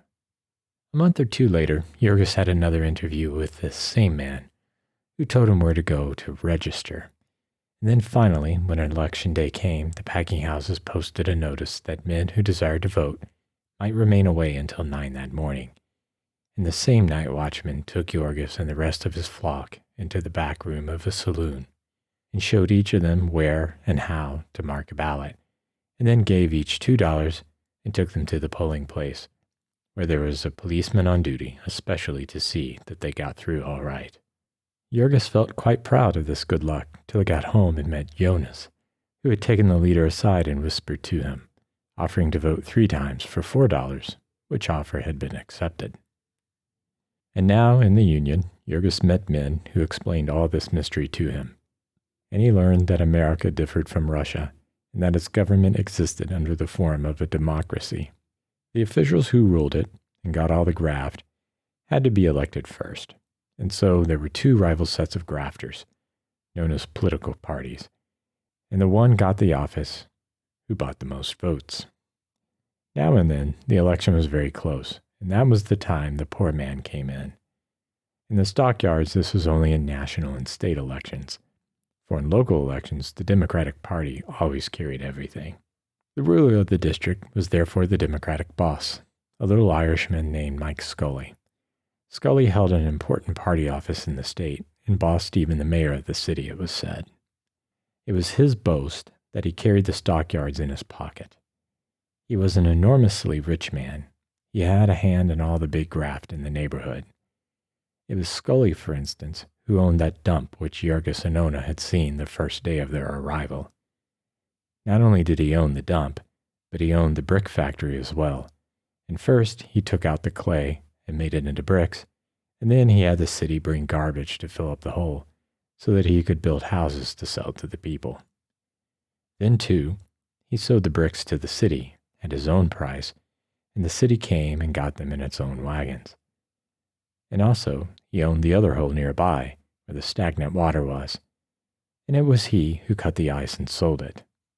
And what was more, if the men told truth, he had not had to pay any taxes for the water, and he had built the ice house out of city lumber, and had not had to pay anything for that.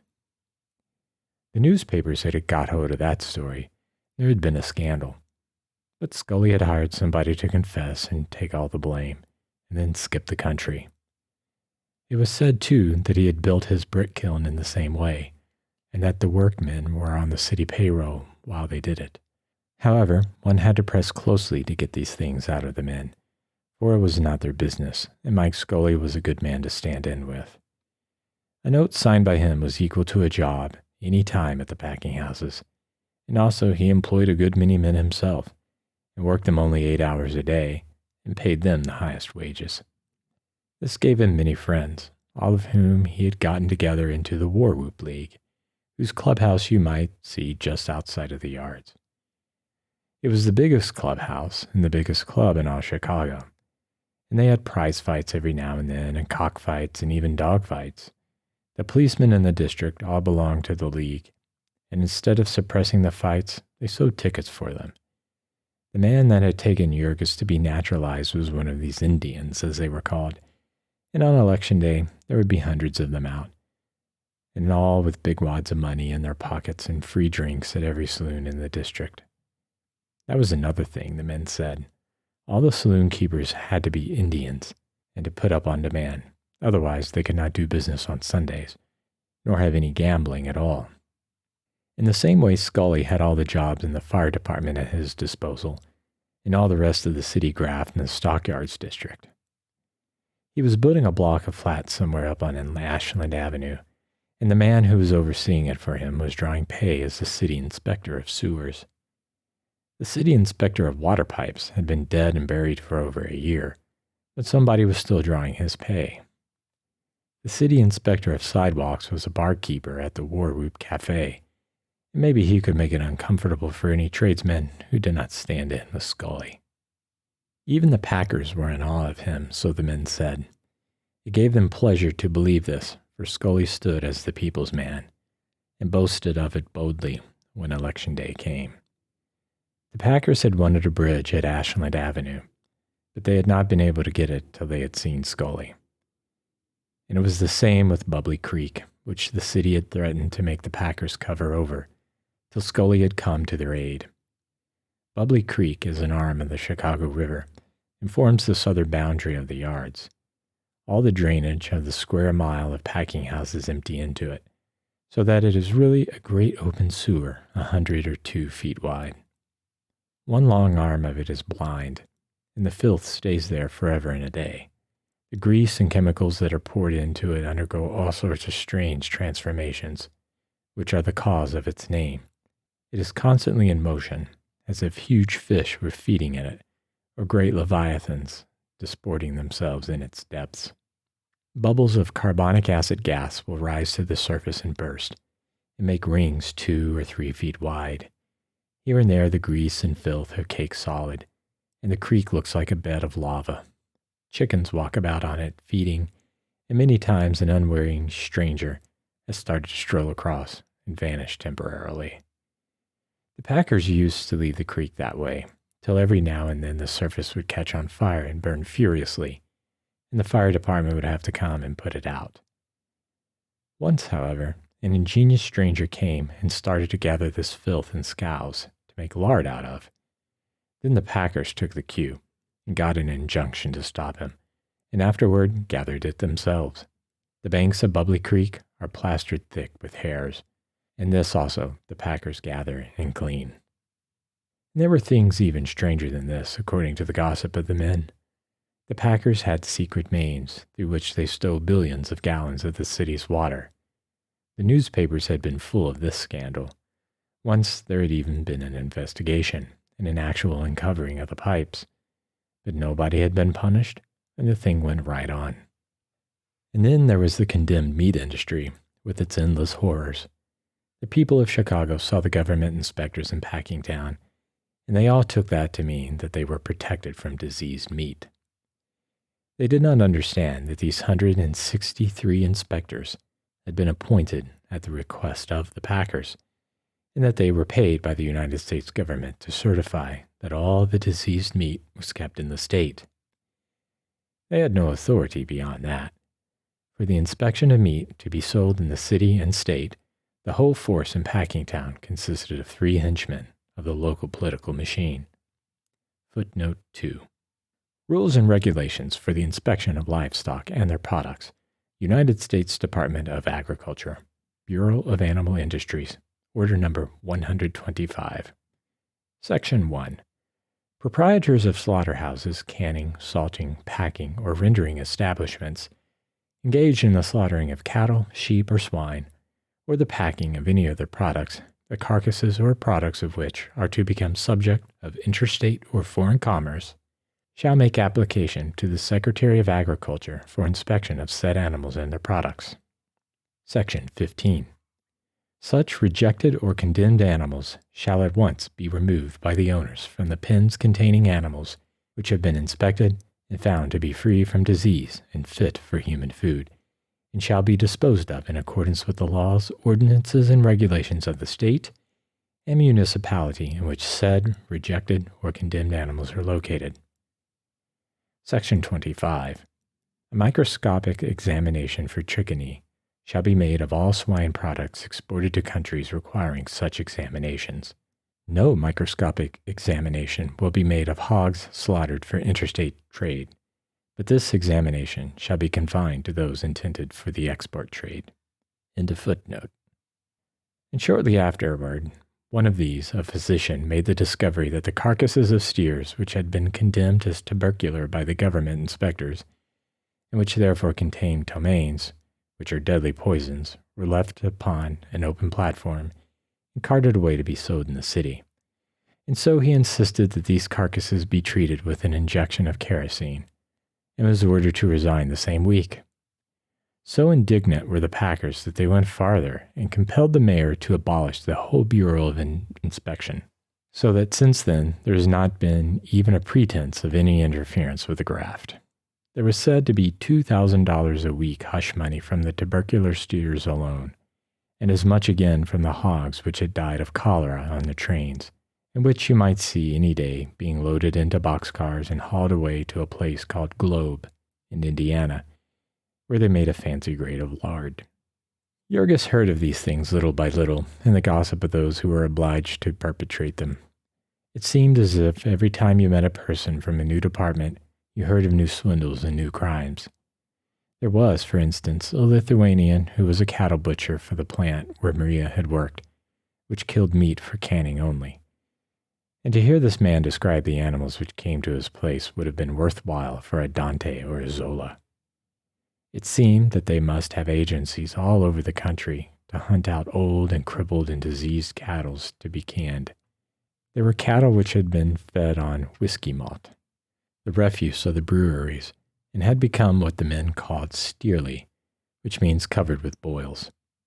It was a nasty job killing these, for when you plunged your knife into them, they would burst and splash foul-smelling stuff into your face. And when a man's sleeves were smeared with blood and his hands steeped in it, how was he ever to wipe his face or to clear his eyes so that he could see? It was stuff such as this that made the embalmed beef that had killed several times as many United States soldiers as all the bullets of the Spaniards.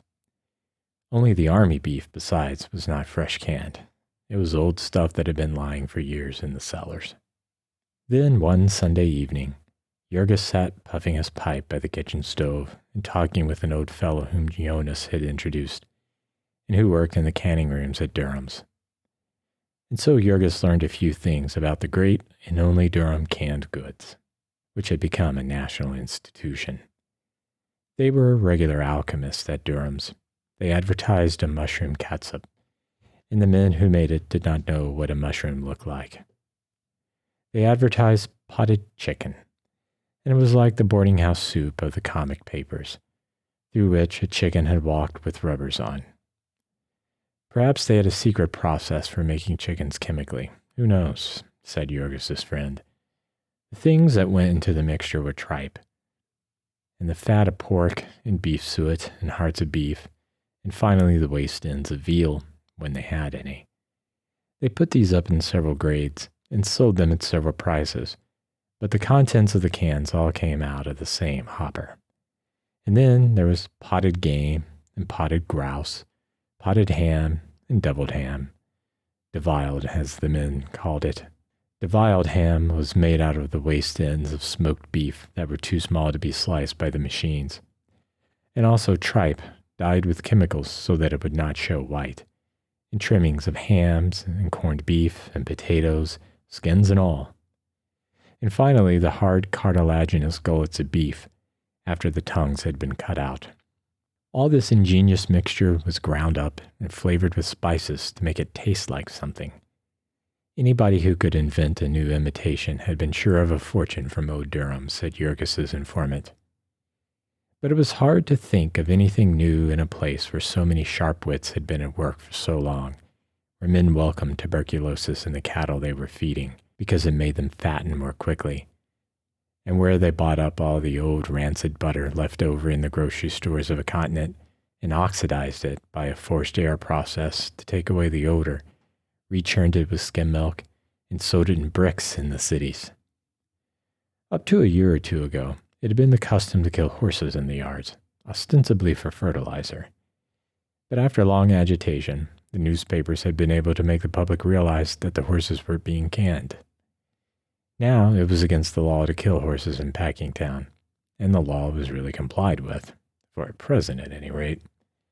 Any day, however, one might see sharp-horned and shaggy-haired creatures running with the sheep, and yet what a job you would have to get the public to believe that a good part of what it buys for lamb and mutton is really goat's flesh.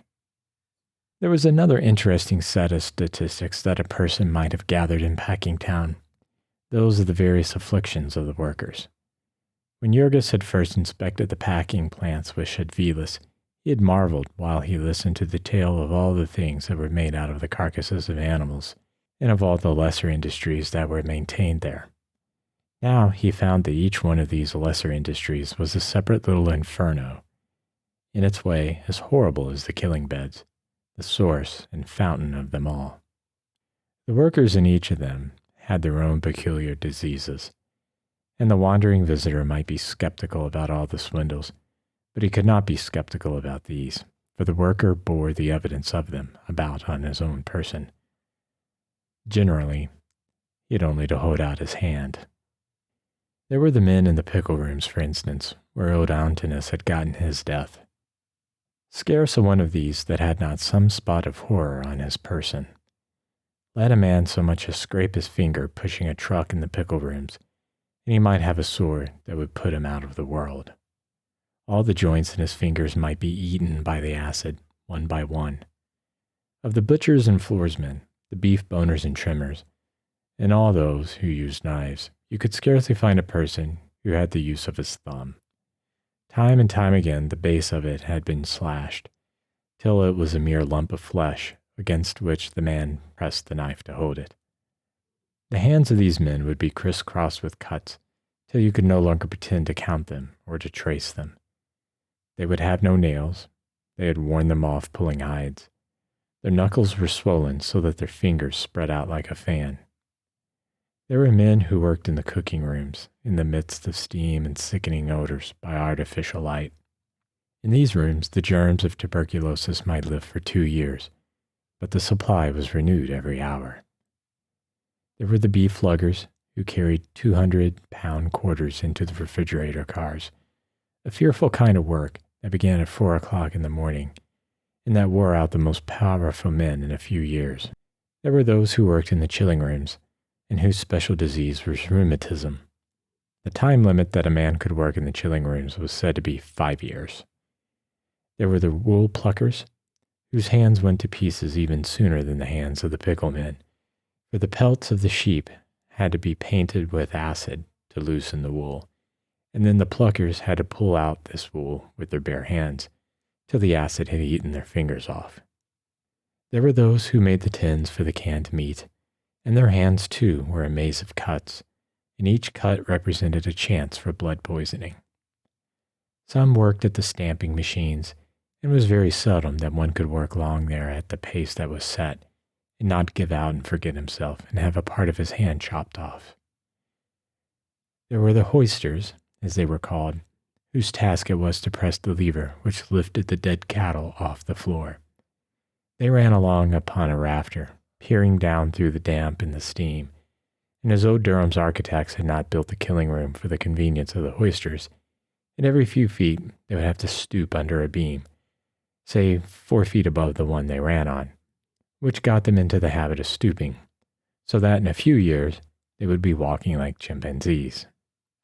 Worst of any, however, were the fertilizer men, and those who served in the cooking rooms. These people could not be shown to the visitor, for the odor of a fertilizer man would scare any ordinary visitor at 100 yards. And as for the other men, who worked in tank rooms full of steam, and in some of which there were open vats near the level of the floor, their peculiar trouble was that they fell into the vats, and when they were fished out, there was never enough of them left to be worth exhibiting. Sometimes they would be overlooked for days, till all but the bones of them had gone out to the world as Durham's pure beef lard.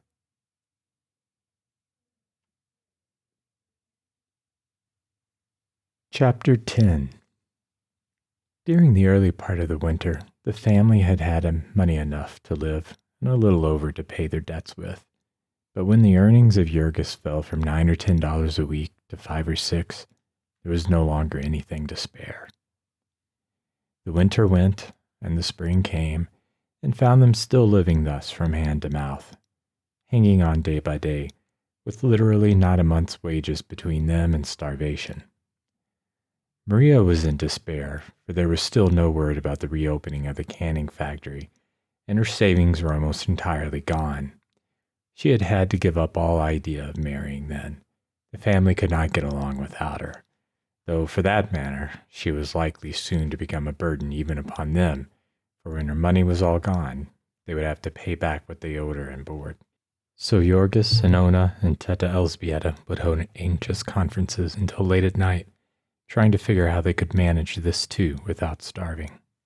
Such were the cruel terms upon which their life was possible, that they might never have nor expect a single instant's respite from worry, a single instant in which they were not haunted by the thought of money. They would no sooner escape, as by a miracle, from one difficulty than a new one would come into view. In addition to all their physical hardships, there was thus a constant strain upon their minds. They were harried all day and nearly all night by worry and fear. This was in truth not living.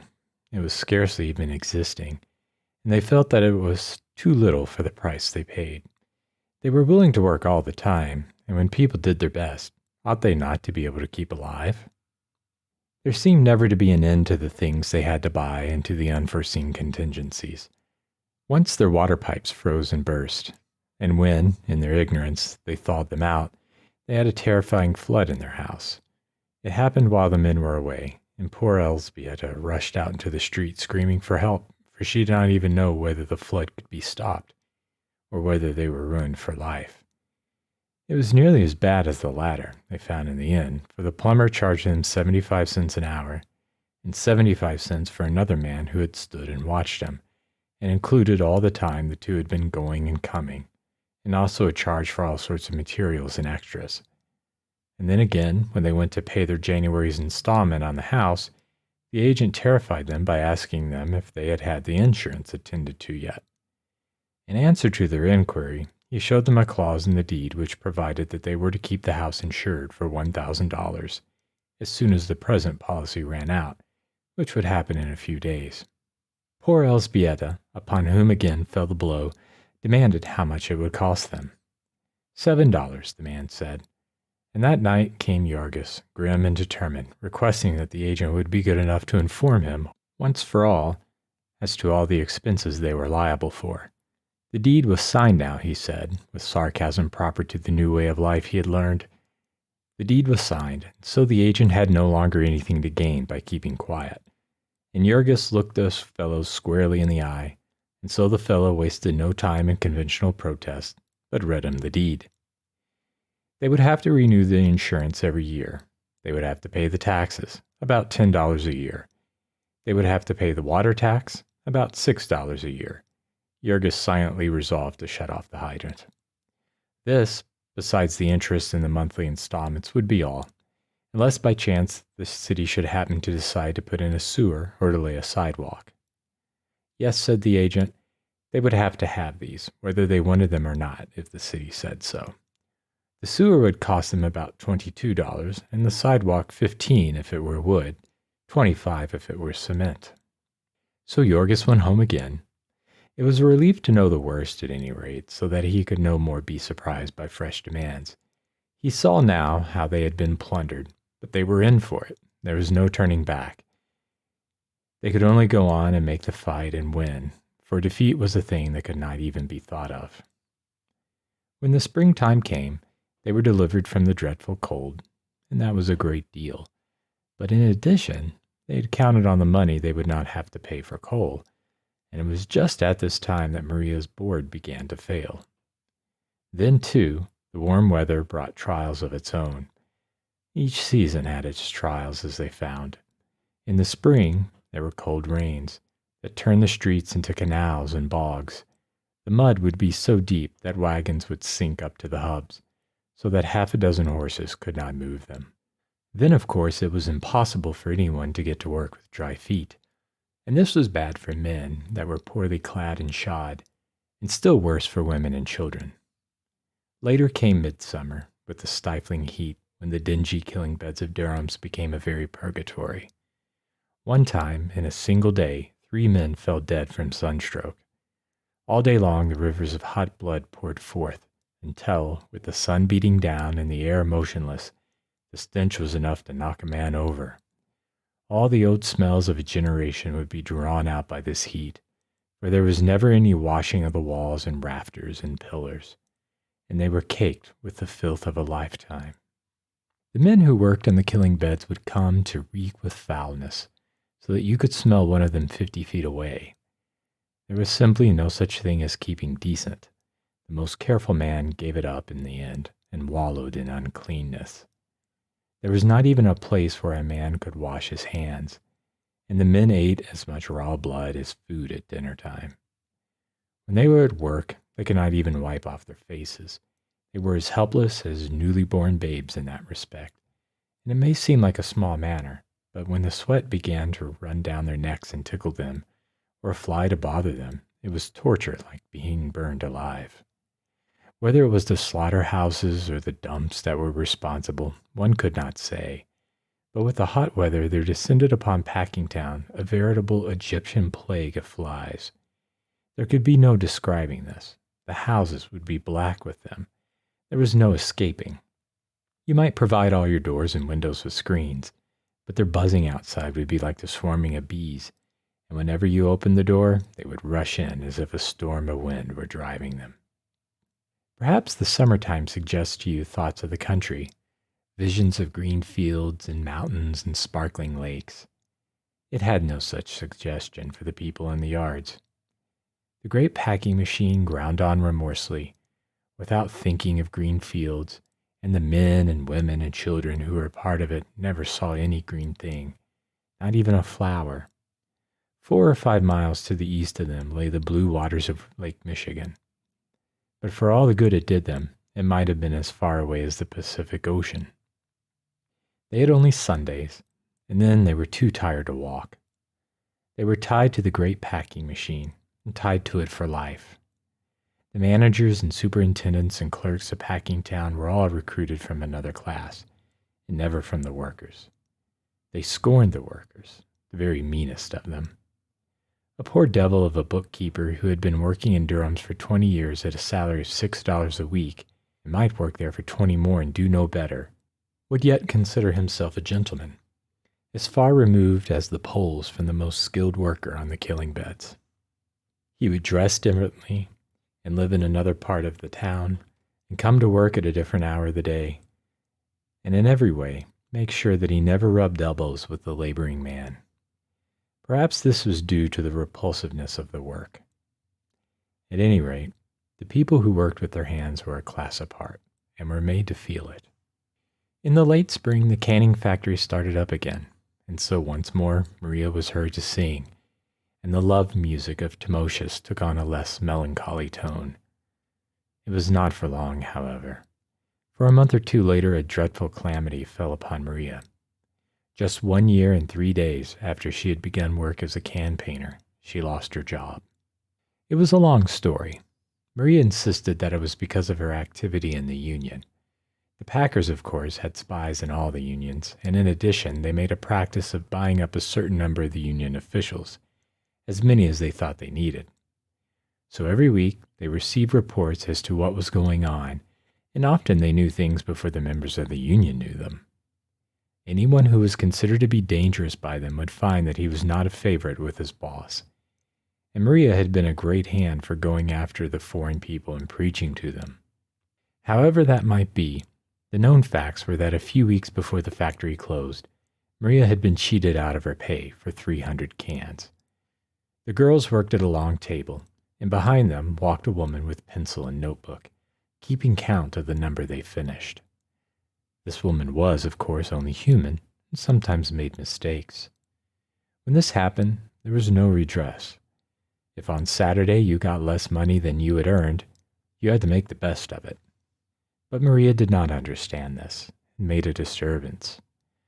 Maria's disturbances did not mean anything, and while she had known only Lithuanian and Polish, they had done no harm, for people only laughed at her and made her cry. But now Maria was able to call names in English, and so she got the woman who made the mistake to disliking her. Probably, as Maria claimed, she made mistakes on purpose after that. At any rate, she made them, and the third time it happened, Maria went on the warpath and took the matter first to the forelady, and when she got no satisfaction there, to the superintendent. This was unheard of presumption, but the superintendent said he would see about it, which Maria took to mean that she was going to get her money. After waiting 3 days, she went to see the superintendent again. This time, the man frowned and said that he had not had time to attend to it, and when Maria, against the advice and warning of everyone, tried it once more, he ordered her back to her work in a passion. Just how things happened after that, Maria was not sure, but that afternoon the forelady told her that her services would not be any longer required. Poor Maria could not have been more dumbfounded had the woman knocked her over the head. At first she could not believe what she heard, and then she grew furious and swore that she would come anyway, that her place belonged to her. In the end, she sat down in the middle of the floor and wept and wailed. It was a cruel lesson, but then Maria was headstrong. She should have listened to those who had had experience. The next time she would know her place, as the forelady expressed it. And so Maria went out, and the family faced the problem of inexistence again. It was especially hard this time, for Ona was to be confined before long, and Jurgis was trying hard to save up money for this. He had heard dreadful stories of the midwives, who grew as thick as fleas in packing town, and he had made up his mind that Ona must have a man-doctor. Jurgis could be very obstinate when he wanted to, and he was in this case, much to the dismay of the women, who felt that a man-doctor was an impropriety, and that the manor really belonged to them. The cheapest doctor they could find would charge them $15, and perhaps more when the bill came in. And here was Jurgis declaring that he would pay it, even if he had to stop eating in the meantime. Maria had only about $25 left. Day after day, she wandered about the yards begging for a job, but this time without hope of finding it. Maria could do the work of an able-bodied man when she was cheerful, but discouragement wore her out easily, and she would come home at night a pitiable object. She learned her lesson this time, poor creature. She learned it 10 times over. All the family learned it along with her. That when you have once got a job in Packingtown, you hang on to it, come what will. 4 weeks Maria hunted, and half of a 5th week. Of course, she stopped paying her dues to the union. She lost all interest in the union and cursed herself for a fool that she had ever been dragged into one. She had about made up her mind that she was a lost soul when somebody told her of an opening, and she went and got a place as a beef trimmer. She got this because the boss saw that she had the muscles of a man, and so he discharged a man and put Maria to do his work, paying her a little more than half what he had been paying before. When she first came to Packingtown, Maria would have scorned such work as this. She was in another canning factory, and her work was to trim the meat of those diseased cattle that Jurgis had been told about not long before. She was shut up in one of the rooms where the people seldom saw the daylight. Beneath her were the chilling rooms, where the meat was frozen, and above her were the cooking rooms. And so she stood on an ice-cold floor, while her head was often so hot that she could scarcely breathe. Trimming beef off the bones by the hundredweight, while standing up from early morning till late at night, with heavy boots on and the floor always damp and full of puddles, liable to be thrown out of work indefinitely because of a slackening in the trade, liable again to be kept overtime in rush seasons, and be worked till she trembled in every nerve and lost her grip on her slimy knife, and gave herself a poisoned wound. That was the new life that unfolded itself before Maria. But because Maria was a human horse, she merely laughed and went at it. It would enable her to pay her board again and keep the family going. And as for Timosius, well, they had waited a long time, and they could wait a little longer. They could not possibly get along upon his wages alone, and the family could not live without hers. He would come and visit her and sit in the kitchen and hold her hand, and he must manage to be content with that. But day by day, the music of Timosius's violin became more passionate and heartbreaking, and Maria would sit with her hands clasped and her cheeks wet, and all her body a tremble, hearing in the wailing melodies the voices of the unborn generations which cried out in her for life. Maria's lesson came just in time to save Ona from a similar fate. Ona, too, was dissatisfied with her place, and had far more reason than Maria. She did not tell half of her story at home, because she saw it was a torment to Jurgis, and she was afraid of what he might do.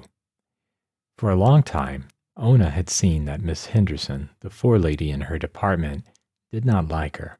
At first, she thought it was the old-time mistake she had made in asking for a holiday to get married. Then she concluded it must be because she did not give the forelady a present occasionally. She was the kind that took presents from the girls, Ona learned, and made all sorts of discriminations in favor of those who gave them. In the end, however, Ona discovered that it was even worse than that. Miss Henderson was a newcomer, and it was some time before rumor made her out, but finally it transpired that she was a kept woman, the former mistress of the superintendent of a department in the same building. He had put her there to keep her quiet, it seemed, and that not altogether with success, for once or twice they had been heard quarreling. She had the temper of a hyena, and soon the place she ran was a witch's cauldron. There were some of the girls who were of her own sort, who were willing to toady to her and flatter her, and these would carry tales about the rest, and so the furies were unchained in the place. Worse than this, the woman lived in a bawdy house downtown, with a coarse, red-faced Irishman named Connor, who was the boss of the loading gang outside, and would make free with the girls as they went to and from their work. In the slack seasons, some of them would go with Miss Henderson to this house downtown. In fact, it would not be too much to say that she managed her department at Brown's in conjunction with it. Sometimes women from the house would be given places alongside of decent girls, and after other decent girls had been turned off to make room for them. When you worked in this woman's department, the house downtown was never out of your thoughts all day. There were always whiffs of it to be caught, like the odor of the packing town rendering plants at night when the wind shifted suddenly. There would be stories about it going the rounds. The girls opposite you would be telling them and winking at you. In such a place, Ona would not have stayed a day but for starvation. And as it was, she was never sure that she could stay the next day. She understood now that the real reason that Miss Henderson hated her was that she was a decent married girl, and she knew that the talebearers and the toadies hated her for the same reason, and were doing their best to make her life miserable. But there was no place a girl could go in Packingtown, if she was particular about things of this sort. There was no place in it where a prostitute could not get along better than a decent girl.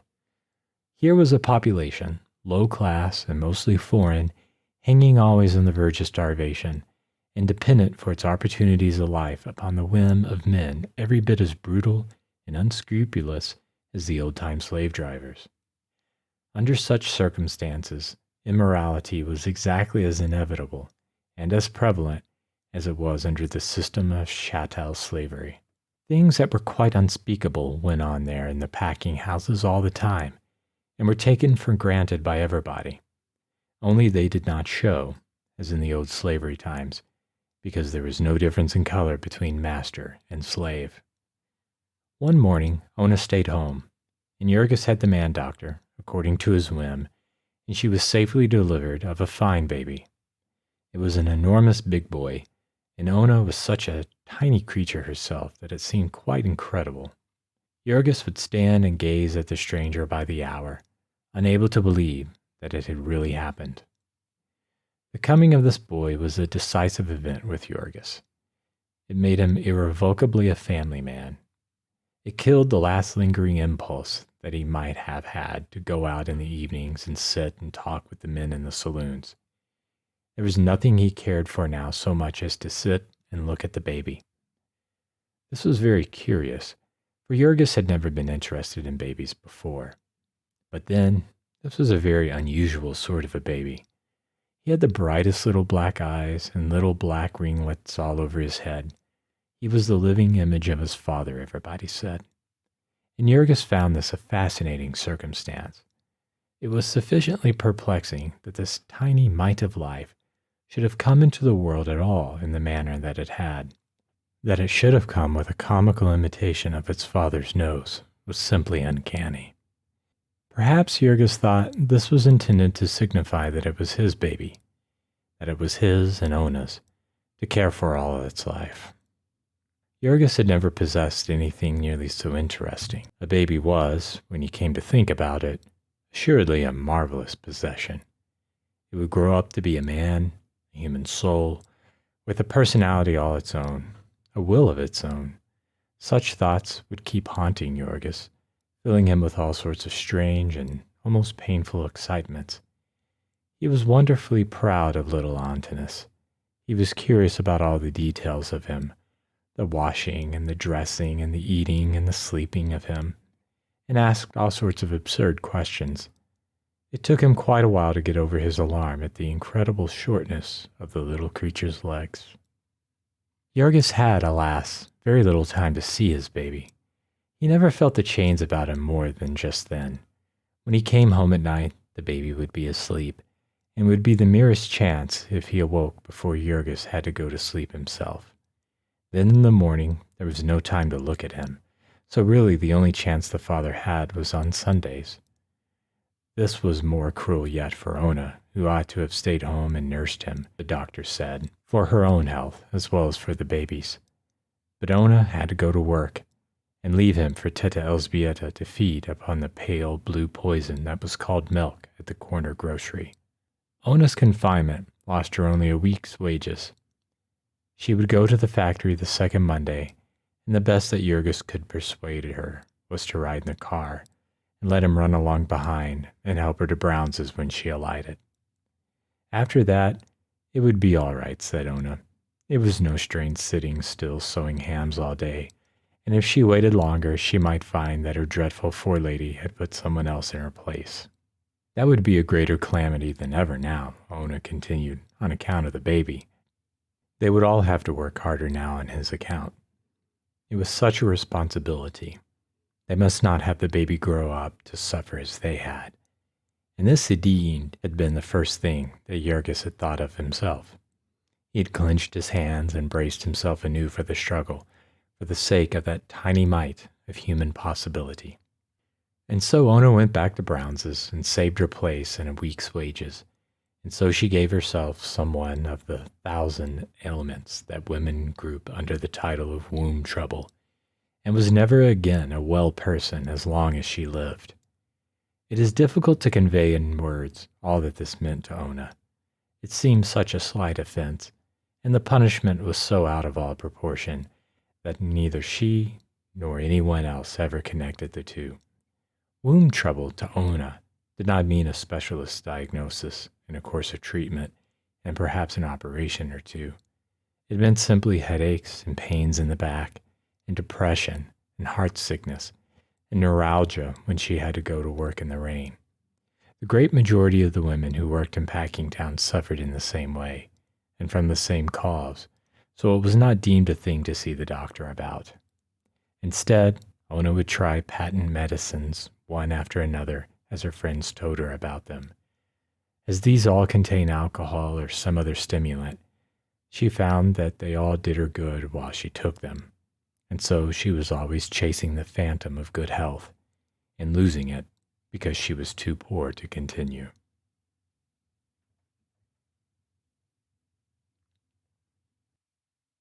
Chapter 11. During the summer, the packing houses were in full activity again, and Jurgis made more money.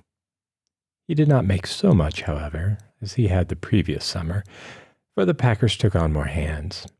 There were more new men every week, it seemed. It was a regular system, and this number they would keep over the next slack season, so that everyone would have less than ever. Sooner or later, by this plan, they would have all the floating labor of Chicago trained to do their work. And how very cunning a trick was that!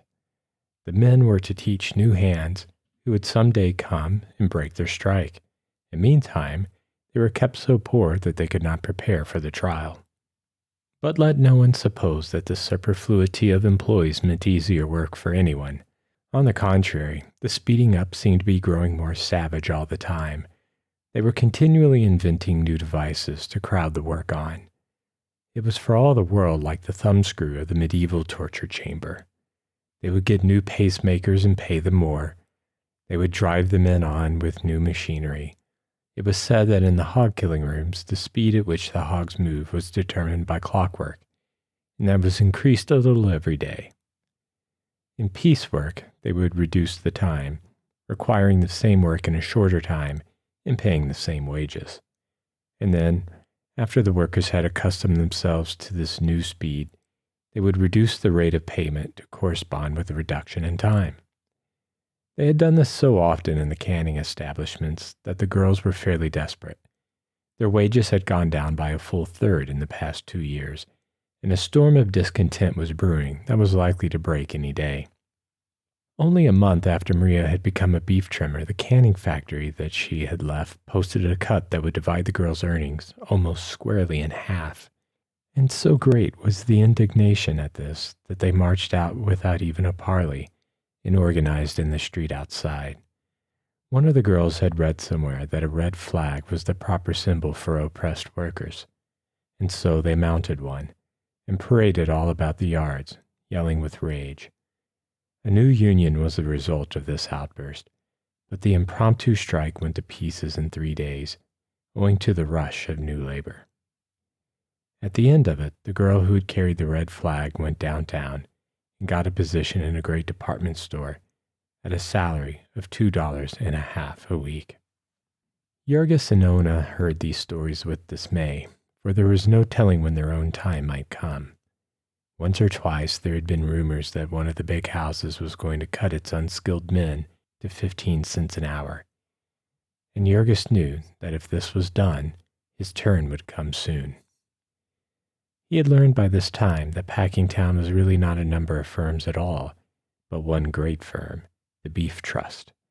And every week the managers of it got together and compared notes, and there was one scale for all the workers in the yards. and one standard of efficiency. Jurgis was told that they also fixed the price they would pay for beef on the hoof and the price of all dressed meat in the country, but that was something he did not understand or care about.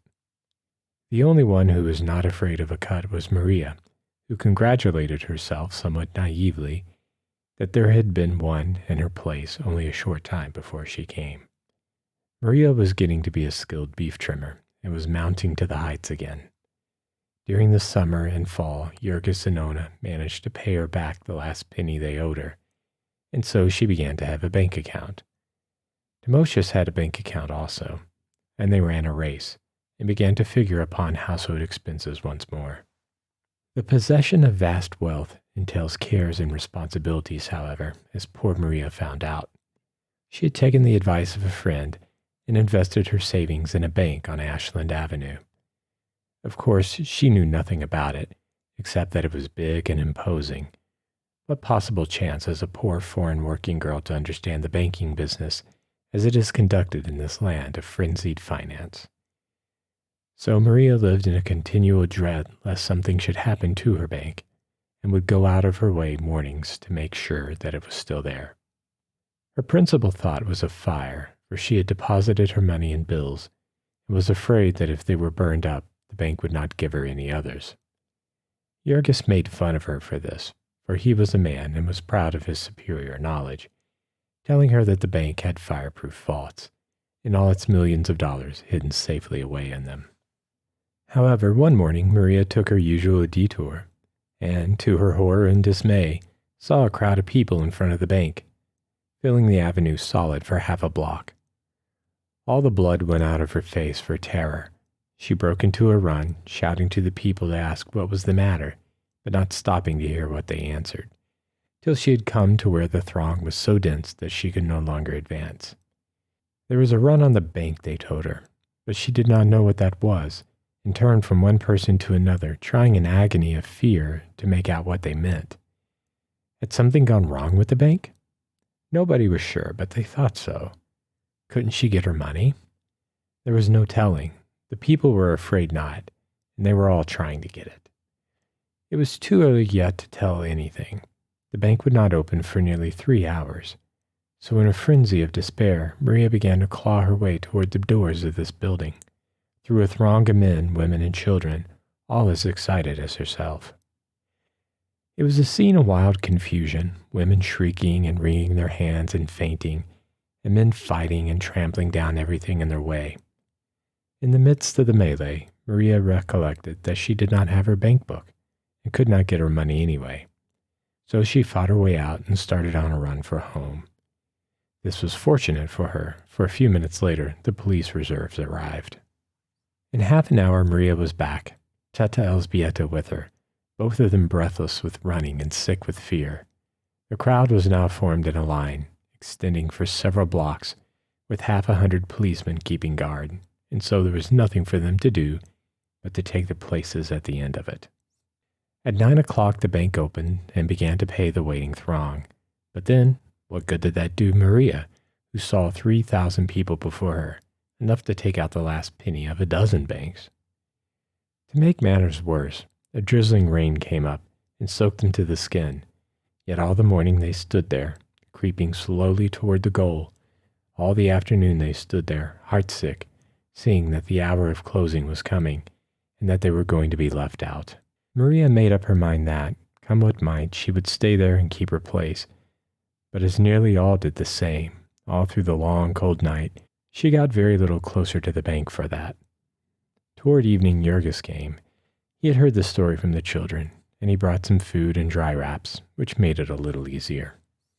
The next morning, before daybreak, came a bigger crowd than ever, and more policemen from downtown. Maria held on like grim death, and toward afternoon she got into the bank and got her money, all in big silver dollars, a handkerchief full. When she had once got her hands on them, her fear vanished, and she wanted to put them back again, but the man at the window was savage, and said that the bank would receive no more deposits from those who had taken part in the run. So Maria was forced to take her dollars home with her, watching to left and right, expecting every instant that someone would try to rob her, and when she got home, she was not much better off. Until she could find another bank, there was nothing to do but sew them up in her clothes, and so Maria went about for a week or more, loaded down with bullion, and afraid to cross the street in front of the house, because Jurgis told her she would sink out of sight in the mud.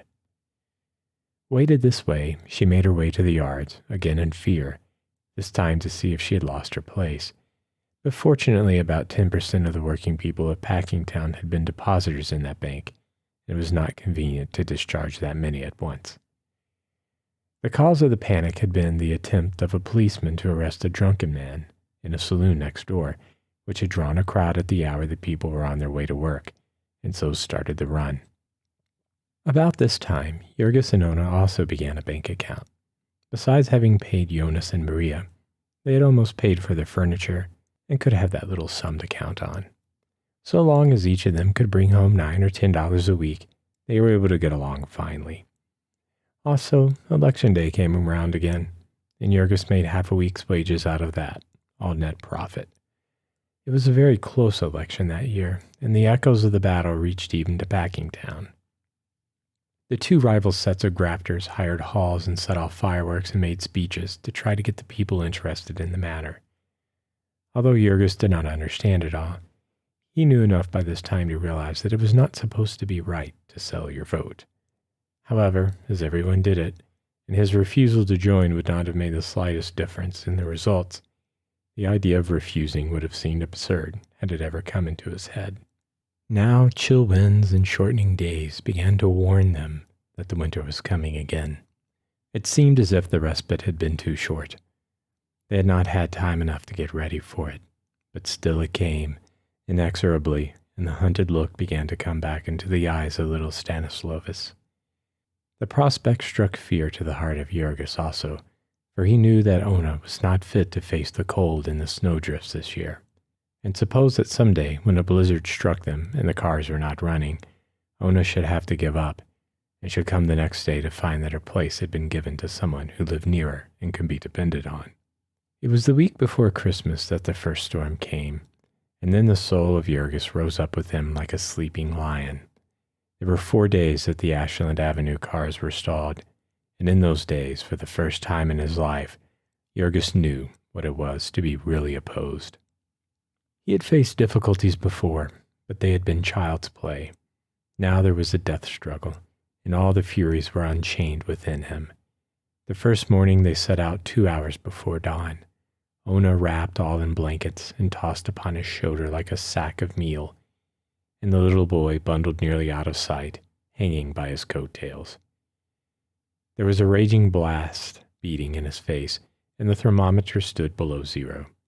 The snow was never short of his knees, and in some of the drifts it was nearly up to his armpits. It would catch his feet and try to trip him. It would build itself into a wall before him to beat him back, and he would fling himself into it, plunging like a wounded buffalo, puffing and snorting in rage. So foot by foot he drove his way, and when at last he came to Durham's, he was staggering and almost blind, and leaned against a pillar, gasping, and thanking God that the cattle came late to the killing beds that day. In the evening the same thing had to be done again, and because Jurgis could not tell what hour of the night he would get off, he got a saloon keeper to let Ona sit and wait for him in a corner. Once it was 11 o'clock at night, and black as the pit, but still they got home. That blizzard knocked many a man out, for the crowd outside begging for work was never greater, and the packers would not wait long for anyone. When it was over, the soul of Jurgis was a song, for he had met the enemy and conquered, and felt himself the master of his fate. So it might be with some monarch of the forest that has vanquished his foes in fair fight, and then falls into some cowardly trap in the night time. A time of peril on the killing beds was when a steer broke loose. Sometimes, in the haste of speeding up, they would dump one of the animals out on the floor before it was fully stunned, and would get upon its feet and run amok. Then there would be a yell of warning. The men would drop everything and dash for the nearest pillar, slipping here and there on the floor and tumbling over each other. This was bad enough in the summer when a man could see. In winter time, it was enough to make your hair stand up, for the room would be so full of steam that you could not make anything out 5 feet in front of you. To be sure, the steer was generally blind and frantic, and not especially bent on hurting anyone, but think of the chances of running upon a knife while nearly every man had one in his hand. And then, to cap the climax, the floor boss would come rushing up with a rifle and begin blazing away. It was in one of these melees that Jurgis fell into his trap. That is the only word to describe it. It was so cruel and so utterly not to be foreseen. At first he hardly noticed it. It was such a slight accident, simply that in leaping out of the way, he turned his ankle. There was a twinge of pain, but Jurgis was used to pain and did not coddle himself. When he came to walk home, however, he realized that it was hurting him a great deal, and in the morning his ankle was swollen out nearly double its size, and he could not get his foot into his shoe. Still, even then, he did nothing more than swear a little, and wrapped his foot in old rags, and hobbled out to take the car. It chanced to be a rush day at Durham's, and all the long morning he limped about with his aching foot. By noontime the pain was so great that it made him faint, and after a couple of hours in the afternoon he was fairly beaten, and had to tell the boss. They sent for the company doctor, and he examined the foot and told Jurgis to go home to bed, adding that he had probably laid himself up for months by his folly. The injury was not one that Durham and Company could be held responsible for, and so that was all there was to it, so far as the doctor was concerned. Jurgis got home somehow, scarcely able to see for the pain, and with an awful terror in his soul. Elzbieta helped him into bed and bandaged his injured foot with cold water and tried hard not to let him see her dismay. When the rest came home at night, she met them outside and told them, and they too put on a cheerful face, saying it would only be for a week or two, and that they would pull him through. When they had gotten him to sleep, however, they sat by the kitchen fire and talked it over in frightened whispers. They were in for a siege, that was plainly to be seen. Jurgis had only about $60 in the bank, and the slack season was upon them. Both Jonas and Maria might soon be earning no more than enough to pay their board, and besides that, there were only the wages of Ona and the pittance of the little boy. There was the rent to pay, and still some on the furniture. There was the insurance just due, and every month there was sack after sack of coal. It was January, midwinter, an awful time to have to face privation. Deep snows would come again, and who would carry Ona to her work now? She might lose her place. She was almost certain to lose it. And then little Stanislaus began to whimper. Who would take care of him? It was dreadful that an accident of this sort, that no man can help, should have meant such suffering. The bitterness of it was the daily food and drink of Jurgis. It was of no use for them to try to deceive him. He knew as much about the situation as they did, and he knew that the family might literally starve to death. The worry of it fairly ate him up. He began to look haggard the first 2 or 3 days of it. In truth, it was almost maddening for a strong man like him, a fighter, to have to lie there helpless on his back. It was for all the world the old story of Prometheus Bound. As Jurgis lay on his bed, hour after hour, there came to him emotions that he had never known before. Before this, he had met life with a welcome. It had its trials, but none that a man could not face. But now, in the night time, when he lay tossing about, there would come stalking into his chamber a grisly phantom, the sight of which made his flesh curl and his hair to bristle up. It was like seeing the world fall away from underneath his feet, like plunging down into a bottomless abyss, into yawning caverns of despair. It might be true then, after all, what others had told him about life, that the best powers of a man might not be equal to it. It might be true that, strive as he would, toil as he would, he might fail, and go down and be destroyed. The thought of this was like an icy hand at his heart. The thought that here, in this ghastly home of all horror, he and all those who were dear to him might lie and perish of starvation and cold, and there would be no ear to hear their cry, no hand to help them.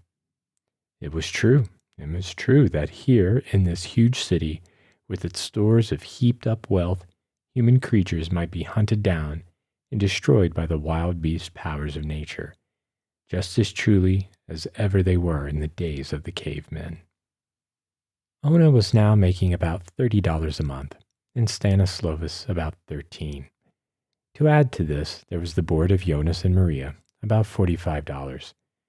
Deducting from this the rent, interest, and installments on the furniture, they had left $60, and deducting the coal, they had $50. They did without everything that human beings could do without. They went in old and ragged clothing that left them at the mercy of the cold, and when the children's shoes wore out, they tied them up with string. Half invalid as she was, Ona would do herself harm by walking in the rain and cold when she ought to have ridden.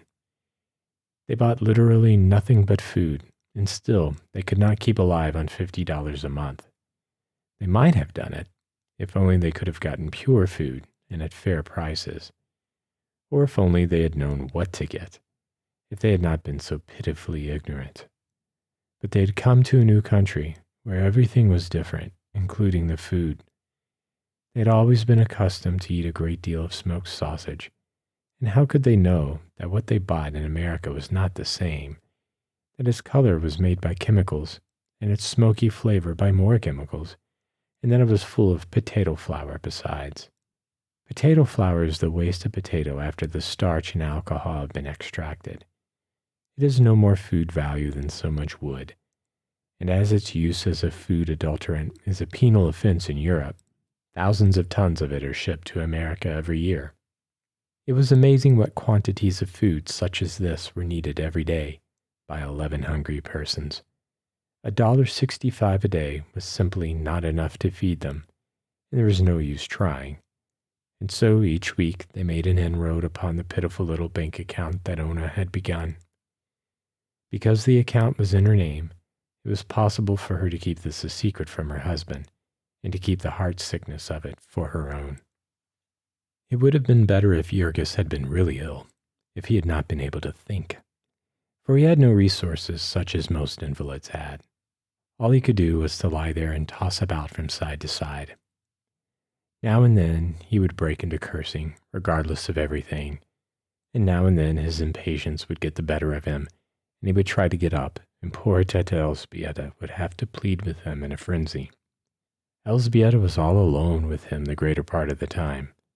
She would sit and smooth his forehead by the hour, and talk to him and try to make him forget. Sometimes it would be too cold for the children to go to school, and they would have to play in the kitchen where Jurgis was, because it was the only room that was half warm. These were dreadful times, for Jurgis would get as cross as any bear. He was scarcely to be blamed, for he had enough to worry him, and it was hard when he was trying to take a nap to be kept awake by noisy and peevish children. Elzbieta's only resource in those times was little Antinous.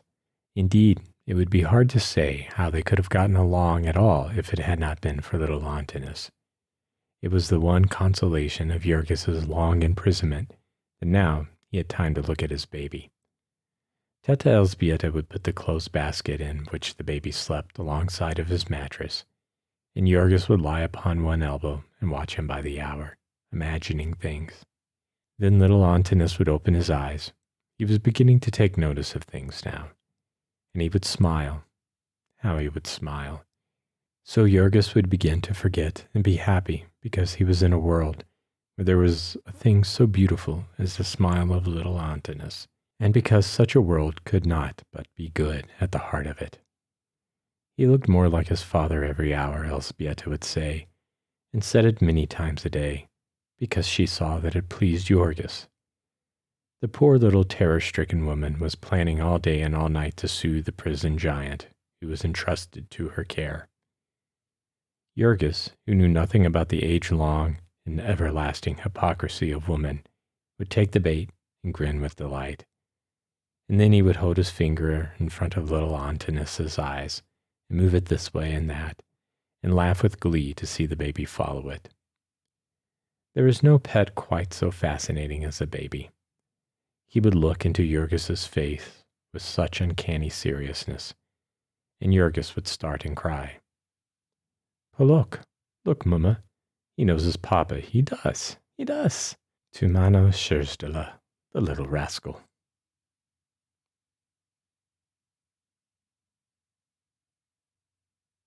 Chapter 12. For 3 weeks after his injury, Jurgis never got up from bed. It was a very obstinate sprain. The swelling would not go down, and the pain still continued. At the end of that time, however, he would contain himself no longer, and began trying to walk a little every day, laboring to persuade himself that he was better. No arguments could stop him, and 3 or 4 days later he declared that he was going back to work. He limped to the cars and got to Brown's, where he found that the boss had kept his place. That is, he was willing to turn out into the snow the poor devil he had hired in the meantime. Every now and then the pain would force Jurgis to stop work, but he stuck it out till nearly an hour before closing. Then he was forced to acknowledge that he could not go on without fainting.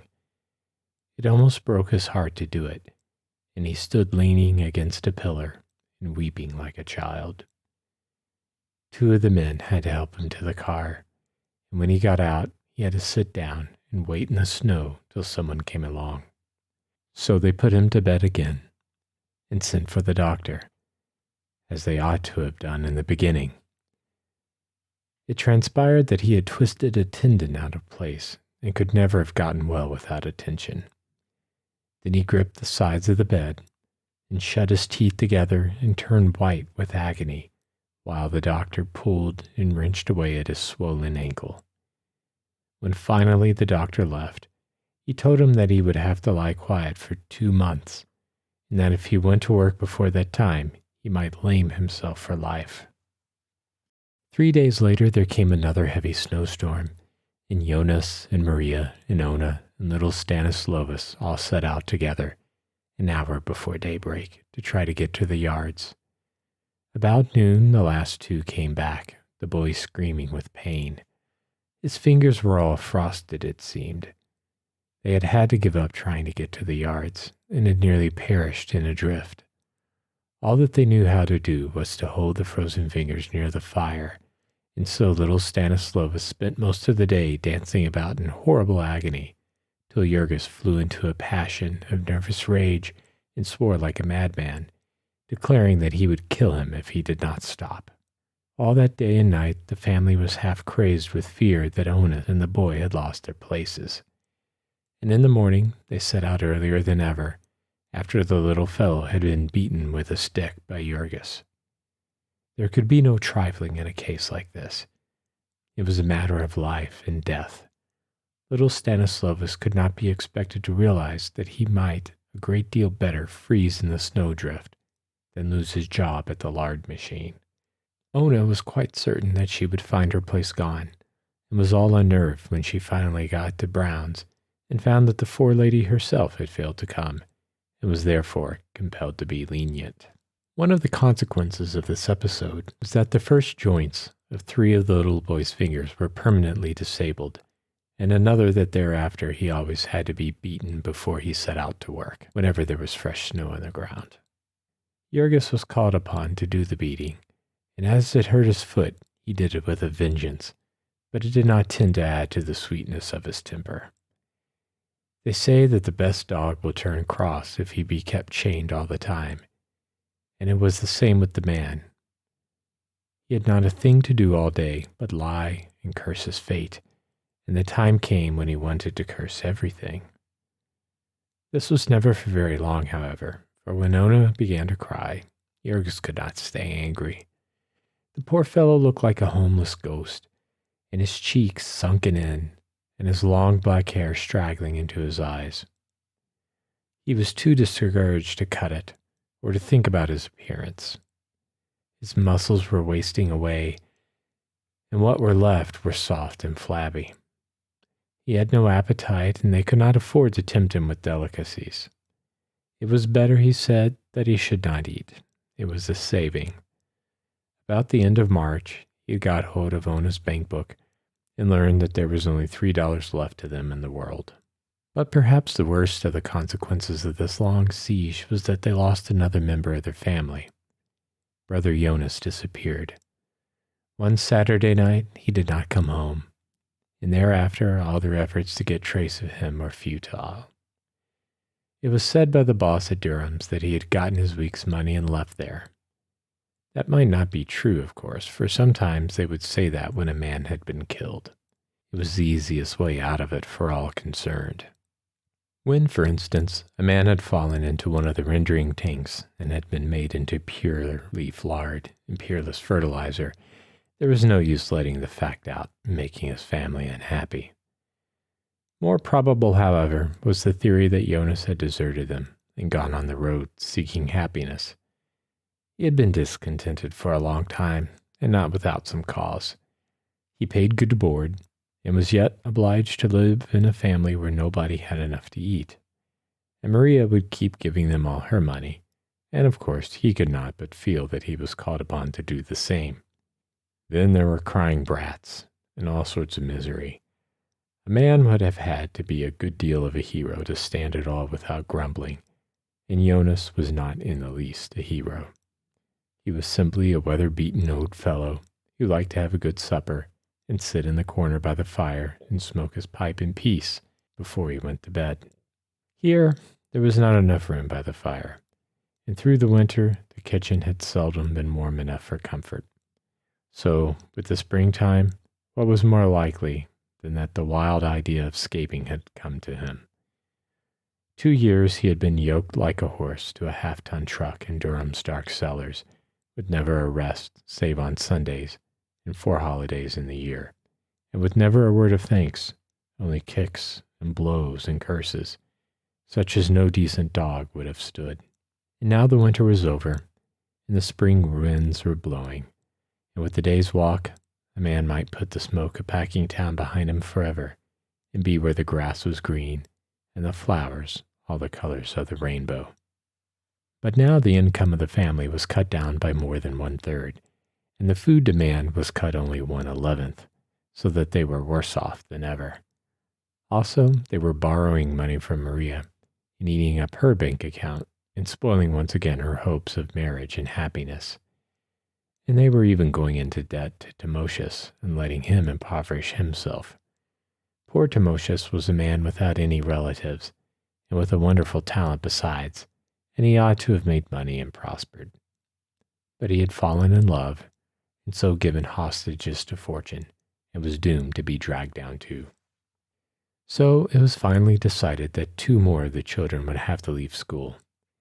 Next to Stanislaus, who was now 15, there was a girl, little Katrina, who was 2 years younger, and then 2 boys, Viliamas, who was 11, and Nikolaus, who was 10. Both of these last were bright boys, and there was no reason why their family should starve, when tens of thousands of children no older were earning their own livings. So one morning they were given a quarter apiece and a roll with a sausage in it, and, with their minds top-heavy with good advice, were sent out to make their way to the city and learn to sell newspapers. They came back late at night in tears, having walked for the 5 or 6 miles to report that a man had offered to take them to a place where they sold newspapers, and had taken their money and gone into a store to get them, and never more been seen. So they both received a whipping, and the next morning set out again. This time they found the newspaper place, and procured their stock, and after wandering about till nearly noontime, saying "paper" to everyone they saw, they had all their stock taken away and received a thrashing besides from a big newsman upon whose territory they had trespassed. Fortunately, however, they had already sold some papers, and came back with nearly as much as they started with.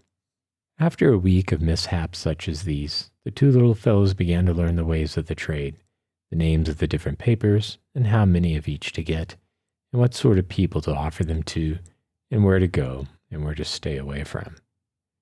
After this, leaving home at 4 o'clock in the morning and running about the streets, first with morning papers and then with evening, they might come home late at night with 20 or 30 cents apiece, possibly as much as 40 cents. From this, they had to deduct a car fare since the distance was so great, but after a while they made friends and learned still more, and then they would save their car fare.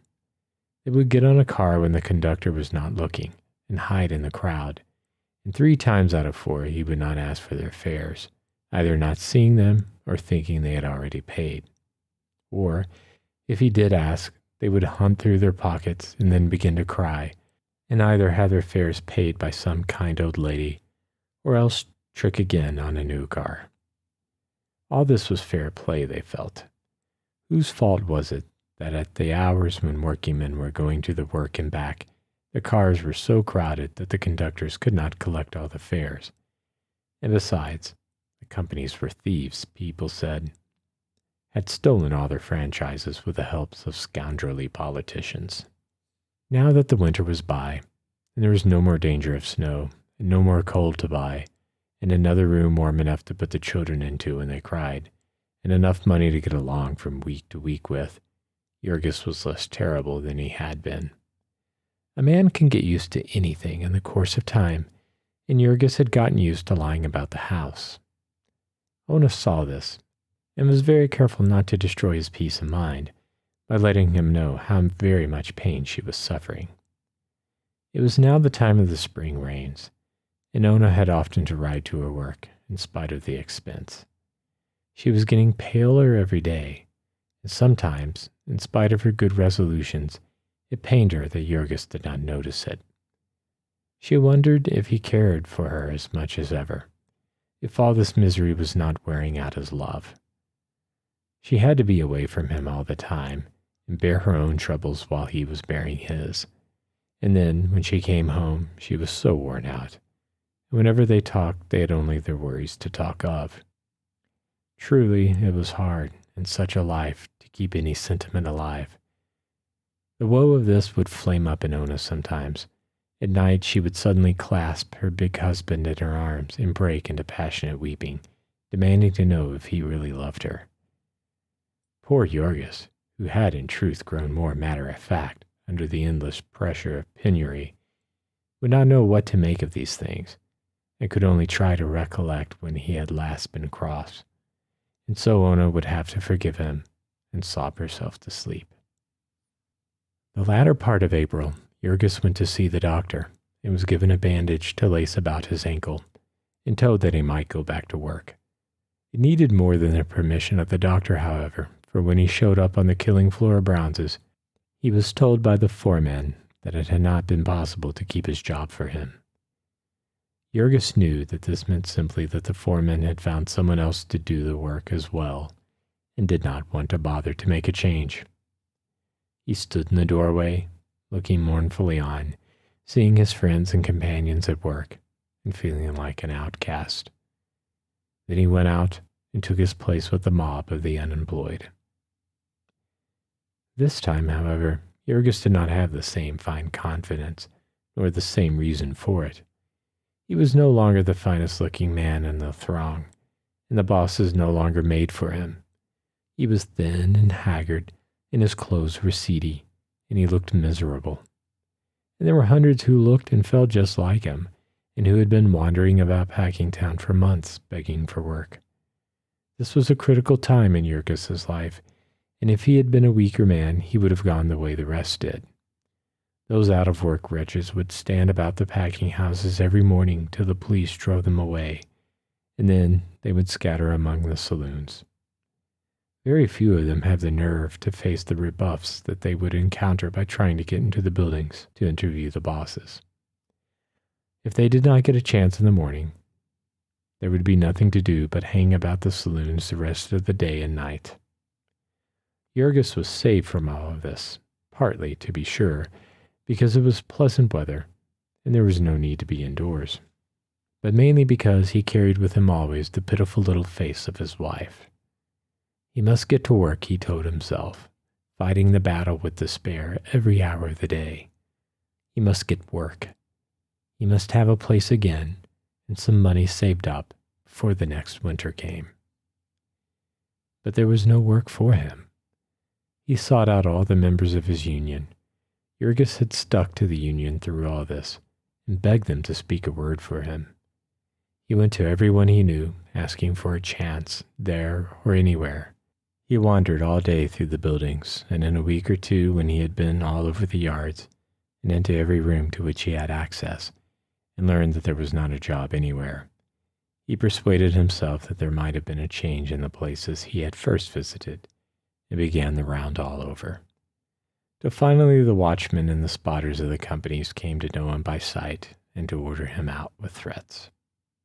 Then there was nothing more for him to do but go with the crowd in the morning and keep in the front row and look eager, and when he failed, go back home and play with little Katrina and the baby. The peculiar bitterness of all this was that Jurgis saw so plainly the meaning of it. In the beginning, he had been fresh and strong, and he had gotten a job the first day.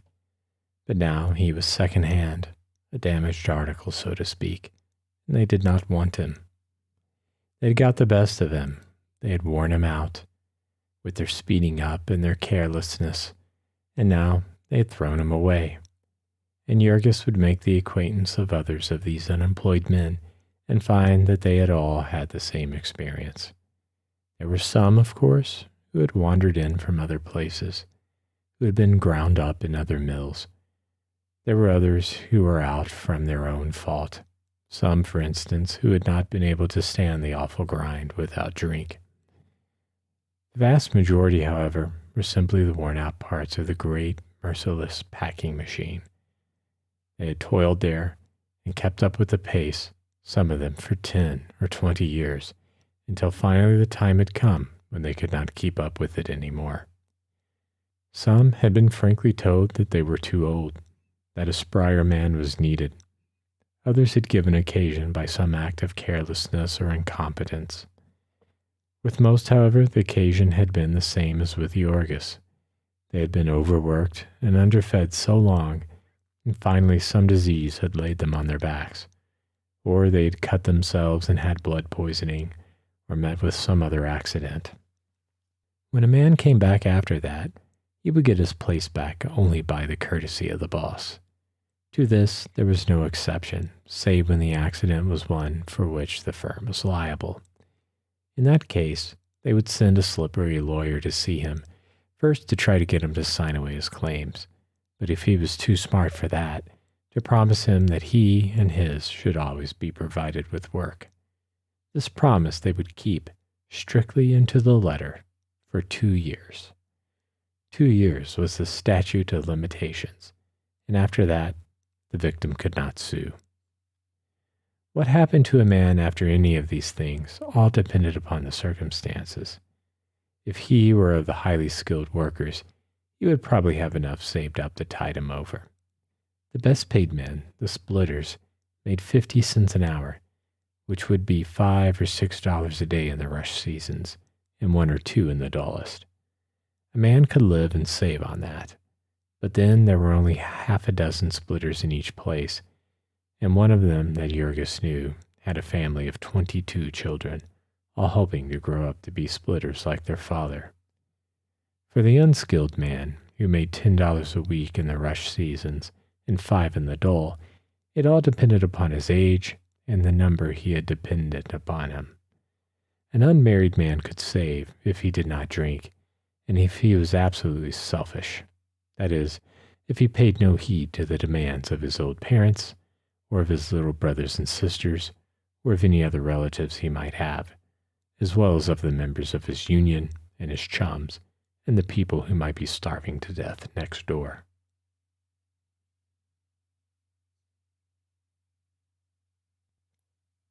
Chapter 13. During this time that Jurgis was looking for work, occurred the death of little Christophorus, one of the children of Teta Elzbieta. Both Christophorus and his brother Iosapas were cripples, the latter having lost one leg by having it run over, and Christophorus having congenital dislocation of the hip, which made it impossible for him ever to walk. He was the last of Teta Elzbieta's children, and perhaps he had been intended by nature to let her know that she had had enough. At any rate, he was wretchedly sick and undersized. He had the rickets, and though he was over 3 years old, he was no bigger than an ordinary child of 1. All day long he would crawl around the floor in a filthy little dress, whining and fretting because the floor was full of drafts. He was always catching cold, and snuffling because his nose ran. This made him a nuisance and a source of endless trouble in the family. For his mother, with a natural perversity, loved him best of all her children, and made a perpetual fuss over him, would let him do anything undisturbed, and would burst into tears when his fretting drove Jurgis wild. And now he died. Perhaps it was the smoked sausage he had eaten that morning, which may have been made out of some of the tubercular pork that was condemned as unfit for export. At any rate, an hour after eating it, the child had begun to cry with pain, and in another hour he was rolling about on the floor in convulsions. Little Katrina, who was all alone with him, ran out screaming for help, and after a while a doctor came, but not until Christophorus had howled his last howl. No one was really sorry about this except poor Elzbieta, who was inconsolable.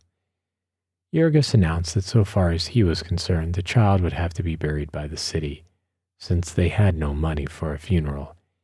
And at this, the poor woman almost went out of her senses, wringing her hands and screaming with grief and despair. Her child to be buried in a pauper's grave, and her stepdaughter to stand by and hear it said without protesting. It was enough to make Ona's father rise up out of his grave to rebuke her. If it had come to this, they might as well give up at once and be buried all of them together. In the end, Maria said that she would help with $10, and Jurgis, being still obdurate, Elzbieta went in tears and begged the money from the neighbors, and so little Christophorus had a mass and a hearse with white plumes on it, and a tiny plot in a graveyard with a wooden cross to mark the place. The poor mother was not the same for months after that. The mere sight of the floor where little Christophorus had crawled about would make her weep. He had never had a fair chance, poor little fellow, she would say. He had been handicapped from his birth. If only she had heard about it in time, so that she might have had that great doctor to cure him of his lameness. Some time ago, Elzbieta was told, a Chicago billionaire had paid a fortune to bring a great European surgeon over to cure his little daughter of the same disease from which Christophorus had suffered.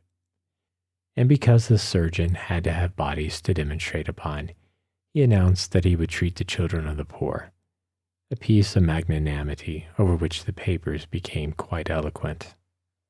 Elzbieta, alas, did not read the papers, and no one had told her. But perhaps it was as well, for just when they would not have had the car fare to spare to go every day to wait upon the surgeon, nor, for that matter, anybody with the time to take the child. All this while that he was seeking for work, there was a dark shadow hanging over Jurgis, as if a savage beast were lurking somewhere in the pathway of his life, and he knew it, and yet could not help approaching the place. There are all stages of being out of work in Packingtown, and he faced in dread the prospect of reaching the lowest. There is a place that waits for the lowest man, the fertilizer plant. The men would talk about it in awe-stricken whispers. Not more than 1 in 10 had ever really tried it. The other 9 had contented themselves with hearsay evidence and a peep through the door. There were some things worse than even starving to death. They would ask Jurgis if he had worked there yet, and if he meant to. And Jurgis would debate the matter with himself.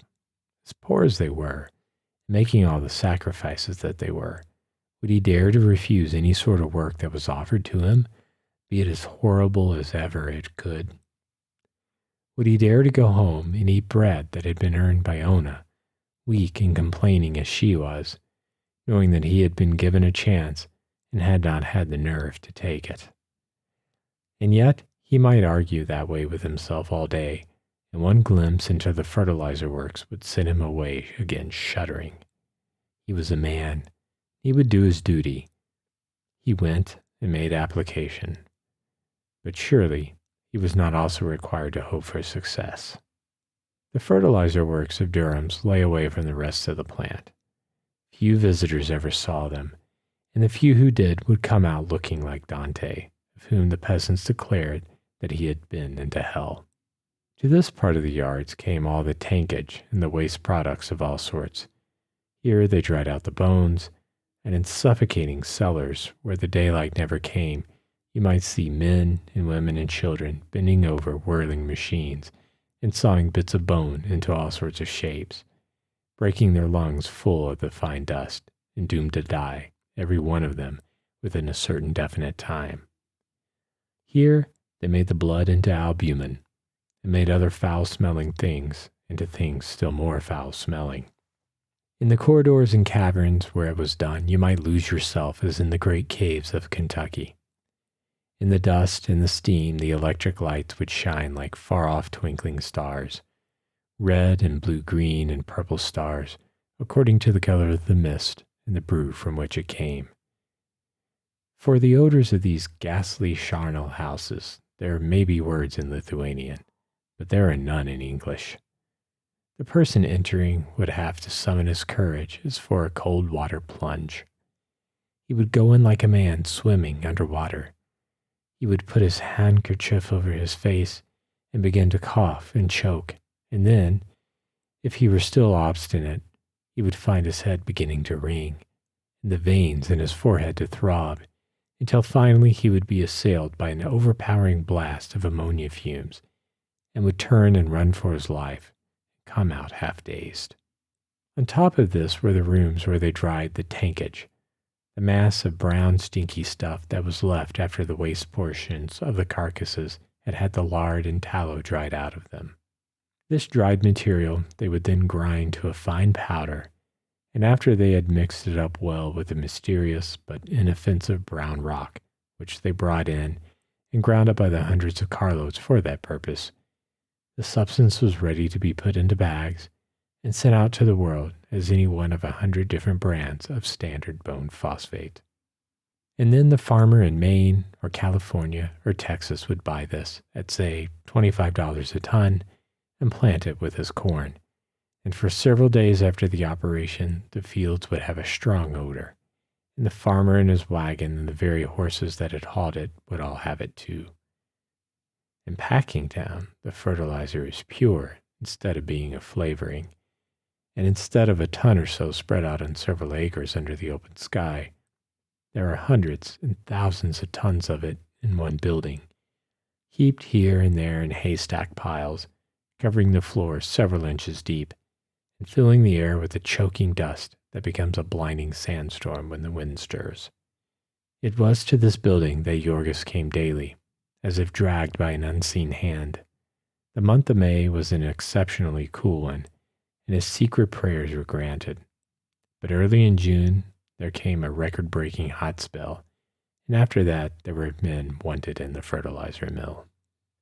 The boss of the grinding room had come to know Jorgis by this time, and had marked him for a likely man.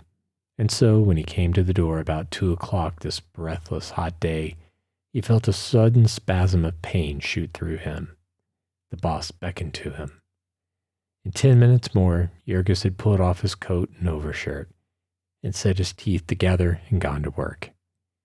Here was one more difficulty for him to meet and conquer. His labor took him about 1 minute to learn. Before him was one of the vents of the mill in which the fertilizer was being ground, rushing forth in a great brown river with a spray of the finest dust flung forth in clouds. Jorgis was given a shovel, and along with half a dozen others, it was his task to shovel this fertilizer into carts.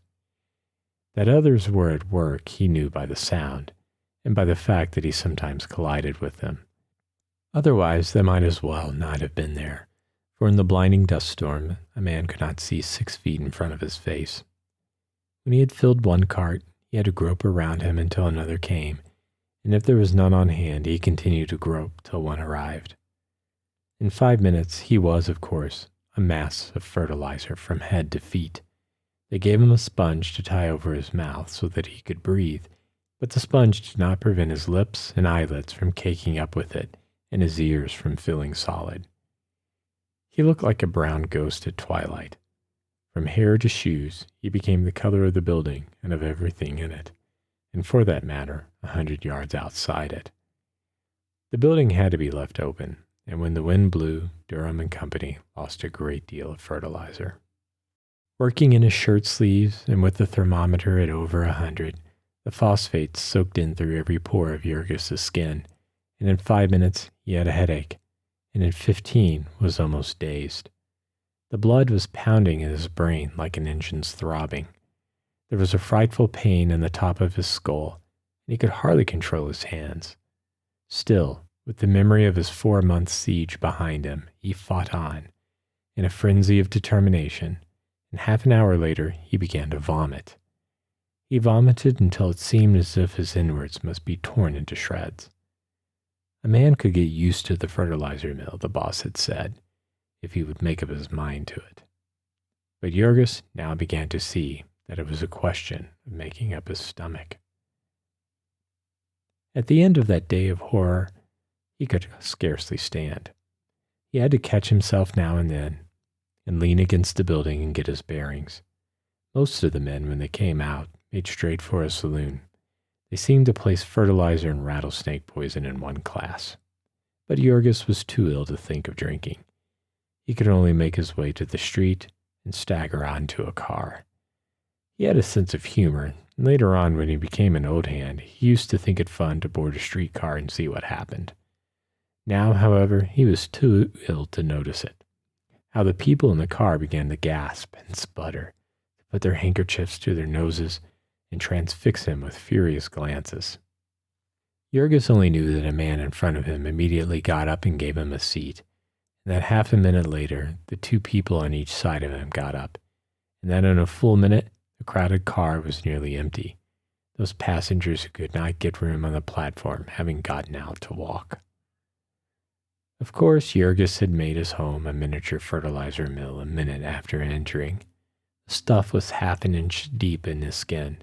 His whole system was full of it, and it would have taken a week not merely of scrubbing, but of vigorous exercise to get it out of him. As it was, he could be compared with nothing known to men, save that newest discovery of the savants, a substance which emits energy for an unlimited time, without being itself in the least diminished in power. He smelled so that he made all the food at the table taste, and set the whole family to vomiting. For himself, it was 3 days before he could keep anything upon his stomach. He might wash his hands and use a knife and fork, but were not his mouth and throat filled with the poison? And still, Jurgis stuck it out. In spite of splitting headaches, he would stagger down to the plant and take up his stand once more and begin to shovel in the blinding clouds of dust. And so, at the end of the week, he was a fertilizer man for life. He was able to eat again, and though his head never stopped aching, it ceased to be so bad that he could not work. So there passed another summer. It was a summer of prosperity all over the country, and the country ate generously of packing house products, and there was plenty of work for all the family, in spite of the packers' efforts to keep a superfluity of labor. They were again able to pay their debts and to begin to save a little sum, but there were 1 or 2 sacrifices they considered too heavy to be made for long. It was too bad that the boys should have to sell papers at their age. It was utterly useless to caution them and plead with them. Quite without knowing it, they were taking on the tone of their new environment. They were learning to swear in voluble English. They were learning to pick up cigar stumps and smoke them, to pass hours of their time gambling with pennies and dice and cigarette cards. They were learning the location of all the houses of prostitution on the levee, and the names of the madames who kept them, and the days when they gave their state banquets, which the police captains and the big politicians all attended. If a visiting country customer were to ask them, they could show him which was Hinky Dink's famous saloon, and could even point out to him by name the different gamblers and thugs and hold-up men who made the place their headquarters. And worse yet, the boys were getting out of the habit of coming home at night. What was the use, they would ask, of wasting time and energy in a possible car fare, riding out to the stockyards every night when the weather was pleasant, and they could crawl under a truck or into an empty doorway and sleep exactly as well. So long as they brought home $50 for each day, What mattered it when they brought it? But Jorgis declared that from this to ceasing to come at all would not be a very long step, and so it was decided that Velimas and Nikolaus should return to school in the fall, and that instead Elzbieta should go out and get some work, her place at home being taken by her younger daughter.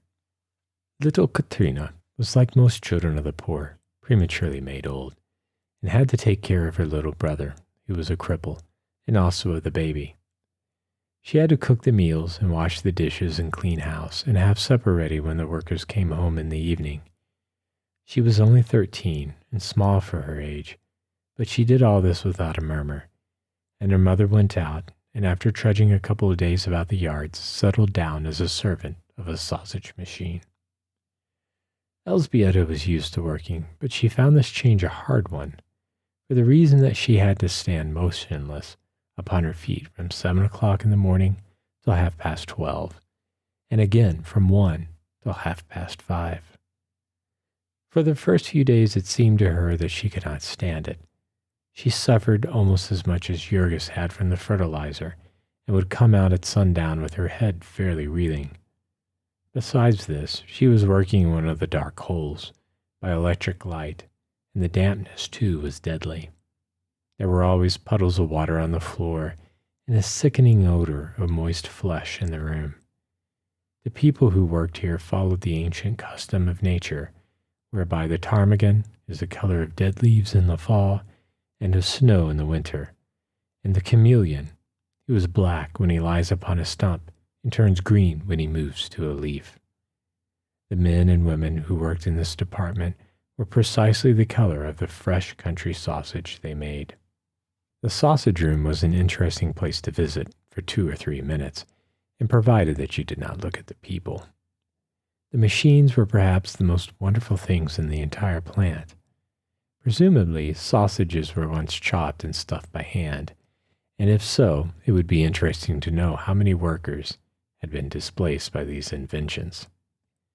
On one side of the room were the hoppers, into which men shoveled loads of meat in wheelbarrows full of spices, and these great bowls were whirling knives that made 2,000 revolutions a minute. And when the meat was ground fine and adulterated with potato flour and well mixed with water, it was forced to the stuffing machines on the other side of the room. The latter were tended by women.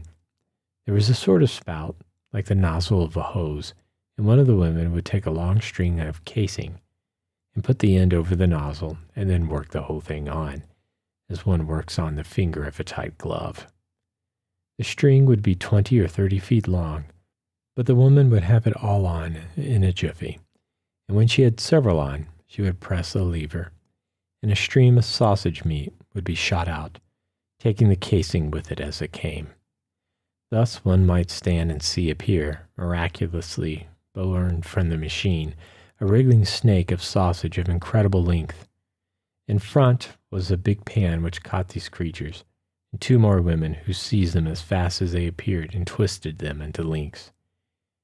This was for the uninitiated the most perplexing work of all, for all that the woman had to give was a single turn of the wrist, and in some way she contrived to give it so that instead of an endless chain of sausages, one after another, there grew under her hands a bunch of strings, all dangling from a single center.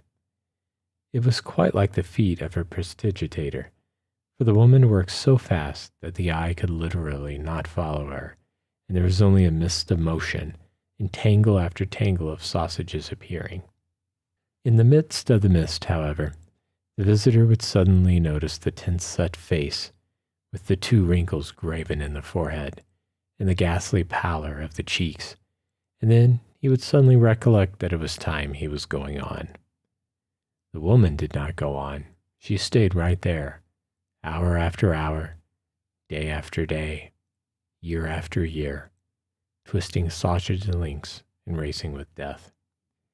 It was piecework, and she was apt to have a family to keep alive, and stern and ruthless economic laws had arranged it that she could only do this by working just as she did, with all her soul upon her work, and with never an instant for a glance at the well-dressed ladies and gentlemen who came to stare at her, as at some wild beast in a menagerie.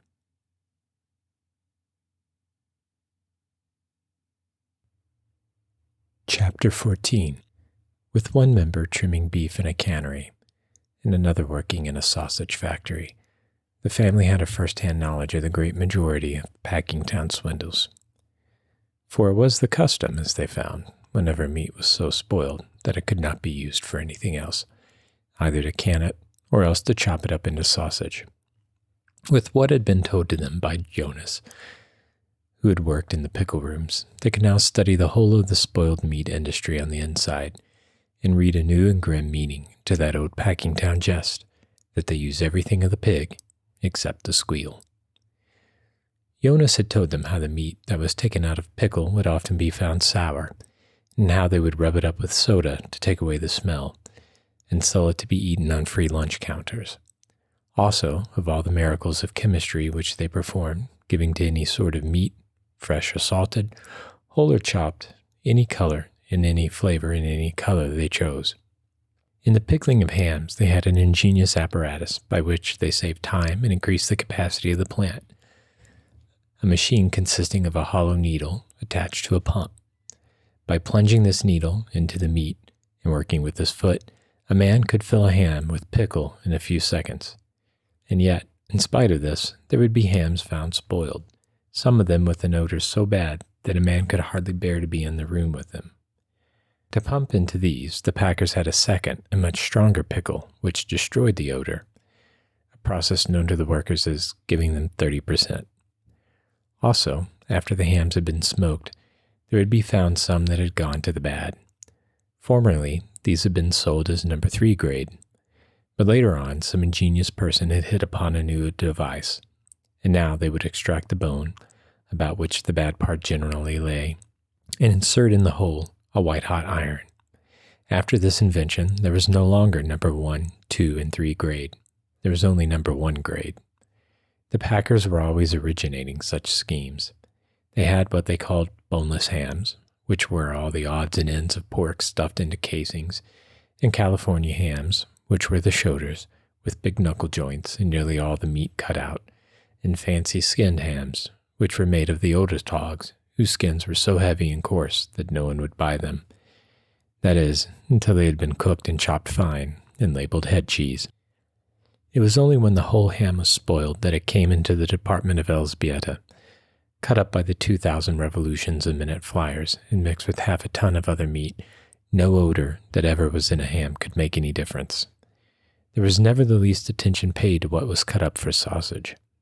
There would come all the way back from Europe old sausage that had been rejected, and that was moldy and white. It would be dosed with borax and glycerin, and dumped into the hoppers, and made over again for home consumption. There would be meat that had tumbled out on the floor, in the dirt and sawdust, where the workers had trampled and spit uncounted billions of consumption germs. There would be meat stored in great piles in rooms, and the water from leaky roofs would drop over it, and thousands of rats would race about on it. It was too dark in these storage places to see well, but a man could run his hand over these piles of meat and sweep off handfuls of the dried dung of rats. These rats were nuisances, and the packers would put poisoned bread out for them. They would die, and then rats, bread, and meat would go into the hoppers together. This is no fairy story and no joke. The meat would be shoveled into carts, and the man who did the shoveling would not trouble to lift out a rat, even when he saw one. There were things that went into the sausage in comparison with which a poisoned rat was a tidbit. There was no place for the men to wash their hands before they ate their dinner, and so they made a practice of washing them in the water that was to be ladled into the sausage. There were the butt ends of smoked meat, and scraps of corned beef, and all the odds and ends of the waste of the plants that would be dumped into old barrels in the cellar and left there. Under the system of rigid economy which the packers enforced, there were some jobs that only paid to do once in a long time, and among these was the cleaning out of the waste barrels. Every spring they did it, and in the barrels would be dirt and rust and old nails and stale water, and cartload after cartload of it would be taken up and dumped into the hoppers with fresh meat, and sent out to the public's breakfast. Some of it they would make into smoked sausage, But as the smoking took time and was therefore expensive, they would call upon their chemistry department and preserve it with borax and color it with gelatin to make it brown. All of their sausage came out of the same bowl, but when they came to wrap it, they would stamp some of it special, and for this they would charge 2 cents more a pound. Such were the new surroundings in which Elżbieta was placed, and such was the work she was compelled to do. It was stupefying, brutalizing work. It left her no time to think, no strength for anything. She was part of the machine she tended, and every faculty that was not needed for the machine was doomed to be crushed out of existence. There was only one mercy about the cruel grind, that it gave her the gift of insensibility. Little by little, she sank into a torpor. She fell silent. She would meet Jorgis and Ona in the evening, and the three would walk home together, often without saying a word. Ona, too, was falling into a habit of silence. Ona, who had once gone about singing like a bird. She was sick and miserable, and often she would barely have strength enough to drag herself home. And there, they would eat what they had to eat, and afterward, because there was only their misery to talk of, they would crawl into bed and fall into a stupor and never stir until it was time to get up again and dress by candlelight and go back to the machines. They were so numb that they did not even suffer much from hunger now. Only the children continued to fret when the food ran short. Yet the soul of Ona was not dead. The souls of none of them were dead, but only sleeping. And now and then they would waken, and these were cruel times. The gates of memory would roll open. Old joys would stretch out their arms to them. Old hopes and dreams would call to them, and they would stir beneath the burden that lay upon them, and feel its forever immeasurable weight. They could not even cry out beneath it, but anguish would seize them, more dreadful than the agony of death. It was a thing scarcely to be spoken, a thing never spoken by all the world, that will not know its own defeat. They were beaten. They had lost the game. They were swept aside. It was not less tragic because it was so sordid, because it had to do with wages and grocery bills and rents. They dreamed of freedom, of a chance to look about them and learn something, to be decent and clean, to see their child grow up to be strong. And now it was all gone. It would never be. They had played the game, and they had lost. 6 years more of toil they had to face before they could expect the least respite, the cessation of the payments upon the house. And how cruelly certain it was that they could never stand 6 years of such a life as they were living. They were lost. They were going down, and there was no deliverance for them, no hope. For all the help it gave them, the vast city in which they lived might have been an ocean waste, a wilderness, a desert, a tomb. So often this mood would come to Ona in the nighttime when something wakened her. She would lie, afraid of the beating of her own heart, fronting the blood-red eyes of the old primeval terror of life. Once she cried aloud and woke Jorgis, who was tired and cross. After that, she learned to weep silently. Their moods so seldom came together now. It was as if their hopes were buried in separate graves. Jorgis, being a man, had troubles of his own. There was another specter following him. He had never spoken of it, nor would he allow anyone else to speak of it. He had never acknowledged its existence to himself. Yet the battle with it took all the manhood that he had, and once or twice, alas, a little more. Jorgis had discovered drink. He was working in the steaming pit of hell, day after day, week after week. Until now, there was not an organ of his body that did its work without pain, until the sound of ocean breakers echoed in his head day and night, and the buildings swayed and danced before him as he went down the street. And from all the unending horror of this, there was a respite, a deliverance. He could drink. He could forget the pain. He could slip off the burden. He would see clearly again. He would be master of his brain, of his thoughts, of his will. His dead self would stir in him, and he would find himself laughing and cracking jokes with his companions. He would be a man again, and master of his life. It was not an easy thing for Jorgis to take more than 2 or 3 drinks. With the first drink, he could eat a meal, and he could persuade himself that that was economy. With the second, he could eat another meal. But there would come a time when he could eat no more. And then to pay for a drink was an unthinkable extravagance, a defiance of the age-long instincts of this hunger-haunted class. One day, however, he took the plunge and drank up all that he had in his pockets and went home half-piped, as the men phrase it. He was happier than he had been in a year, and yet, because he knew that the happiness would not last, he was savage too with those who would wreck it, and with the world, and with his life. And then again, beneath this, he was sick with the shame of himself.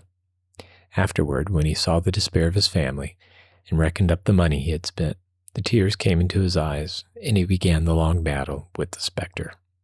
It was a battle that had no end, that never could have one, but Jorgis did not realize that very clearly. He was not given much time for reflection. He simply knew that he was always fighting. Steeped in misery and despair as he was, merely to walk down the street was to be put upon the rack. There was surely a saloon on the corner, perhaps on all four corners, and some in the middle of the block as well, and each one stretched out a hand to him. Each one had a personality of its own, allurements unlike any other. Going and coming, before sunrise and after dark, there was warmth and a glow of light, and the steam of hot food and perhaps music or a friendly face, and a word of good cheer. Jorgis developed a fondness for having Ona on his arm whenever he went out on the street, and he would hold her tightly and walk fast. It was pitiful to have Ona know of this. It drove him wild to think of it. The thing was not fair, for Ona had never tasted drink, and so could not understand. Sometimes, in desperate hours, he would find himself wishing that she might learn what it was, so that he need not be ashamed in her presence. They might drink together, and escape from the horror. Escape for a while, come what would. So there came a time when nearly all the conscious life of Jorgis consisted of a struggle with the craving for liquor. He would have ugly moods when he hated Ona and the whole family because they stood in his way. He was a fool to have married. He had tied himself down, had made himself a slave. It was all because he was a married man that he was compelled to stay in the yards. If it had not been for that, he might have gone off like Jonas, and to hell with the packers. There were few single men in the fertilizer mill, and those few were working only for a chance to escape. Meantime, too, they had something to think about while they worked. They had the memory of the last time they had been drunk, and the hope of the time when they would be drunk again. As for Jorgis, he was expected to bring home every penny. He could not even go with the men at noontime. He was supposed to sit down and eat his dinner on a pile of fertilizer dust. This was not always his mood, of course. He still loved his family, but just now was a time of trial. Poor little Antinous, for instance, who had never failed to win him with a smile. Little Antinous was not smiling just now, being a mass of fiery red pimples. He had had all the diseases that babies are heir to in quick succession. Scarlet fever, mumps, and whooping cough in the first year. And now he was down with the measles. There was no one to attend him but Katrina. There was no doctor to help him, because they were too poor, and children did not die of the measles, at least not often. Now and then Katrina would find time to sob over his woes, but for the greater part of the time he had to be left alone, barricaded upon the bed.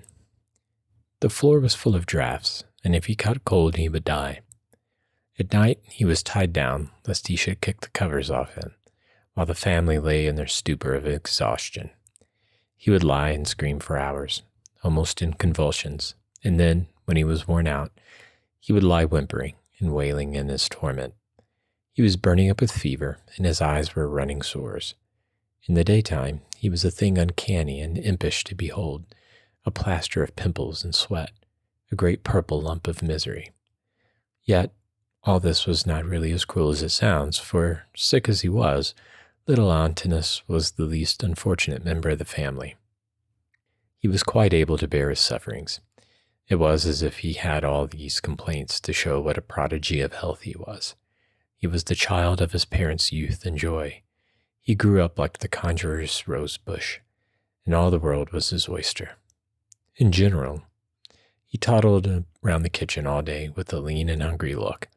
The portion of the family's allowance that fell to him was not enough, and he was unrestrainable in his demand for more. Antinous was but little over a year old, and already no one but his father could manage him. It seemed as if he had taken all of his mother's strength, had left nothing for those that might come after him. Ona was with child again now, and it was a dreadful thing to contemplate. Even Jorgis, dumb and despairing as he was, could not but understand that yet other agonies were on the way, and shudder at the thought of them. For Ona was visibly going to pieces. In the first place, she was developing a cough, like the one that had killed Odede Antinous. She had had a trace of it ever since that fatal morning when the greedy streetcar corporation had turned her out into the rain. But now it was beginning to grow serious and to wake her up at night. Even worse than that was the fearful nervousness from which she suffered. She would have frightful headaches and fits of aimless weeping, and sometimes she would come home at night shuddering and moaning, and would fling herself down upon the bed and burst into tears.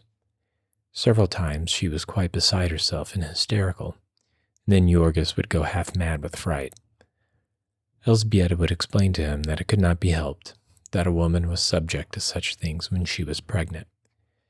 But he was hardly to be persuaded, and would beg and plead to know what had happened.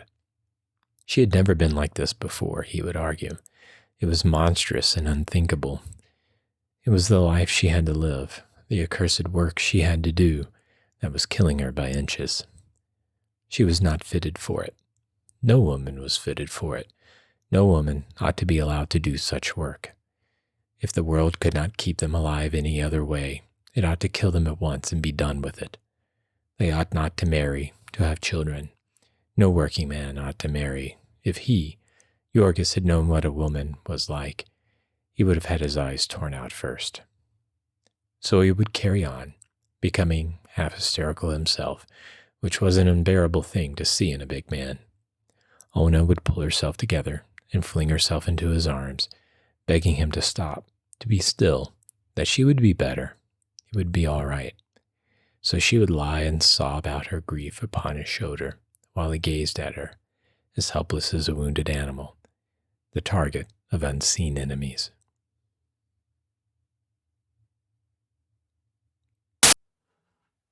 Chapter 15. The beginning of these perplexing things was in the summer, and each time Ona would promise him with terror in her voice that it would not happen again, but in vain. Each crisis would leave Jorgis more and more frightened, more disposed to distrust Elzbieta's consolations, and to believe that there was some terrible thing about all this that he was not allowed to know. Once or twice in these outbreaks he caught Ona's eye, and it seemed to him like the eye of a hunted animal. There were broken phrases of anguish and despair now and then, amid her frantic weeping. It was only because he was so numb and beaten himself that Jorgis did not worry more about this. But he never thought of it, except when he was dragged to it. He lived like a dumb beast of burden, knowing only the moment in which he was. The winter was coming on again, more menacing and cruel than ever. It was October, and the holiday rush had begun. It was necessary for the packing machines to grind till late at night to provide food that would be eaten at Christmas breakfast. And Maria and Elzbieta and Ona, as part of the machine, began working 15 or 16 hours a day. There was no choice about this. Whatever work there was to be done they had to do, if they wished to keep their places. Besides that, it added another pittance to their incomes, so they staggered on with the awful load. They would start work every morning at 7 and eat their dinners at noon, and then work until 10 or 11 at night without another mouthful of food. Jorgis wanted to wait for them, to help them home at night, but they would not think of this. The fertilizer mill was not running overtime, and there was no place for him to wait save in a saloon. Each would stagger out into the darkness and make her way to the corner where they met, or if the others had already gone, would get into a car and begin a painful struggle to keep awake.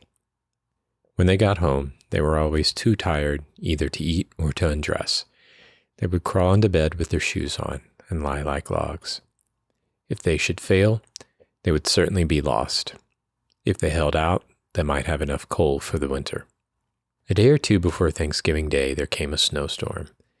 It began in the afternoon, and by evening, 2 inches had fallen.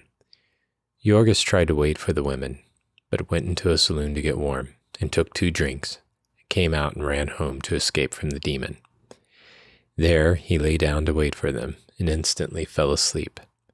When he opened his eyes again, he was in the midst of a nightmare and found Elżbieta shaking him and crying out. At first he could not realize what she was saying. Ona had not come home. What time was it, he asked. It was morning, time to be up. Ona had not been home that night, and it was bitter cold and a foot of snow on the ground. Jorgis sat up with a start. Maria was crying with fright, and the children were wailing in sympathy. Little Stanislaus in addition, because the terror of the snow was upon him. Jorgis had nothing to put on but his shoes and his coat, and in half a minute he was out of the door. Then, however, he realized that there was no need of haste, that he had no idea where to go. It was still dark as midnight, and the thick snowflakes were sifting down. Everything was so silent that he could hear the rustle of them as they fell. In the few seconds that he stood there hesitating, he was covered white. He set off at a run for the yards, stopping by the way to inquire in the saloons that were open. Ona might have been overcome on the way, or else she might have met with an accident in the machines. When he got to the place where she worked, he inquired of one of the watchmen. There had not been any accident, so far as the man had heard. At the time office, which he found already open, the clerk told him that Ona's check had been turned in the night before, showing that she had left her work. After that, there was nothing for him to do but wait, pacing back and forth in the snow meantime to keep from freezing. Already the yards were full of activity. Cattle were being unloaded from the cars in the distance, and across the way the beef luggers were toiling in the darkness, carrying 200-pound quarters of bullocks into the refrigerator cars. Before the first streaks of daylight, there came the crowding throngs of working men, shivering and swinging their dinner pails as they hurried by. Jorgis took up his stand by the time office window, where alone there was light enough for him to see. The snow fell so quick that it was only by peering closely that he could make sure that Ona did not pass him. 7 o'clock came, the hour when the great packing machine began to move. Jorgis ought to have been at his place in the fertilizer mill, but instead he was waiting in an agony of fear for Ona. It was 15 minutes after the hour when he saw a form emerge from the snow mist and sprang toward it with a cry. It was she, running swiftly. As she saw him, she staggered forward and half fell into his outstretched arms. "What has been the matter?" he cried anxiously. "Where have you been?" It was several seconds before she could get breath to answer him. "I couldn't get home," she exclaimed. "The snow, the cars had stopped." "But where were you then?" he demanded. "I had to go home with a friend," she panted. "With Jadwiga." Jorgis drew a deep breath, but then he noticed that she was sobbing and trembling, as if in one of those nervous crises that he dreaded so. "But what's the matter?" he cried. "What has happened?" "Oh, Jorgis, I was so frightened," she said, clinging to him wildly. "I've been so worried." They were near the time station window, and people were staring at them. Jorgis led her away. "How do you mean?" he asked in perplexity. "I was afraid. I was just afraid," sobbed Ona.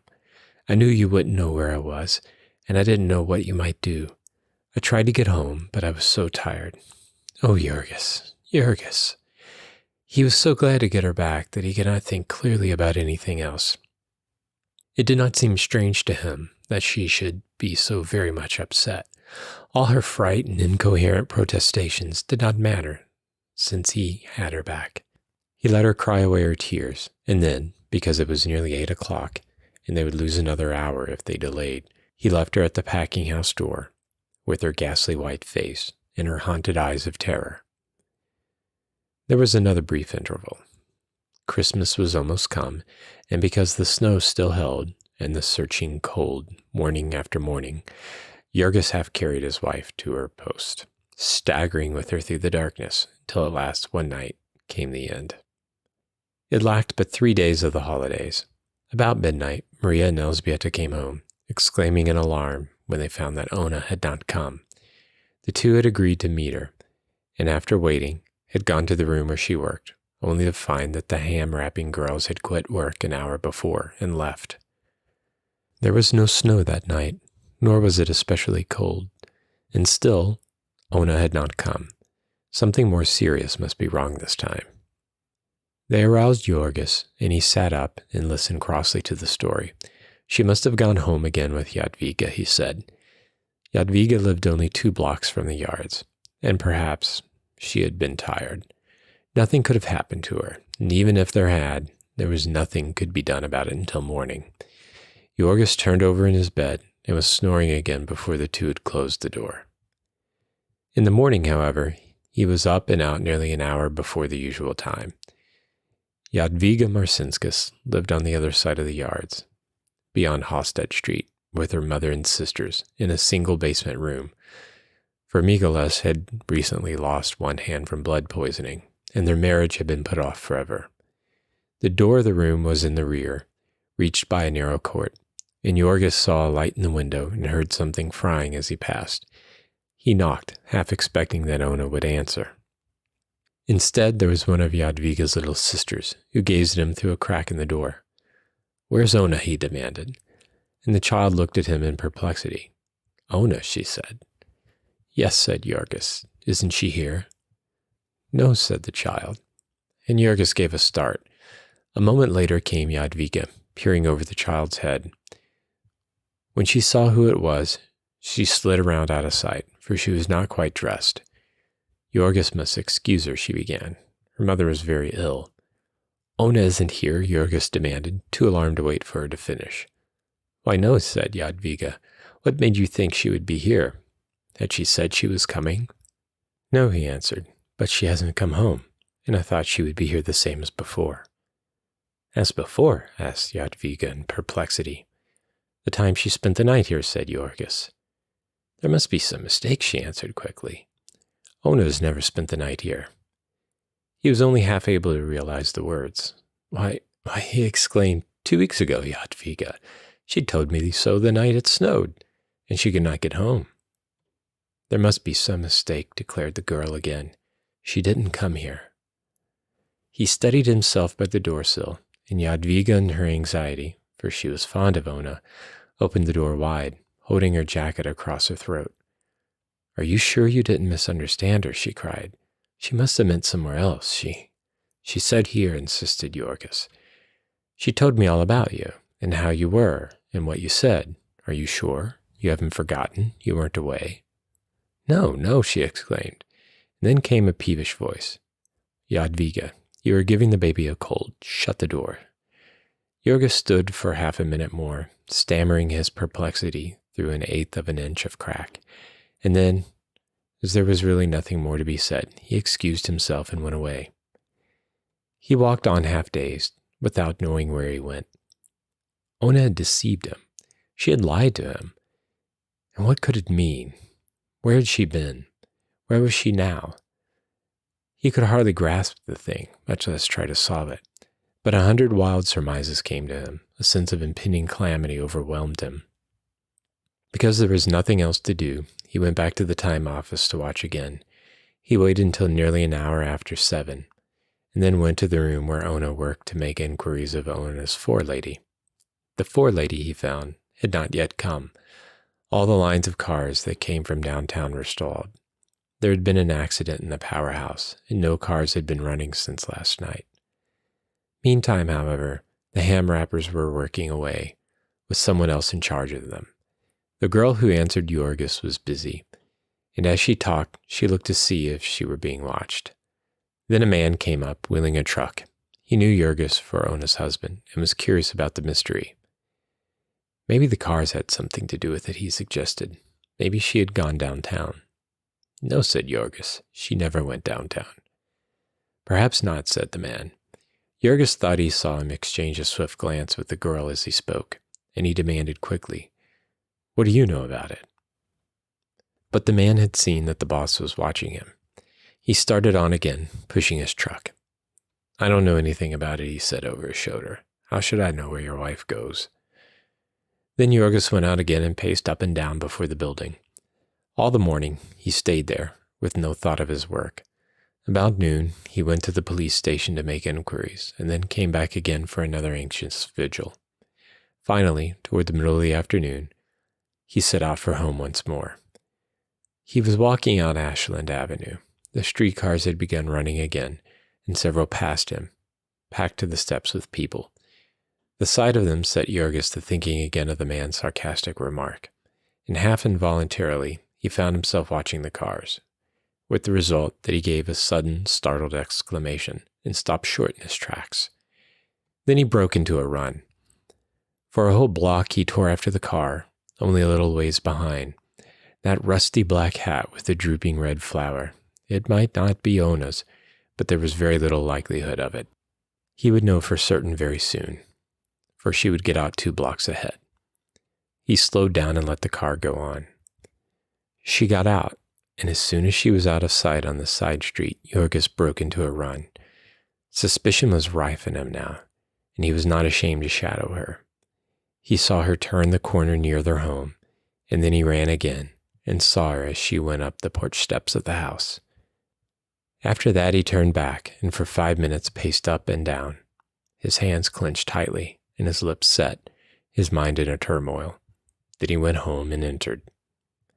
As he opened the door, he saw Elzbieta, who had also been looking for Ona, and had come home again. She was now on tiptoe and had a finger on her lips. Jorgis waited until she was close to him. "Don't make any noise," she whispered hurriedly. "What's the matter?" he asked. "Ona's asleep," she panted. "She's been very ill. I'm afraid her mind's been wandering, Jorgis. She was lost on the street all night, and I've only just succeeded in getting her quiet." "When did she come in?" he asked. "Soon after you left this morning," said Elzbieta. "And she has been out since?" "No, of course not. She's so weak, Jorgis, And he set his teeth hard together. "You are lying to me," he said. Elzbieta started and turned pale. "Why?" she gasped. "What do you mean?"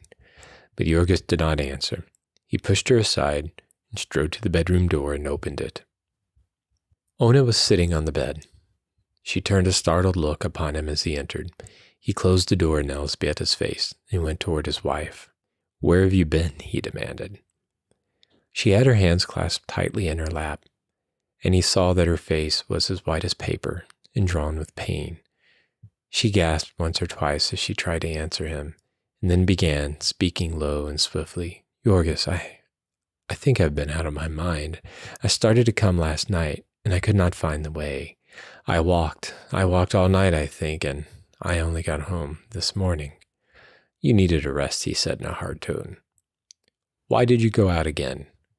He was looking her fairly in the face, and he could read the sudden fear and wild uncertainty that leaped into her eyes. I had to go to the store," she gasped, almost in a whisper.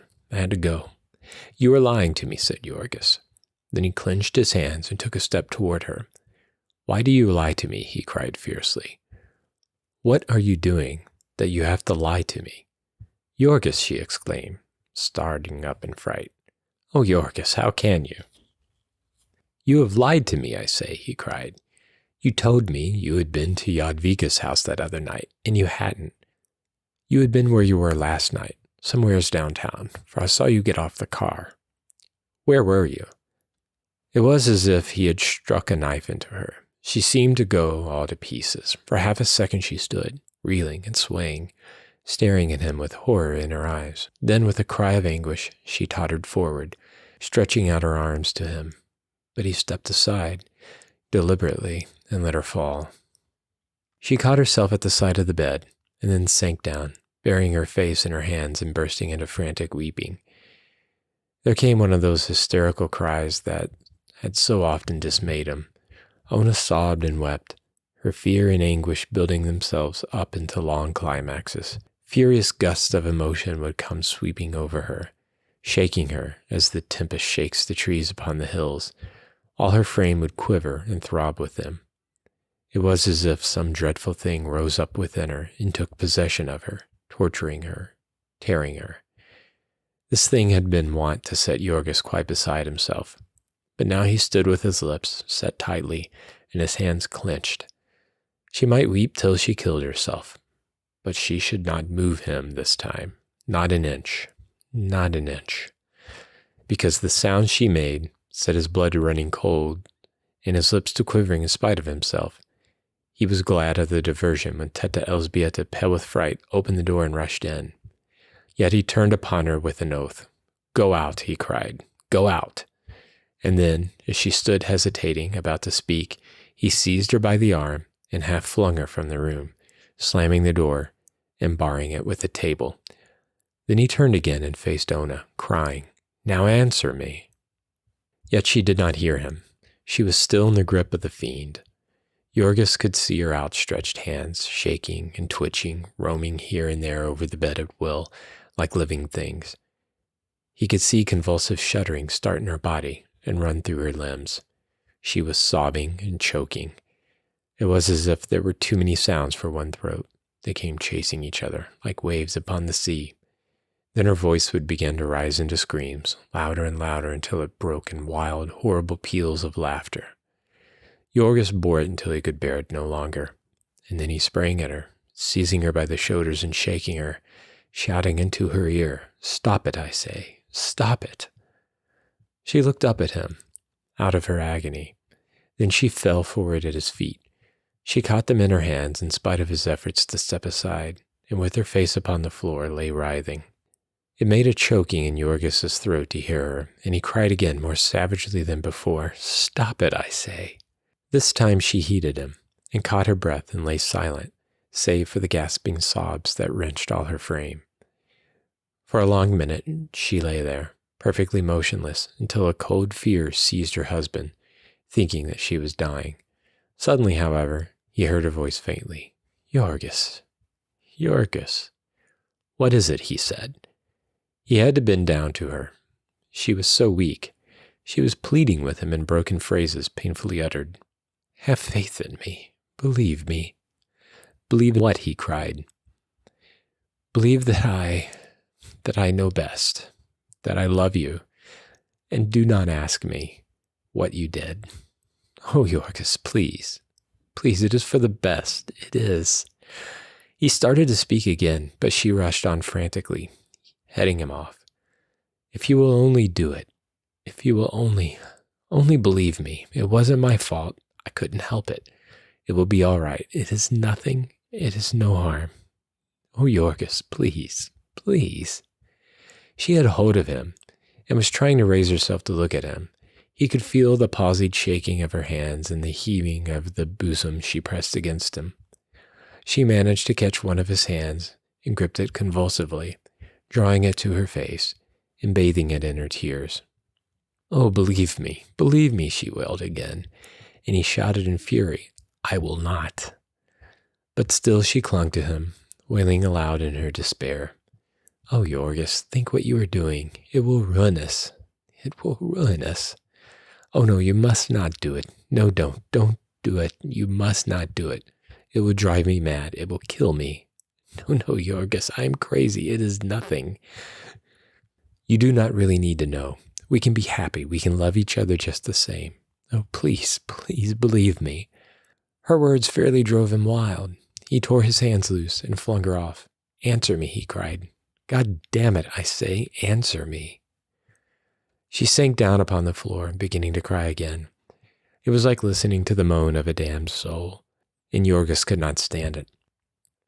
He smote his fist upon the table by his side and shouted again at her, "Answer me." She began to scream aloud, her voice like the voice of some wild beast. "Ah, I can't do it." "Why can't you do it?" he shouted. "I don't know how." He sprang and caught her by the arm, lifting her up and glaring into her face. "Tell me where you were last night," he panted. "Quick, out with it." Then she began to whisper, one word at a time. "I was in a house downtown." "What house? What do you mean?" She tried to hide her eyes away, but he held her. "Miss Henderson's house," she gasped. He did not understand at first. "Miss Henderson's house," he echoed. And then suddenly, as in an explosion, the horrible truth burst over him, and he reeled and staggered back with a scream. He caught himself against the wall and put his hand to his forehead, staring about him and whispering, "Jesus, Jesus." An instant later, he leaped at her. As she lay groveling at his feet, he seized her by the throat. "Tell me," he gasped hoarsely. "Quick, who took you to that place?" She tried to get away, making him furious. He thought it was fear of the pain of his clutch. He did not understand that it was the agony of her shame. Still, she answered him. "Connor." "Connor," he gasped. "Who is Connor?" "The boss," she answered. "The man." He tightened his grip in his frenzy, and only when he saw her eyes closing did he realize that he was choking her. Then he relaxed his fingers and crouched, waiting, till she opened her lids again. His breath beat hot into her face. "Tell me," he whispered at last. "Tell me about it." She lay perfectly motionless, and he had to hold his breath to catch her words. "I did not want to do it," she said. I tried not to do it. I only did it to save us. It was our only chance." Again, for a space, there was no sound but his panting. Ona's eyes closed, and when she spoke again, she did not open them. "He told me he would have me turned off.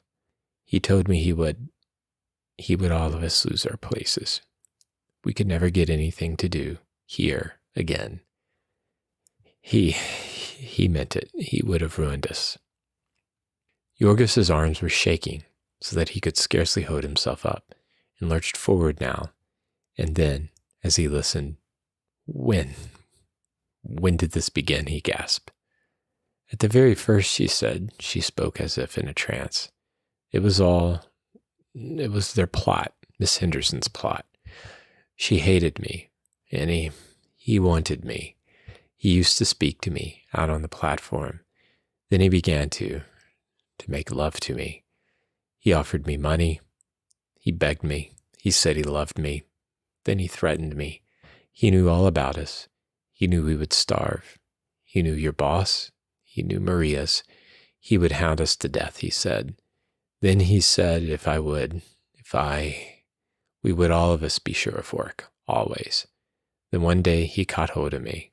He would not let go. Where was this? In the hallway at night, after everyone had gone. I could not help it. I thought of you, of the baby, of mother and the children. I was afraid of him, afraid to cry out. A moment ago, her face had been ashen gray. Now it was scarlet. She was beginning to breathe hard again. Yorgos made not a sound. That was 2 months ago. Then he wanted me to come to that house. He wanted me to stay there. He said all of us that we would not have to work. He made me come there in the evenings. I told you. You thought I was at the factory then. Then one night it snowed and I couldn't get back. And last night the cars were stopped. It was such a little thing to ruin us all. I tried to walk, but I couldn't. I didn't want you to know. It would have been all right. We could have gone on just the same. You need never have known about it. He was getting tired of me. He would let me alone soon. I'm going to have a baby. I'm getting ugly. He told me that. Twice he told me last night. He kicked me. Last night too. And now you will kill him. You will kill him. And we shall die. All this she had said without a quiver. She lay still as death, not an eyelid moving. And Yorgos too said not a word. He lifted himself by the bed and stood up. He did not stop for another glance at her. He went to the door and opened it. He did not see Elzbieta crouching terrified in the corner. He went out, hatless, leaving the street door open behind him. The instant his feet were on the sidewalk, he broke into a run. He ran like one possessed, blindly, furiously, looking neither to the right nor left. He was on Ashland Avenue before exhaustion compelled him to slow down. And then, noticing a car, he made a dart for it and drew himself aboard. His eyes were wild and his hair flying, and he was breathing hoarsely, like a wounded bull. But the people in the car did not notice this particularly. Perhaps it seemed natural to them that a man who smelled as Yorgos smelled should exhibit an aspect to correspond. They began to give way before him as usual. The conductor took his nickel gingerly with the tips of his fingers and then left him with the platform to himself. Jorgis did not even notice it. His thoughts were far away. Within his soul, it was like a roaring furnace. He stood waiting, crouching as if for a spring. He had some of his breath back when the car came to the entrance of the yards, and so he leaped off and started again, racing at full speed. People turned and stared at him, but he saw no one. There was the factory, and he bounded through the doorway and down the corridor. He knew the room where Ona worked, and he knew Connor, the boss of the loading gang outside. He looked for the man as he sprang into the room. The truckmen were hard at work, loading the freshly packed boxes and barrels upon the cars. Jorgis shot one swift glance up and down the platform. The man was not on it. But then suddenly he heard a voice in the corridor and started for it with a bound. In an instant more, he fronted the boss. He was a big, red-faced Irishman, coarse-featured, and smelling of liquor. He saw Jorgis as he crossed the threshold and turned white. He hesitated 1 second, as if meaning to run, and in the next his assailant was upon him. He put up his hands to protect his face, but Jorgis, lunging with all the power of his arm and body, struck him fairly between the eyes and knocked him backward. The next moment he was on top of him, burying his fingers in his throat. To Jorgis, this man's whole presence reeked of the crime he had committed. The touch of his body was madness to him. It set every nerve of him a-tremble. It aroused all the demon in his soul. It had worked its will upon Ona, this great beast, and now he had it. He had it. It was his turn now. Things swam blood before him, and he screamed aloud in his fury, lifting his victim and smashing his head upon the floor. The place, of course, was in an uproar, women fainting and shrieking, and men rushing in. Jorgis was so bent upon his task that he knew nothing of this and scarcely realized that people were trying to interfere with him. It was only when 6 men had seized him by the legs and shoulders and were pulling at him that he understood that he was losing his prey. In a flash, he had bent down and sunk his teeth into the man's cheek, and when they tore him away, he was dripping with blood, and little ribbons of skin were hanging in his mouth. They got him down upon the floor, clinging to him by his arms and legs, and still they could hardly hold him. He fought like a tiger, writhing and twisting, half flinging them off, and starting toward his unconscious enemy. But yet others rushed in, until there was a little mountain of twisted limbs and bodies, heaving and tossing and working its way about the room. In the end, by their sheer weight, they choked the breath out of him. And then they carried him to the company police station, where he lay still until they had summoned a patrol wagon to take him away.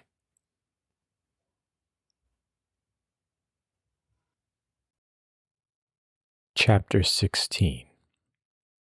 When Jorgis got up again, he went quietly enough. He was exhausted and half-dazed, and besides, he saw the blue uniforms of the policemen. He drove in a patrol wagon, with 6 of them watching him, keeping as far away as possible, however, on account of the fertilizer. Then he stood before the sergeant's desk and gave his name and address, and saw a charge of assault and battery entered against him. On his way to his cell, a burly policeman cursed him because he started down the wrong corridor, and then added a kick when he was not quick enough. Nevertheless, Jorgis did not even lift his eyes. He had lived 2 years and a half in Packingtown, and he knew what the police were.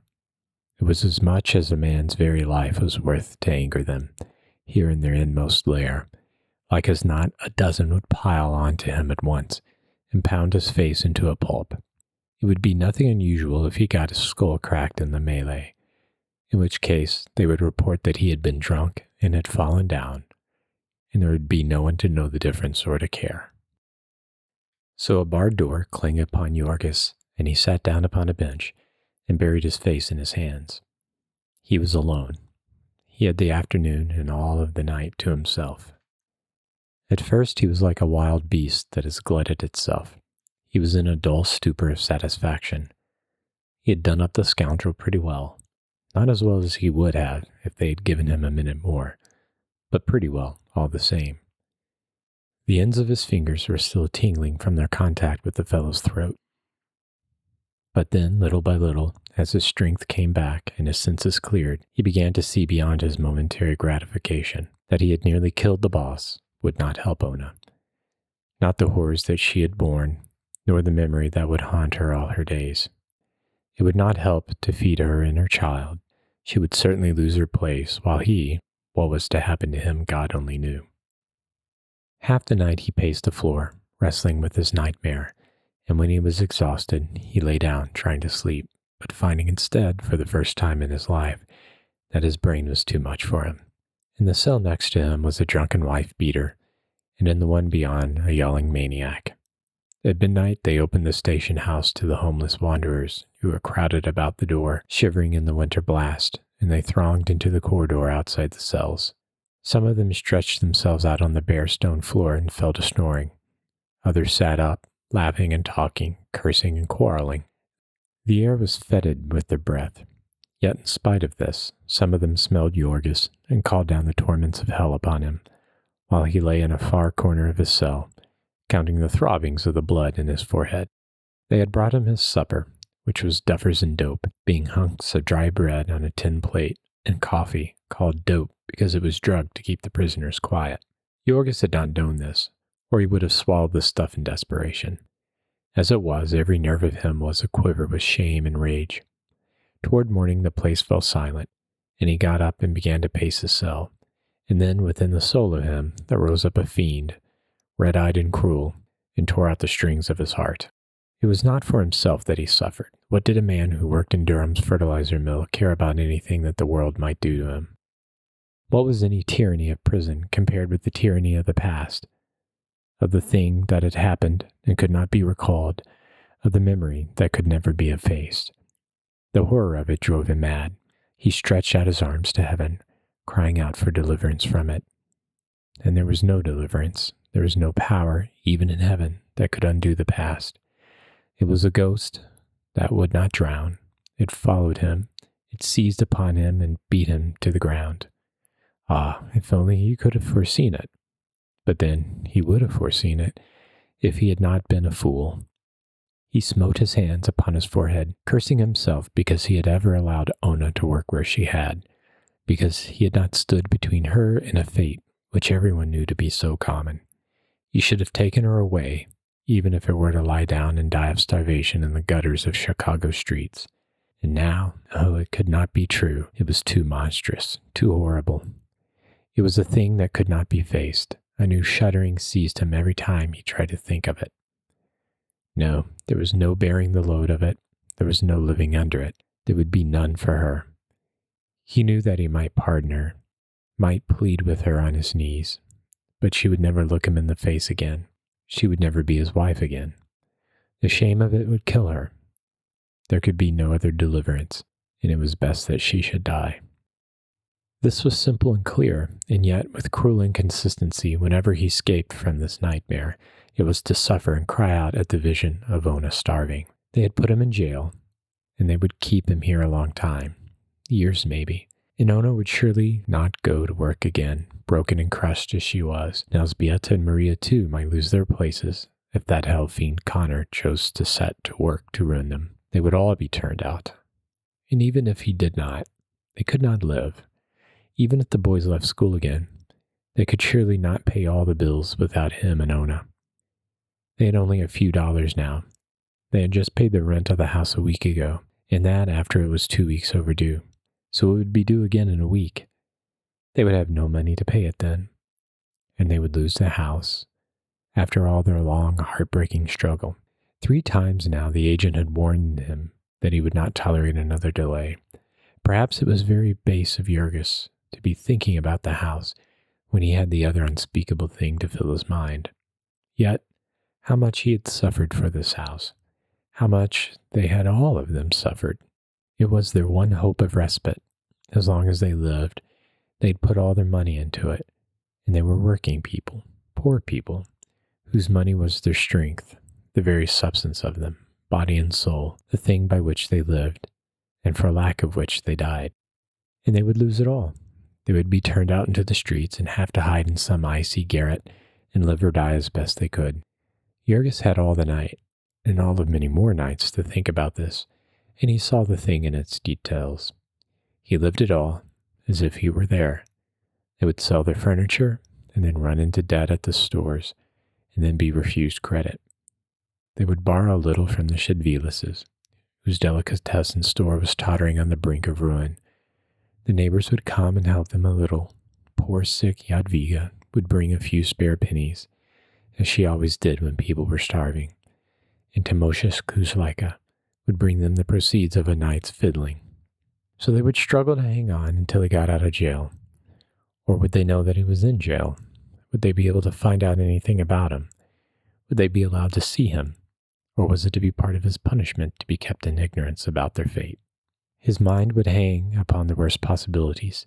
He saw Ona ill and tortured, Maria out of her place, little Stanislovas unable to get to work for the snow. The whole family turned out on the street. God almighty, would they actually let them lie down in the street and die?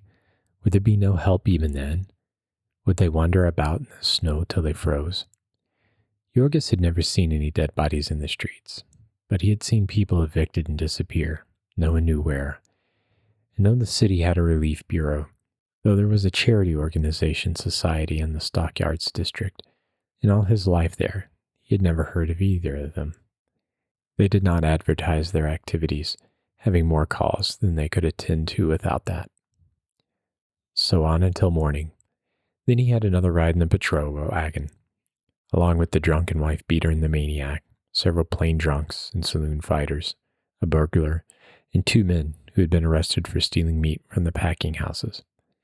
Along with them, he was driven into a large, white-walled room, stale-smelling and crowded.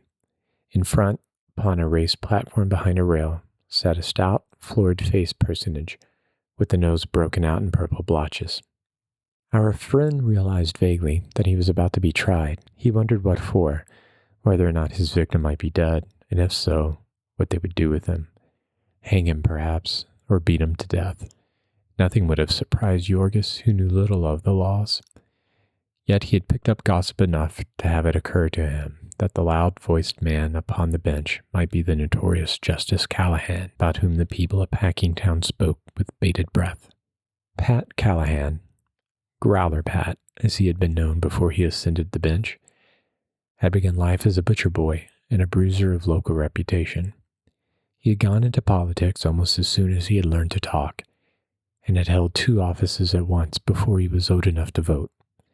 If Scully was the thumb, Pat Callahan was the first finger of the unforeseen hand whereby the Packers held down the people of the district. No politician in Chicago ranked higher in their confidence. He had been at it a long time, had been the business agent in the city council of Old Durham, the self-made merchant, way back in the early days, when the whole city of Chicago had been up at auction. Growler Pat had given up holding city offices very early in his career, caring only for party power, and giving the rest of his time to superintending his dives and brothels. Of late years, however, since his children were growing up, he had begun to value respectability, and had had himself made a magistrate, a position for which he was admirably fitted, because of his strong conservatism and his contempt for foreigners. Jurgis sat gazing about the room for an hour or 2. He was in hopes that someone of the family would come, but in this he was disappointed. Finally, he was led before the bar, and a lawyer for the company appeared against him. Connor was under the doctor's care, the lawyer explained briefly, and if His Honor would hold the prisoner for a week.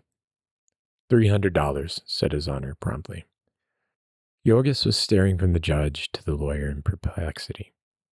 Have you anyone to go on your bond? Demanded the judge. And then a clerk who stood at Jurgis's elbow explained to him what this meant.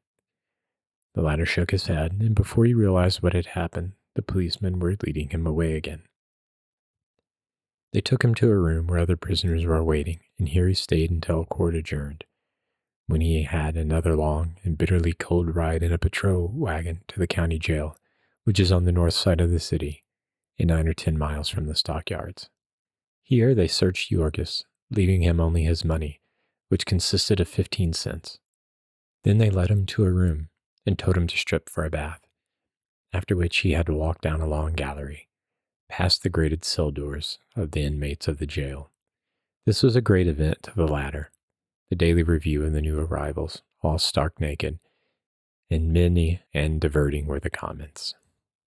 Jorgis was required to stay in the bath longer than anyone, in the vain hope of getting out of him a few of his phosphates and acids. The prisoners roomed 2 in a cell, but that day there was one left over, and he was the one.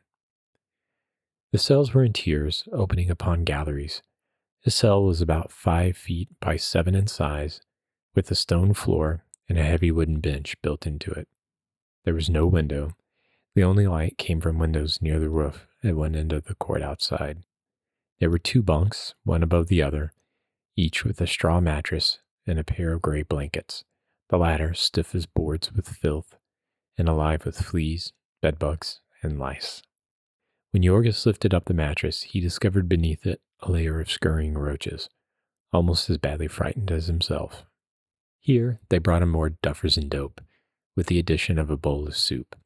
Many of the prisoners had their meals brought in from a restaurant, but Jorgis had no money for that. Some had books to read and cards to play, with candles to burn by night, but Jorgis was all alone in darkness and silence. He could not sleep again.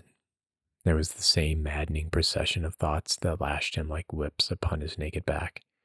When night fell, he was pacing up and down his cell like a wild beast that breaks its teeth upon the bars of its cage. Now and then in this frenzy, he would fling himself against the walls of the place, beating his hands upon them. They cut him and bruised him. They were cold and merciless as the men who had built them. In the distance there was a church tower bell that tolled the hours one by one. When it came to midnight, Jorgis was lying upon the floor with his head in his arms, listening.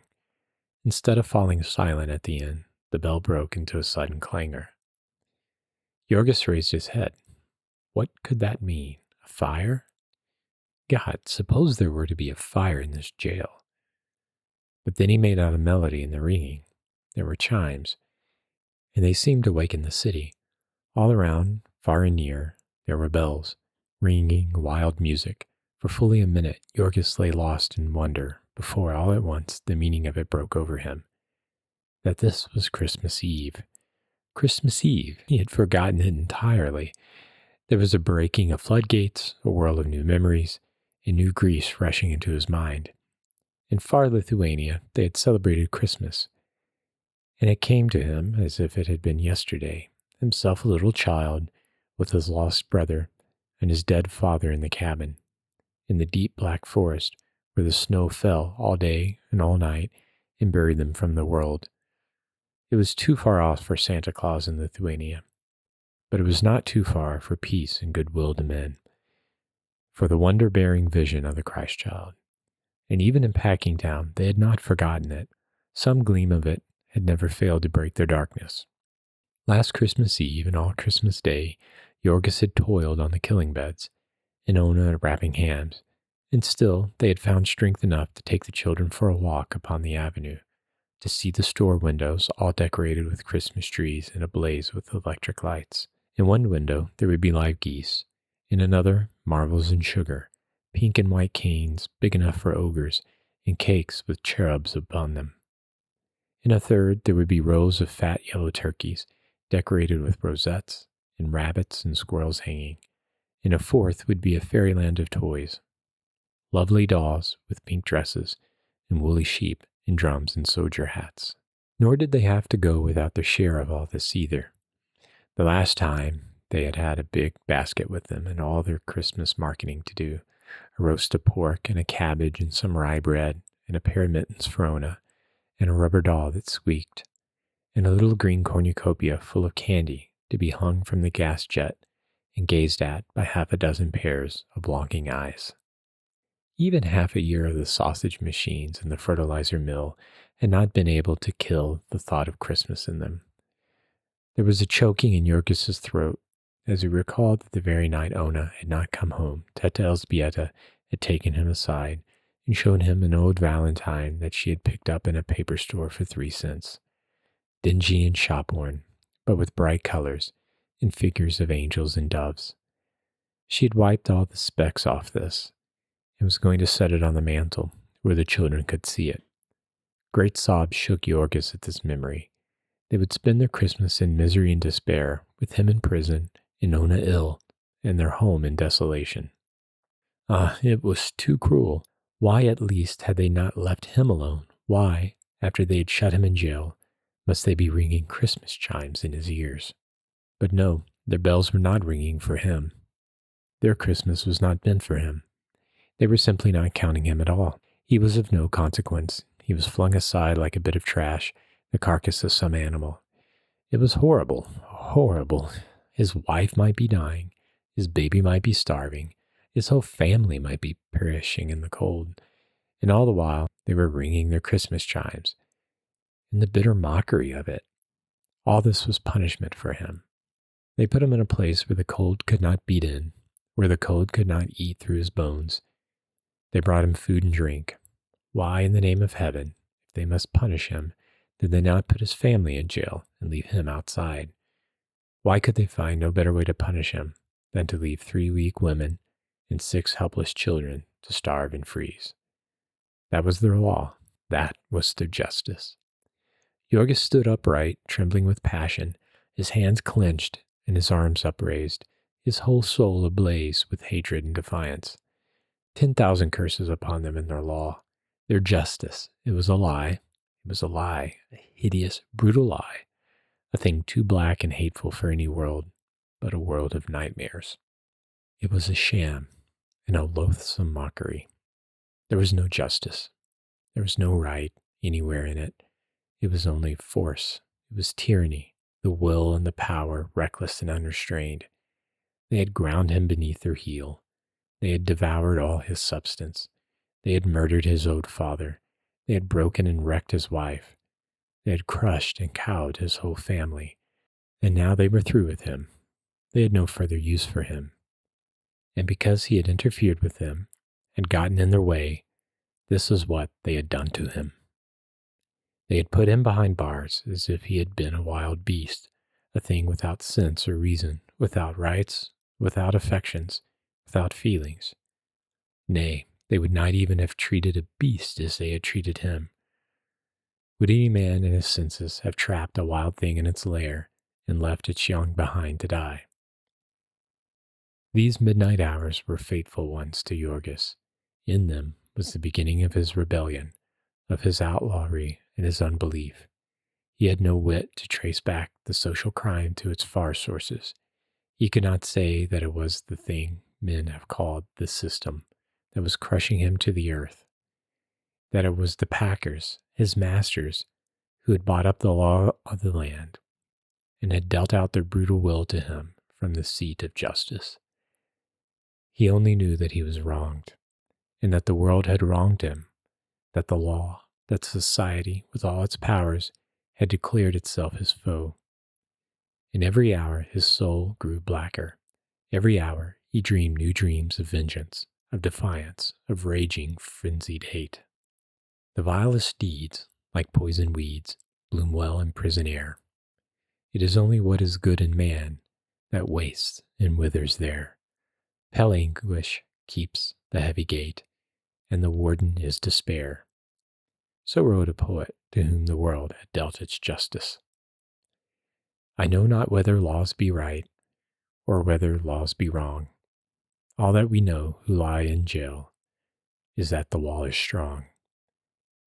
And they do well to hide their hell, for in it things are done that son of God or son of man ever should look upon.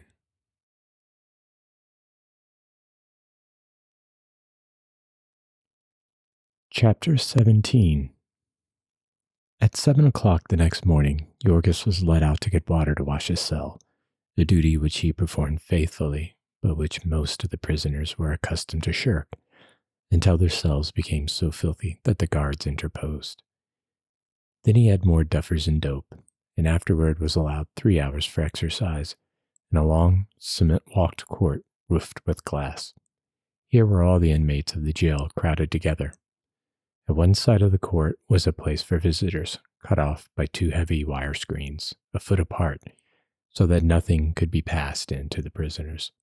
Here, Yorgis watched anxiously, but there came no one to see him. Soon after he went back to his cell, the keeper opened the door to let in another prisoner. He was a dapper young fellow with a light brown mustache and blue eyes and a graceful figure.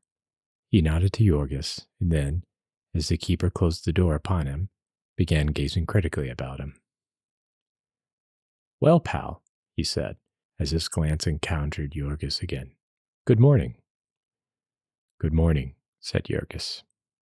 "A rum go for Christmas, eh?" added the other. Yorgis nodded. The newcomer went to the bunks and inspected the blankets. He lifted up the mattress and then dropped it with an exclamation.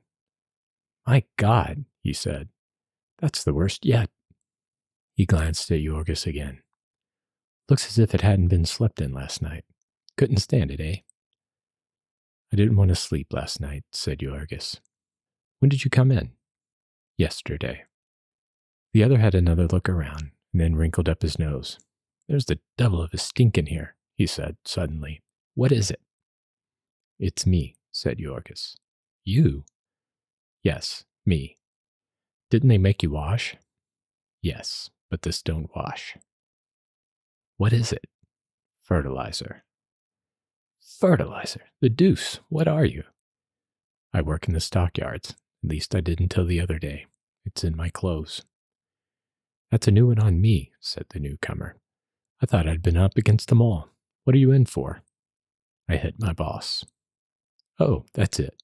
What did he do?" He treated me mean."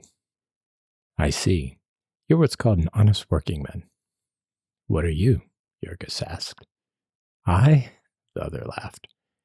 "They say I'm a cracksman," he said. "What's that?" asked Yorgis.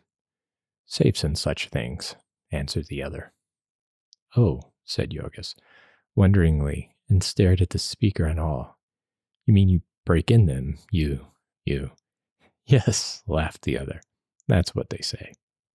He did not look to be over 22 or 3, though. As Yorgis found afterward, he was 30. He spoke like a man of education, what the world calls a gentleman. "Is that what you're here for?" Yorgis inquired. "No," was the answer. "I'm here for disorderly conduct. They were mad because they couldn't get any evidence." "What's your name?" the young fellow continued after a pause. "My name's Duane, Jack Duane. I'm more than a dozen, but that's my company one." He seated himself on the floor with his back to the wall and his legs crossed, and went on talking easily. He soon put Yorgis on a friendly footing. He was evidently a man of the world, used to getting on, not too proud to hold conversation with a mere laboring man. He drew Yorgis out and heard all about his life, all but the one unmentionable thing, and then he told stories about his own life. He was a great one for stories, not always of the choicest. Being sent to jail had apparently not disturbed his cheerfulness. He had done time twice before, it seemed, and he took it all with a frolic welcome. What with women and wine and the excitement of his vocation, a man could afford to rest now and then. Naturally, the aspect of prison life was changed for Yorgis by the arrival of his cellmate. He could not turn his face to the wall and sulk. He had to speak when he was spoken to, nor could he help being interested in the conversation of Duane, the first educated man with whom he had ever talked. How could he help listening with wonder while the other told of midnight ventures and perilous escapes, of feastings and orgies, of fortunes squandered in a night? The young fellow had an amused contempt for Yorgis. As a sort of working mule, he, too, had felt the world's injustice, but instead of bearing it patiently, he had struck back, and struck hard. He was striking all the time. There was war between him and society. He was a genial freebooter, living off the enemy without fear or shame. He was not always victorious, but then defeat did not mean annihilation, and need not break his spirit. Withal, he was a good-hearted fellow, too much so, it appeared. His story came out not in the first day, nor the second, but in the long hours that dragged by, in which they had nothing to do but talk, and nothing to talk of but themselves. Jack Duane was from the East. He was a college-bred man, had been studying electrical engineering. Then his father had met with misfortune in business and killed himself. And there had been his mother and a younger brother and sister. Also, there was an invention of Duane's. Yorgis could not understand it clearly, but it had to do with telegraphing, and was a very important thing. There were fortunes in it, millions upon millions of dollars. And Dwayne had been robbed of it by a great company and got tangled up in lawsuits and lost all his money. Then somebody had given him a tip on a horse race, and he had tried to retrieve his fortune with another person's money and had to run away, and all the rest had come from that. The other asked him what had led him to safe breaking. To Jorgis, a wild and appalling occupation to think about. A man he had met, his cellmate had replied. One thing leads to another. Didn't he ever wonder about his family, Jorgis asked. Sometimes, the other answered, but not often. He didn't allow it. Thinking about it would make it no better. This wasn't a world in which a man had any business with a family. Sooner or later, Jorgis would find that out also, and give up the fight and shift for himself. Jorgis was so transparently what he pretended to be that his cellmate was as open with him as a child. It was pleasant to tell him adventures. He was so full of wonder and admiration. He was so new to the ways of the country. Dwayne did not even bother to keep back names and places. He told all his triumphs and failures, his loves and his griefs. Also, he introduced Jorgis to many of the other prisoners, nearly half of whom he knew by name. The crowd had already given Jorgis a name. They called him the Stinker. This was cruel, but they meant no harm by it, and he took it with a good-natured grin. Our friend had caught now and then a whiff from the sewers over which he lived, but this was the first time that he had ever been splashed by their filth. This jail was a Noah's Ark of the city's crime. There were murderers, hold-up men and burglars, embezzlers, counterfeiters and forgers, bigamists, shoplifters, confidence men, petty thieves and pickpockets, gamblers and procurers, brawlers, beggars, tramps and drunkards. They were black and white, old and young, Americans and natives of every nation under the sun. There were hardened criminals and innocent men too poor to get bail, old men and boys literally not yet in their teens. They were the drainage of the great festering ulcer of society. They were hideous to look upon, sickening to talk to. All life had turned to rottenness and stench in them. Love was a beastliness, joy was a snare, and God was an imprecation. They strolled here and there about the courtyard, and Jorgis listened to them. He was ignorant and they were wise. They had been everywhere and tried everything. They could tell the whole hateful story of it, set forth the inner soul of a city in which justice and honor, women's bodies and men's souls were for sale in the marketplace, and human beings writhed and fought and fell upon each other like wolves in a pit, in which lusts were raging fires and men were fuel, and humanity was festering and stewing and wallowing in its own corruption. Into this wild beast tangle these men had been born without their consent. They had taken part in it because they could not help it. That they were in jail was no disgrace to them, for the game had never been fair. The dice were loaded. They were swindlers and thieves of pennies and dimes, and they had been trapped and put out of the way by the swindlers and thieves of millions of dollars. To most of this, Jorgis tried not to listen. They frightened him with their savage mockery, and all the while his heart was far away, where his loved ones were calling. Now and then, in the midst of it, his thoughts would take flight, and then the tears would come into his eyes, and he would be called back by the jeering laughter of his companions. He spent a week in this company, and during all that time, he had no word from his home. He paid one of his 15 cents for a postal card, and his companion wrote a note to the family, telling them where he was and when he would be tried. There came no answer to it, however, and at last, the day before New Year's, Jorgis bade goodbye to Jack Dwayne. The latter gave him his address, or rather the address of his mistress, and made Jorgis promise to look him up. "Maybe I could help you out of a hole someday," he said, and added that he was sorry to have him go. Jorgis rode in the patrol wagon back to Justice Callahan's court for trial. One of the first things he made out as he entered the room was Teta Elzbieta and little Katrina, looking pale and frightened, seated far in the rear. His heart began to pound, but he did not dare to try to signal to them, and neither did Elzbieta. He took his seat in the prisoner's pen and sat gazing at them in helpless agony. He saw that Ona was not with them, and was full of foreboding as to what that might mean. He spent half an hour brooding over this, and then suddenly he straightened up and the blood rushed into his face.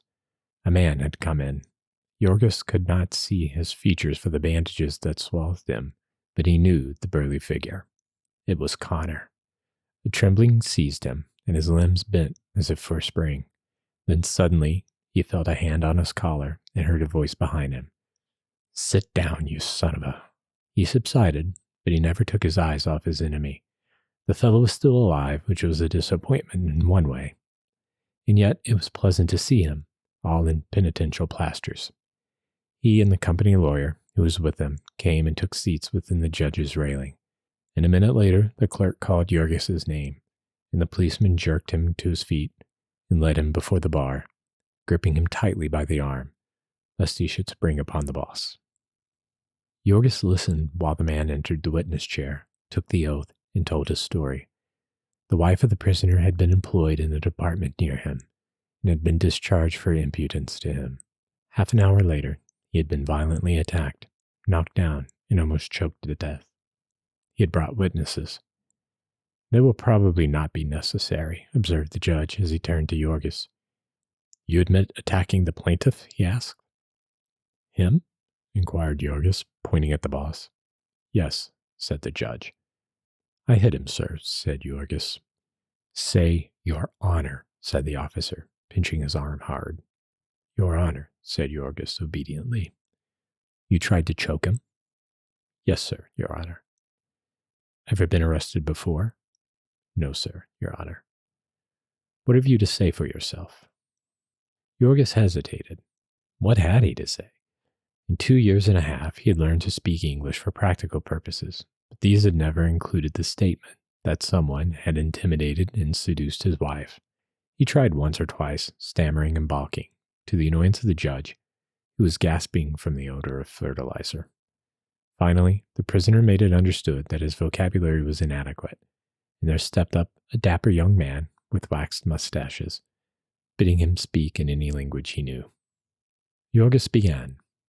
Supposing that he would be given time, he explained how the boss had taken advantage of his wife's position to make advances to her, and had threatened her with the loss of her place. When the interpreter had translated this, the judge, whose calendar was crowded, and whose automobile was ordered for a certain hour, interrupted with a remark. "Oh, I see. Well, if you made love to your wife, why didn't she complain to the superintendent or leave the place?" Yorgos hesitated, somewhat taken aback. He began to explain that they were very poor, that work was hard to get. "I see," said Justice Callahan. "So instead, you thought you would knock him down." He turned to the plaintiff, inquiring, "Is there any truth in this story, Mr. Connor?" "Not a particle, Your Honor," said the boss. "It is very unpleasant. They tell some such tale every time you have to discharge a woman." "Yes, I know," said the judge. "I hear it often enough. The fellow seems to have handled you pretty roughly. 30 days and costs. Next case." Yorgos had been listening in perplexity. It was only when the policeman, who had him by the arm, turned and started to lead him away that he realized that sentence had been passed. He gazed round him wildly. 30 days, he panted, and then he whirled upon the judge. "What will my family do?" he cried frantically. "I have a wife and baby, sir, and they have no money. My God, they will starve to death." "You would have done well to think about them before you committed the assault," said the judge dryly, as he turned to look at the next prisoner. Yorgos would have spoken again, but the policeman had seized him by the collar and was twisting it, and a second policeman was making for him with evidently hostile intentions. So he let them lead him away. Far down the room he saw Elzbieta and Katrina, risen from their seats, staring in fright. He made one effort to go to them, and then, brought back by another twist at his throat, he bowed his head and gave up the struggle. They thrust him into his cell room, where other prisoners were waiting, and as soon as court had adjourned, they let him down with them into the Black Maria and drove him away. This time, Yorgos was bound for the Bridewell, a petty jail where Cook County prisoners served their time. It was even filthier and more crowded than the county jail. All the smaller fry out of the latter had been sifted into it, the petty thieves and swindlers, the brawlers and vagrants. For his cellmate, Yorgos had an Italian fruit seller who had refused to pay his graft to the policeman and been arrested for carrying a large pocket knife. As he did not understand a word of English, our friend was glad when he left. He gave place to a Norwegian sailor who had lost half an ear in a drunken brawl, and who proved to be quarrelsome, cursing Jurgis because he moved in his bunk and caused the roaches to drop upon the lower one. It would have been quite intolerable staying in a cell with this wild beast, but for the fact that all day long the prisoners were put at work breaking stone. 10 days of his 30 Jurgis spent thus, without hearing a word from his family. Then one day a keeper came and informed him that there was a visitor to see him. Jurgis turned white, and so weak at the knees that he could hardly leave his cell. The man led him down the corridor and a flight of steps to the visitor's room, which was barred like a cell. Through the grating, Jurgis could see someone sitting in a chair, and as he came into the room, the person started up, and he saw that it was little Stanislovas. At the sight of someone from home, the big fellow nearly went to pieces. He had to steady himself by a chair, and he put his other hand to his forehead as if to clear away a mist. "Well?" he said weakly.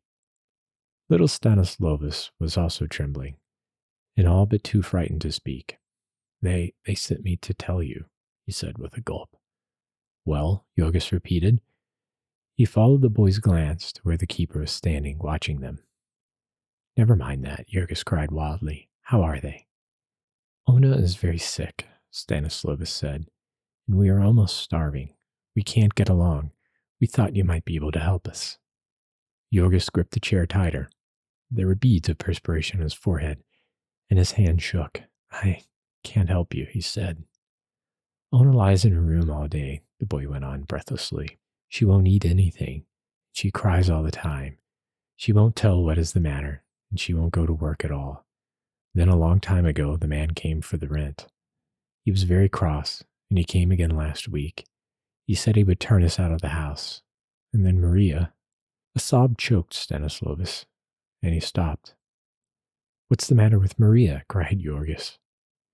"She's cut her hand," said the boy. "She's cut it bad this time, worse than before. She can't work, and it's all turning green.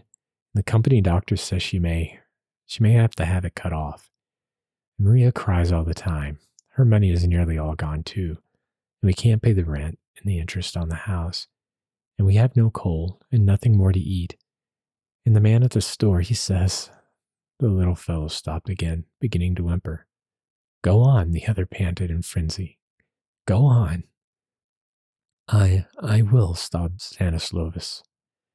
"It's so cold all the time. And last Sunday it snowed again.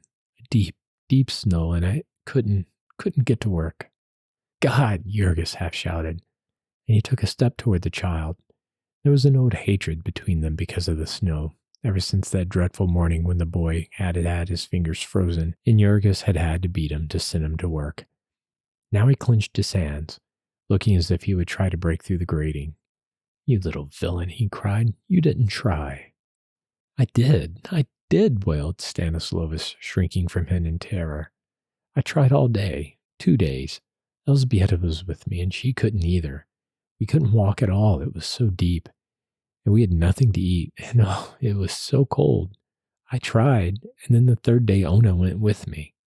"Ona?" "Yes, she tried to get to work too. She had to. We were all starving. But she had lost her place." Jurgis reeled and gave a gasp. "She went back to that place?" he screamed. "She tried to," said Stanislovas, gazing at him in perplexity. "Why not, Jurgis?" The man breathed hard 3 or 4 times. "Go on," he panted finally. "I went with her," said Stanislovas, "but Miss Henderson wouldn't take her back. And Connor saw her and cursed her. He was still bandaged up." "Why did you hit him, Jurgis?" There was some fascinating mystery about this, the little fellow knew, but he could get no satisfaction. Jurgis could not speak. He could only stare, his eyes starting out. "She has been trying to get other work," the boy went on, "but she's so weak she can't keep up. And my boss would not take me back either. Ona says he knew Connor, and that's the reason. They've all got a grudge against us now, so I've got to go downtown and sell papers with the rest of the boys and Katrina." "Katrina?" "Yes, she's been selling papers too. She does best because she's a girl. Only the cold is so bad. It's terrible coming home at night, Jurgis. Sometimes they can't come home at all. I'm going to try to find them tonight and sleep where they do. It's so late, and it's such a long ways home. I've had to walk, and I didn't know where I was. I don't know how to get back either. Only Mother said I must come, because you would want to know, and maybe somebody would help your family when they had put you in jail so you couldn't work. And I walked all day to get here, and I only had a piece of bread for breakfast, Yorgis. Mother hasn't had any work either because the sausage department is shut down, and she goes and begs at houses with a basket, and people give her food. Only she didn't get much yesterday. It was too cold for her fingers, and today she was crying. So little Stanislovus went on, sobbing as he talked, and Yorgis stood, gripping the table tightly, saying not a word, but feeling that his head would burst. It was like having weights piled upon him, one after another, crushing the life out of him. He struggled and fought within himself, as if in some terrible nightmare in which a man suffers in agony and cannot lift his hand or cry out, but feels that he is going mad, that his brain is on fire. Just when it seemed to him that another turn of the screw would kill him, little Stanislovus stopped. "You cannot help us?" he said weakly. Yorgis shook his head. "They won't give you anything here?" He shook it again. "When are you coming out?" 3 weeks yet, Yorgis answered. And the boy gazed around him uncertainly. "Then I might as well go," he said. Yorgis nodded, then suddenly recollecting, he put his hand into his pocket and drew it out, shaking. "Here," he said, holding out the 14 cents. "Take this to them." And Stanislovus took it, and after a little more hesitation, started for the door. "Goodbye, Yorgis," he said, and the other noticed that he walked unsteadily as he passed out of sight. For a minute or so, Yorgis stood clinging to his chair, reeling and swaying. Then the keeper touched him on the arm, and he turned and went back to breaking stone.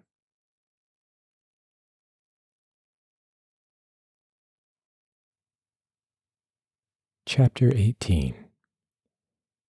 Yorgis did not get out of the bridewell quite as soon as he had expected. To his sentence there were added court costs of $1.50. He was supposed to pay for the trouble of putting him in jail, and not having the money, was obliged to work it off by 3 days more of toil. Nobody had taken the trouble to tell him this. Only after counting the days and looking forward to the end in an agony of impatience, when the hour came that he expected to be free, he found himself still set at the stone heap and laughed at when he ventured to protest. Then he concluded he must have counted wrong, but as another day passed, he gave up all hope and was sunk in the depths of despair when one morning after breakfast a keeper came to him with the word that his time was up at last. So he doffed his prison guard and put on his old fertilizer clothing and heard the door of the prison clang behind him. He stood upon the steps bewildered. He could hardly believe that it was true, that the sky was above him again and the open street before him, that he was a free man. But then the cold began to strike through his clothes, and he started quickly away. There had been a heavy snow, and now a thaw had set in. Fine, sleety rain was falling, driven by a wind that pierced Yorgis to the bone.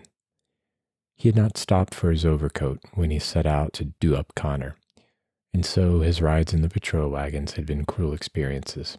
His clothing was old and worn thin, and it never had been very warm. Now, as he trudged on, the rain soon wet it through. There were 6 inches of watery slush on the sidewalks, so that his feet would soon have been soaked, even had there been no holes in his shoes. Yorgis had had enough to eat in jail, and the work had been the least trying of any that he had done since he came to Chicago. But even so, he had not grown strong. The fear and grief that had preyed upon his mind had worn him thin. Now he shivered and shrunk from the rain, hiding his hands in his pockets and hunching his shoulders together. The Bridewell grounds were on the outskirts of the city, and the country around them was unsettled and wild. On one side was the big drainage canal, and on the other a maze of railroad tracks, and so the wind had full sweep. After walking a ways, Yorgis met a little ragamuffin whom he hailed. "Hey, Sonny." The boy cocked one eye at him. He knew that Yorgis was a jailbird by his shaven head. "What yer want?" he worried. "How do you go to the stockyards?" Yorgis demanded. I don't go, replied the boy. Jurgis hesitated a moment, nonplussed. Then he said, I mean, which is the way? Why don't you say so, then? Was the response. The boy pointed to the northwest, across the tracks. That way. How far is it? Jurgis asked. I don't know, said the other. Maybe 20 miles or so. 20 miles, Jurgis echoed, and his face fell. He had to walk every foot of it, for they had turned him out of the jail without a penny in his pockets. Yet, when he once got started, and his blood had warmed with walking, he forgot everything in the fever of his thoughts. All the dreadful imaginations that had haunted him in his cell now rushed into his mind at once. The agony was almost over.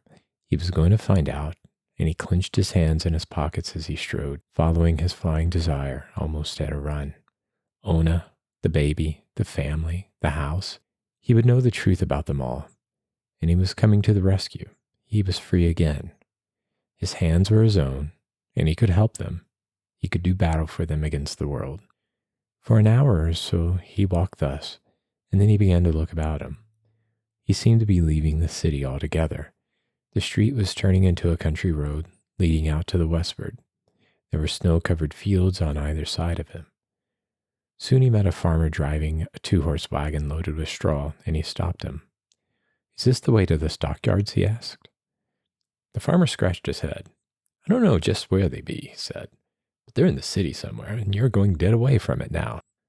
Jurgis looked dazed. I was told this was the way, he said. Who told you? A boy. Well, maybe he was playing a joke on you. The best you can do is to go back, and when you get into town, ask a policeman.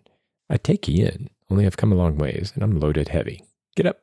So Jurgis turned and followed, and toward the end of the morning, he began to see Chicago again. Past endless blocks of 2-story shanties he walked, along wooden sidewalks and unpaved pathways treacherous with deep slush holes.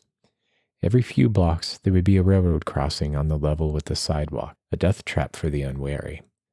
Long freight trains would be passing, the cars clanking and crashing together, and Jurgis would pace about waiting, burning up with a fever of impatience. Occasionally the cars would stop for some minutes, and wagons and streetcars would crowd together waiting, the drivers swearing at each other, or hiding beneath umbrellas out of the rain. At such times, Jurgis would dodge under the gates and run across the tracks and between the cars, taking his life into his hands. He crossed a long bridge over a river frozen solid and covered with slush. Not even on the river bank was the snow white. The rain which fell was a diluted solution of smoke, and Jurgis's hands and face were streaked with black. Then he came into the business part of the city, where the streets were sewers of inky blackness, with horses sleeping and plunging, and women and children flying across in panic-stricken droves. These streets were huge canyons formed by towering black buildings, echoing with the clang of car gongs and the shouts of drivers. The people who swarmed in them were as busy as ants, all hurrying breathlessly, never stopping to look at anything nor to each other. The solitary, trampish-looking foreigner, with water-soaked clothing and haggard face and anxious eyes, was as much alone as he hurried past them, as much unheeded and as lost, as if he had been 1,000 miles deep in a wilderness. A policeman gave him directions and told him that he had 5 miles to go. He came again to the slum districts, to avenues of saloons and cheap stores, with long, dingy red factory buildings and coal yards and railroad tracks. And then Jurgis lifted up his head and began to sniff the air like a startled animal, scenting the far-off odor of home. It was late afternoon then, and he was hungry, but the dinner invitations hung out at the saloons were not for him. So he came at last to the stockyards, to the black volcanoes of smoke and the lowing cattle and the stench. Then, seeing a crowded car, his impatience got the better of him, and he jumped aboard, hiding behind another man, unnoticed by the conductor. In 10 minutes more, he had reached his street and home. He was half running as he came round the corner. There was the house at any rate, and then suddenly he stopped and stared. What was the matter with the house? Jurgis looked twice, bewildered. Then he glanced at the house next door, and at the one beyond, then at the saloon on the corner. Yes, it was the right place, quite certainly. He had not made any mistake, but the house was a different color. He came a couple of steps nearer. Yes, it had been gray, and now it was yellow. The trimmings around the windows had been red, and now they were green. It was all newly painted. How strange it made it seem. Jorgis went closer yet, but keeping on the other side of the street. A sudden and horrible spasm of fear had come over him. His knees were shaking beneath him, and his mind was in a whirl. New paint on the house, new weatherboards, where the old had begun to rot off, and the agent had got after them. New shingles over the hole in the roof, too. The hole that had for 6 months been the bane of his soul, he having no money to have it fixed and no time to fix it himself, and the rain leaking in and overflowing the pots and pans he put to catch it, and flooding the attic and loosening the plaster. And now it was fixed, and the broken window pane replaced, and curtains in the windows, new white curtains, stiff and shiny. Then suddenly the front door opened. Jorgis stood, his chest heaving as he struggled to catch his breath.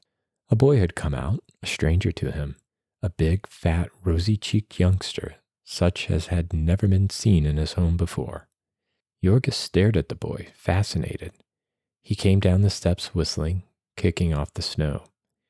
He stopped at the foot and picked up some, and then leaned against the railing, making a snowball. A moment later, he looked around and saw Jorgis, and their eyes met. It was a hostile glance, the boy evidently thinking that the other had suspicions of the snowball. When Jorgis started slowly across the street toward him, he gave a quick glance about, meditating retreat, but then he concluded to stand his ground. Jorgis took hold of the railing of the steps, for he was a little unsteady. What are you doing here?" he managed to gasp. "Go on," said the boy. Jorgis tried again. "What do you want here?" "Me," answered the boy angrily. "I live here." "You live here?" Jorgis panted. He turned white and clung more tightly to the railing. "You live here? Then where is my family?" The boy looked surprised. "Your family?" he echoed. And Jorgis started toward him. This is my house," he cried. "Come off," said the boy. Then suddenly the door upstairs opened, and he called, "Hey, Ma, here's a fellow says he owns this house." A stout Irish woman came to the top of the steps. "What's that?" she demanded. Jorgis turned toward her. "Where's my family?" he cried wildly. "I left them here. This is my home. What are you doing in my home?" The woman stared at him in frightened wonder. She must have thought she was dealing with a maniac. Jorgis looked like one. "Your home," she echoed. "My home," he half shrieked. "I lived here, I tell you." "You must be mistaken," she answered him. "No one ever lived here. This is a new house. They told us so. What have you done with my family?" shouted Jorgis frantically. A light had begun to break upon the woman. Perhaps she had had doubts of what they had told her. "I don't know where your family is," she said. "I bought the house only 3 days ago, and there was nobody here, and they told me it was all new." "Do you really mean you had ever rented it?" "Rented it," panted Jorgis. "I bought it. I paid for it. I own it. And my God, can't you tell me where my people went?" She made him understand at last that she knew nothing. Jorgis's brain was so confused that he could not grasp the situation. It was as if his family had been wiped out of existence, as if they were proving to be dream people who never had existed at all. He was quite lost, but then suddenly he thought of Grandmother Majowskini, who lived in the next block. She would know. He turned and started at a run. Grandmother Majowskini came to the door herself. She cried out when she saw Jorgis, wild-eyed and shaking. Yes, she could tell him.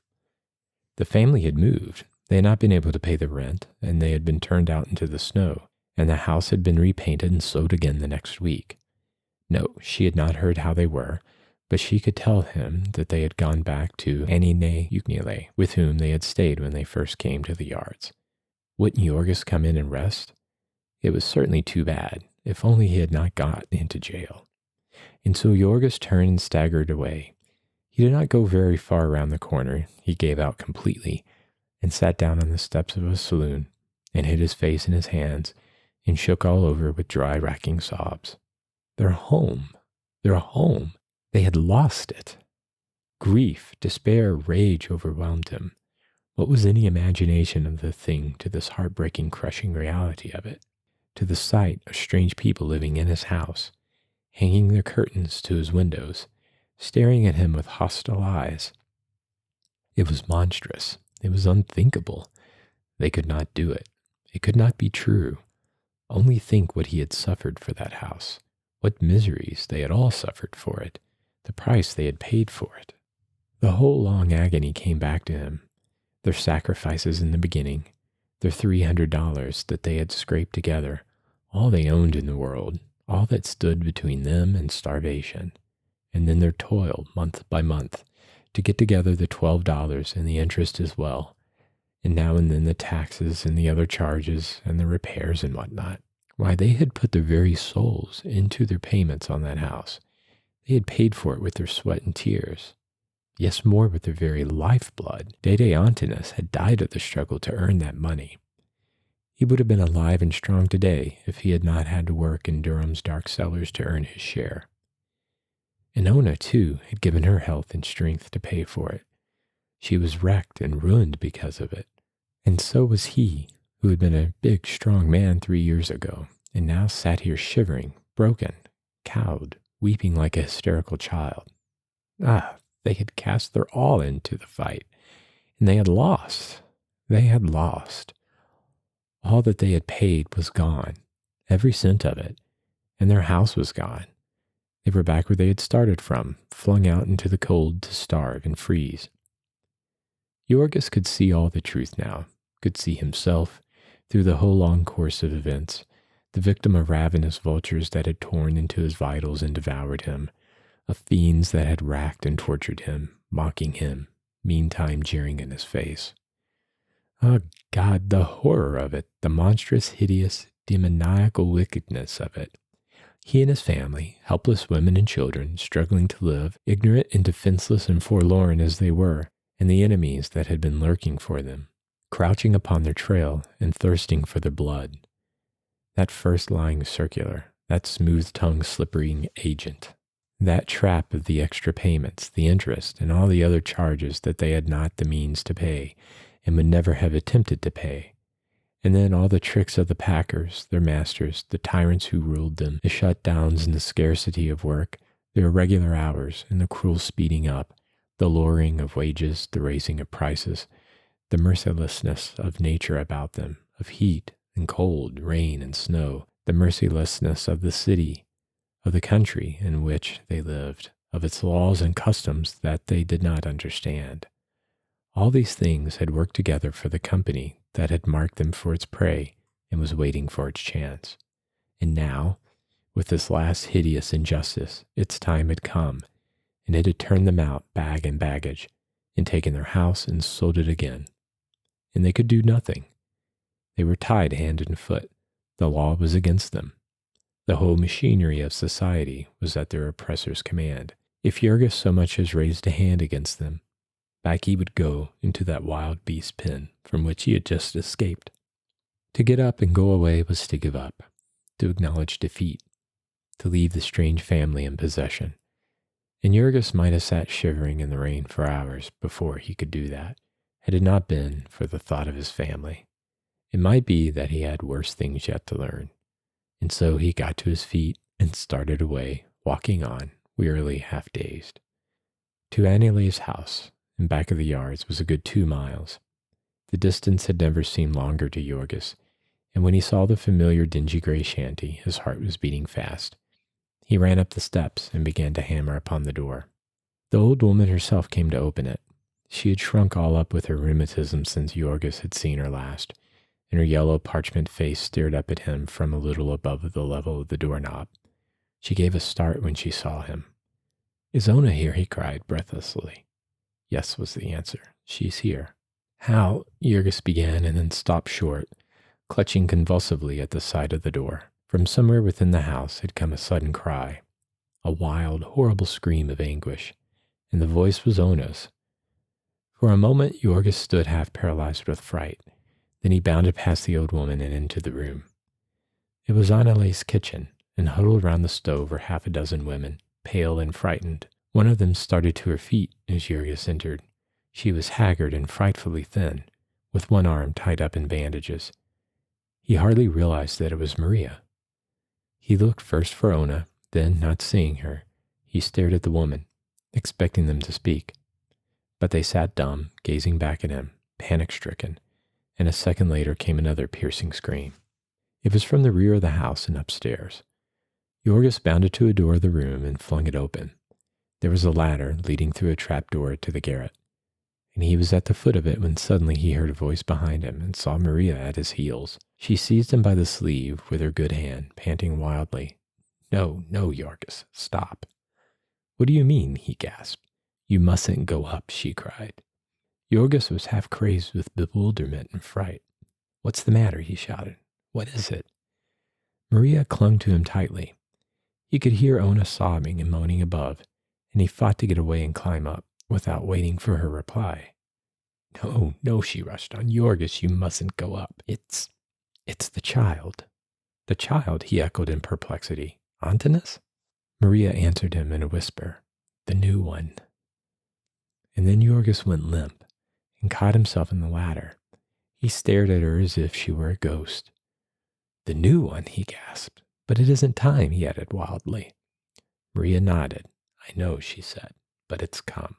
And then again came Ona's scream, smiting him like a blow in the face, making him wince and turn white. Her voice died away into a wail.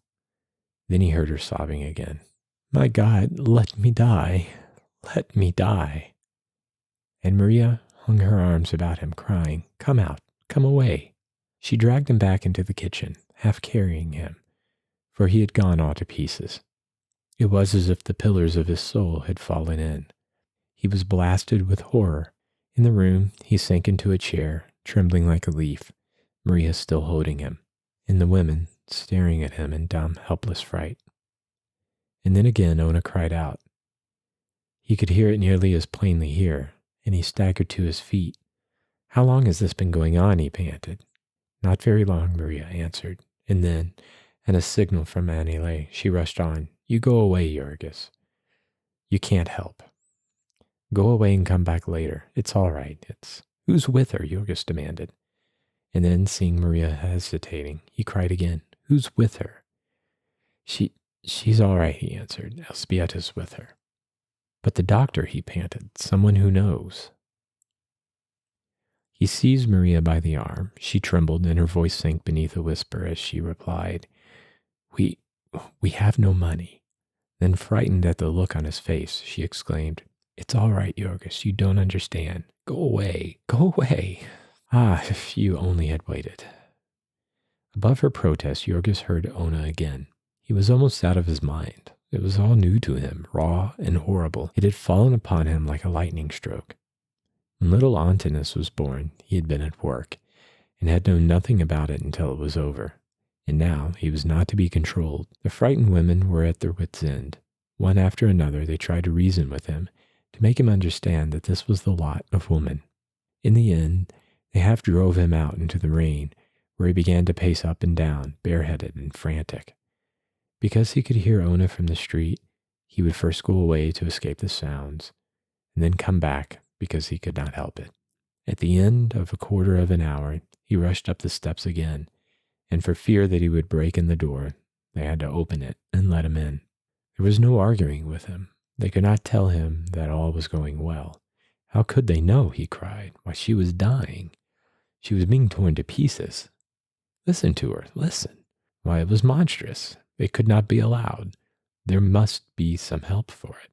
Had they tried to get a doctor, they might pay him afterward. They could promise. We couldn't promise, Jorgis, protested Maria. We had no money. We have scarcely been able to keep alive. But I can work, Jorgis exclaimed. I can earn money. Yes, she answered. But we thought you were in jail. How could we know when you would return? They will not work for nothing. Maria went on to tell how she had tried to find a midwife, and how they had demanded $10, $15, even $25, and that in cash. And I had only a quarter, she said.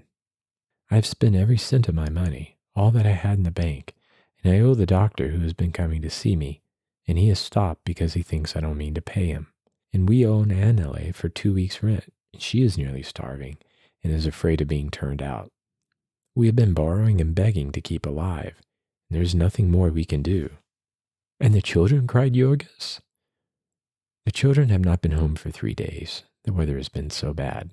They could not know what is happening. It came suddenly, 2 months before we expected it. Jorgis was standing by the table, and he caught himself with his hand. His head sank and his arm shook. It looked as if he were going to collapse. Then suddenly, Annalea got up and came hobbling toward him, fumbling in her skirt pocket. She drew out a dirty rag, in one corner of which she had something tied. "Here, Jorgis," she said. "I have some money. Palak, see?" She unwrapped it and counted it out. 34 cents. "You go now," she said, "and try and get somebody yourself. And maybe the rest can help. Give him some money, you. He will pay you back someday, and it will do him good to have something to think about, even if he doesn't succeed. When he comes back, maybe it will be over." And so the other women turned out the contents of their pocketbooks. Most of them had only pennies and nickels, but they gave him all. Mrs. Ozuski, who lived next door and had a husband who was a skilled cattle butcher but a drinking man, gave nearly $50, enough to raise the whole sum to $1.25. Then Jorgis thrust it into his pocket, still holding it tightly in his fist, and started away at a run.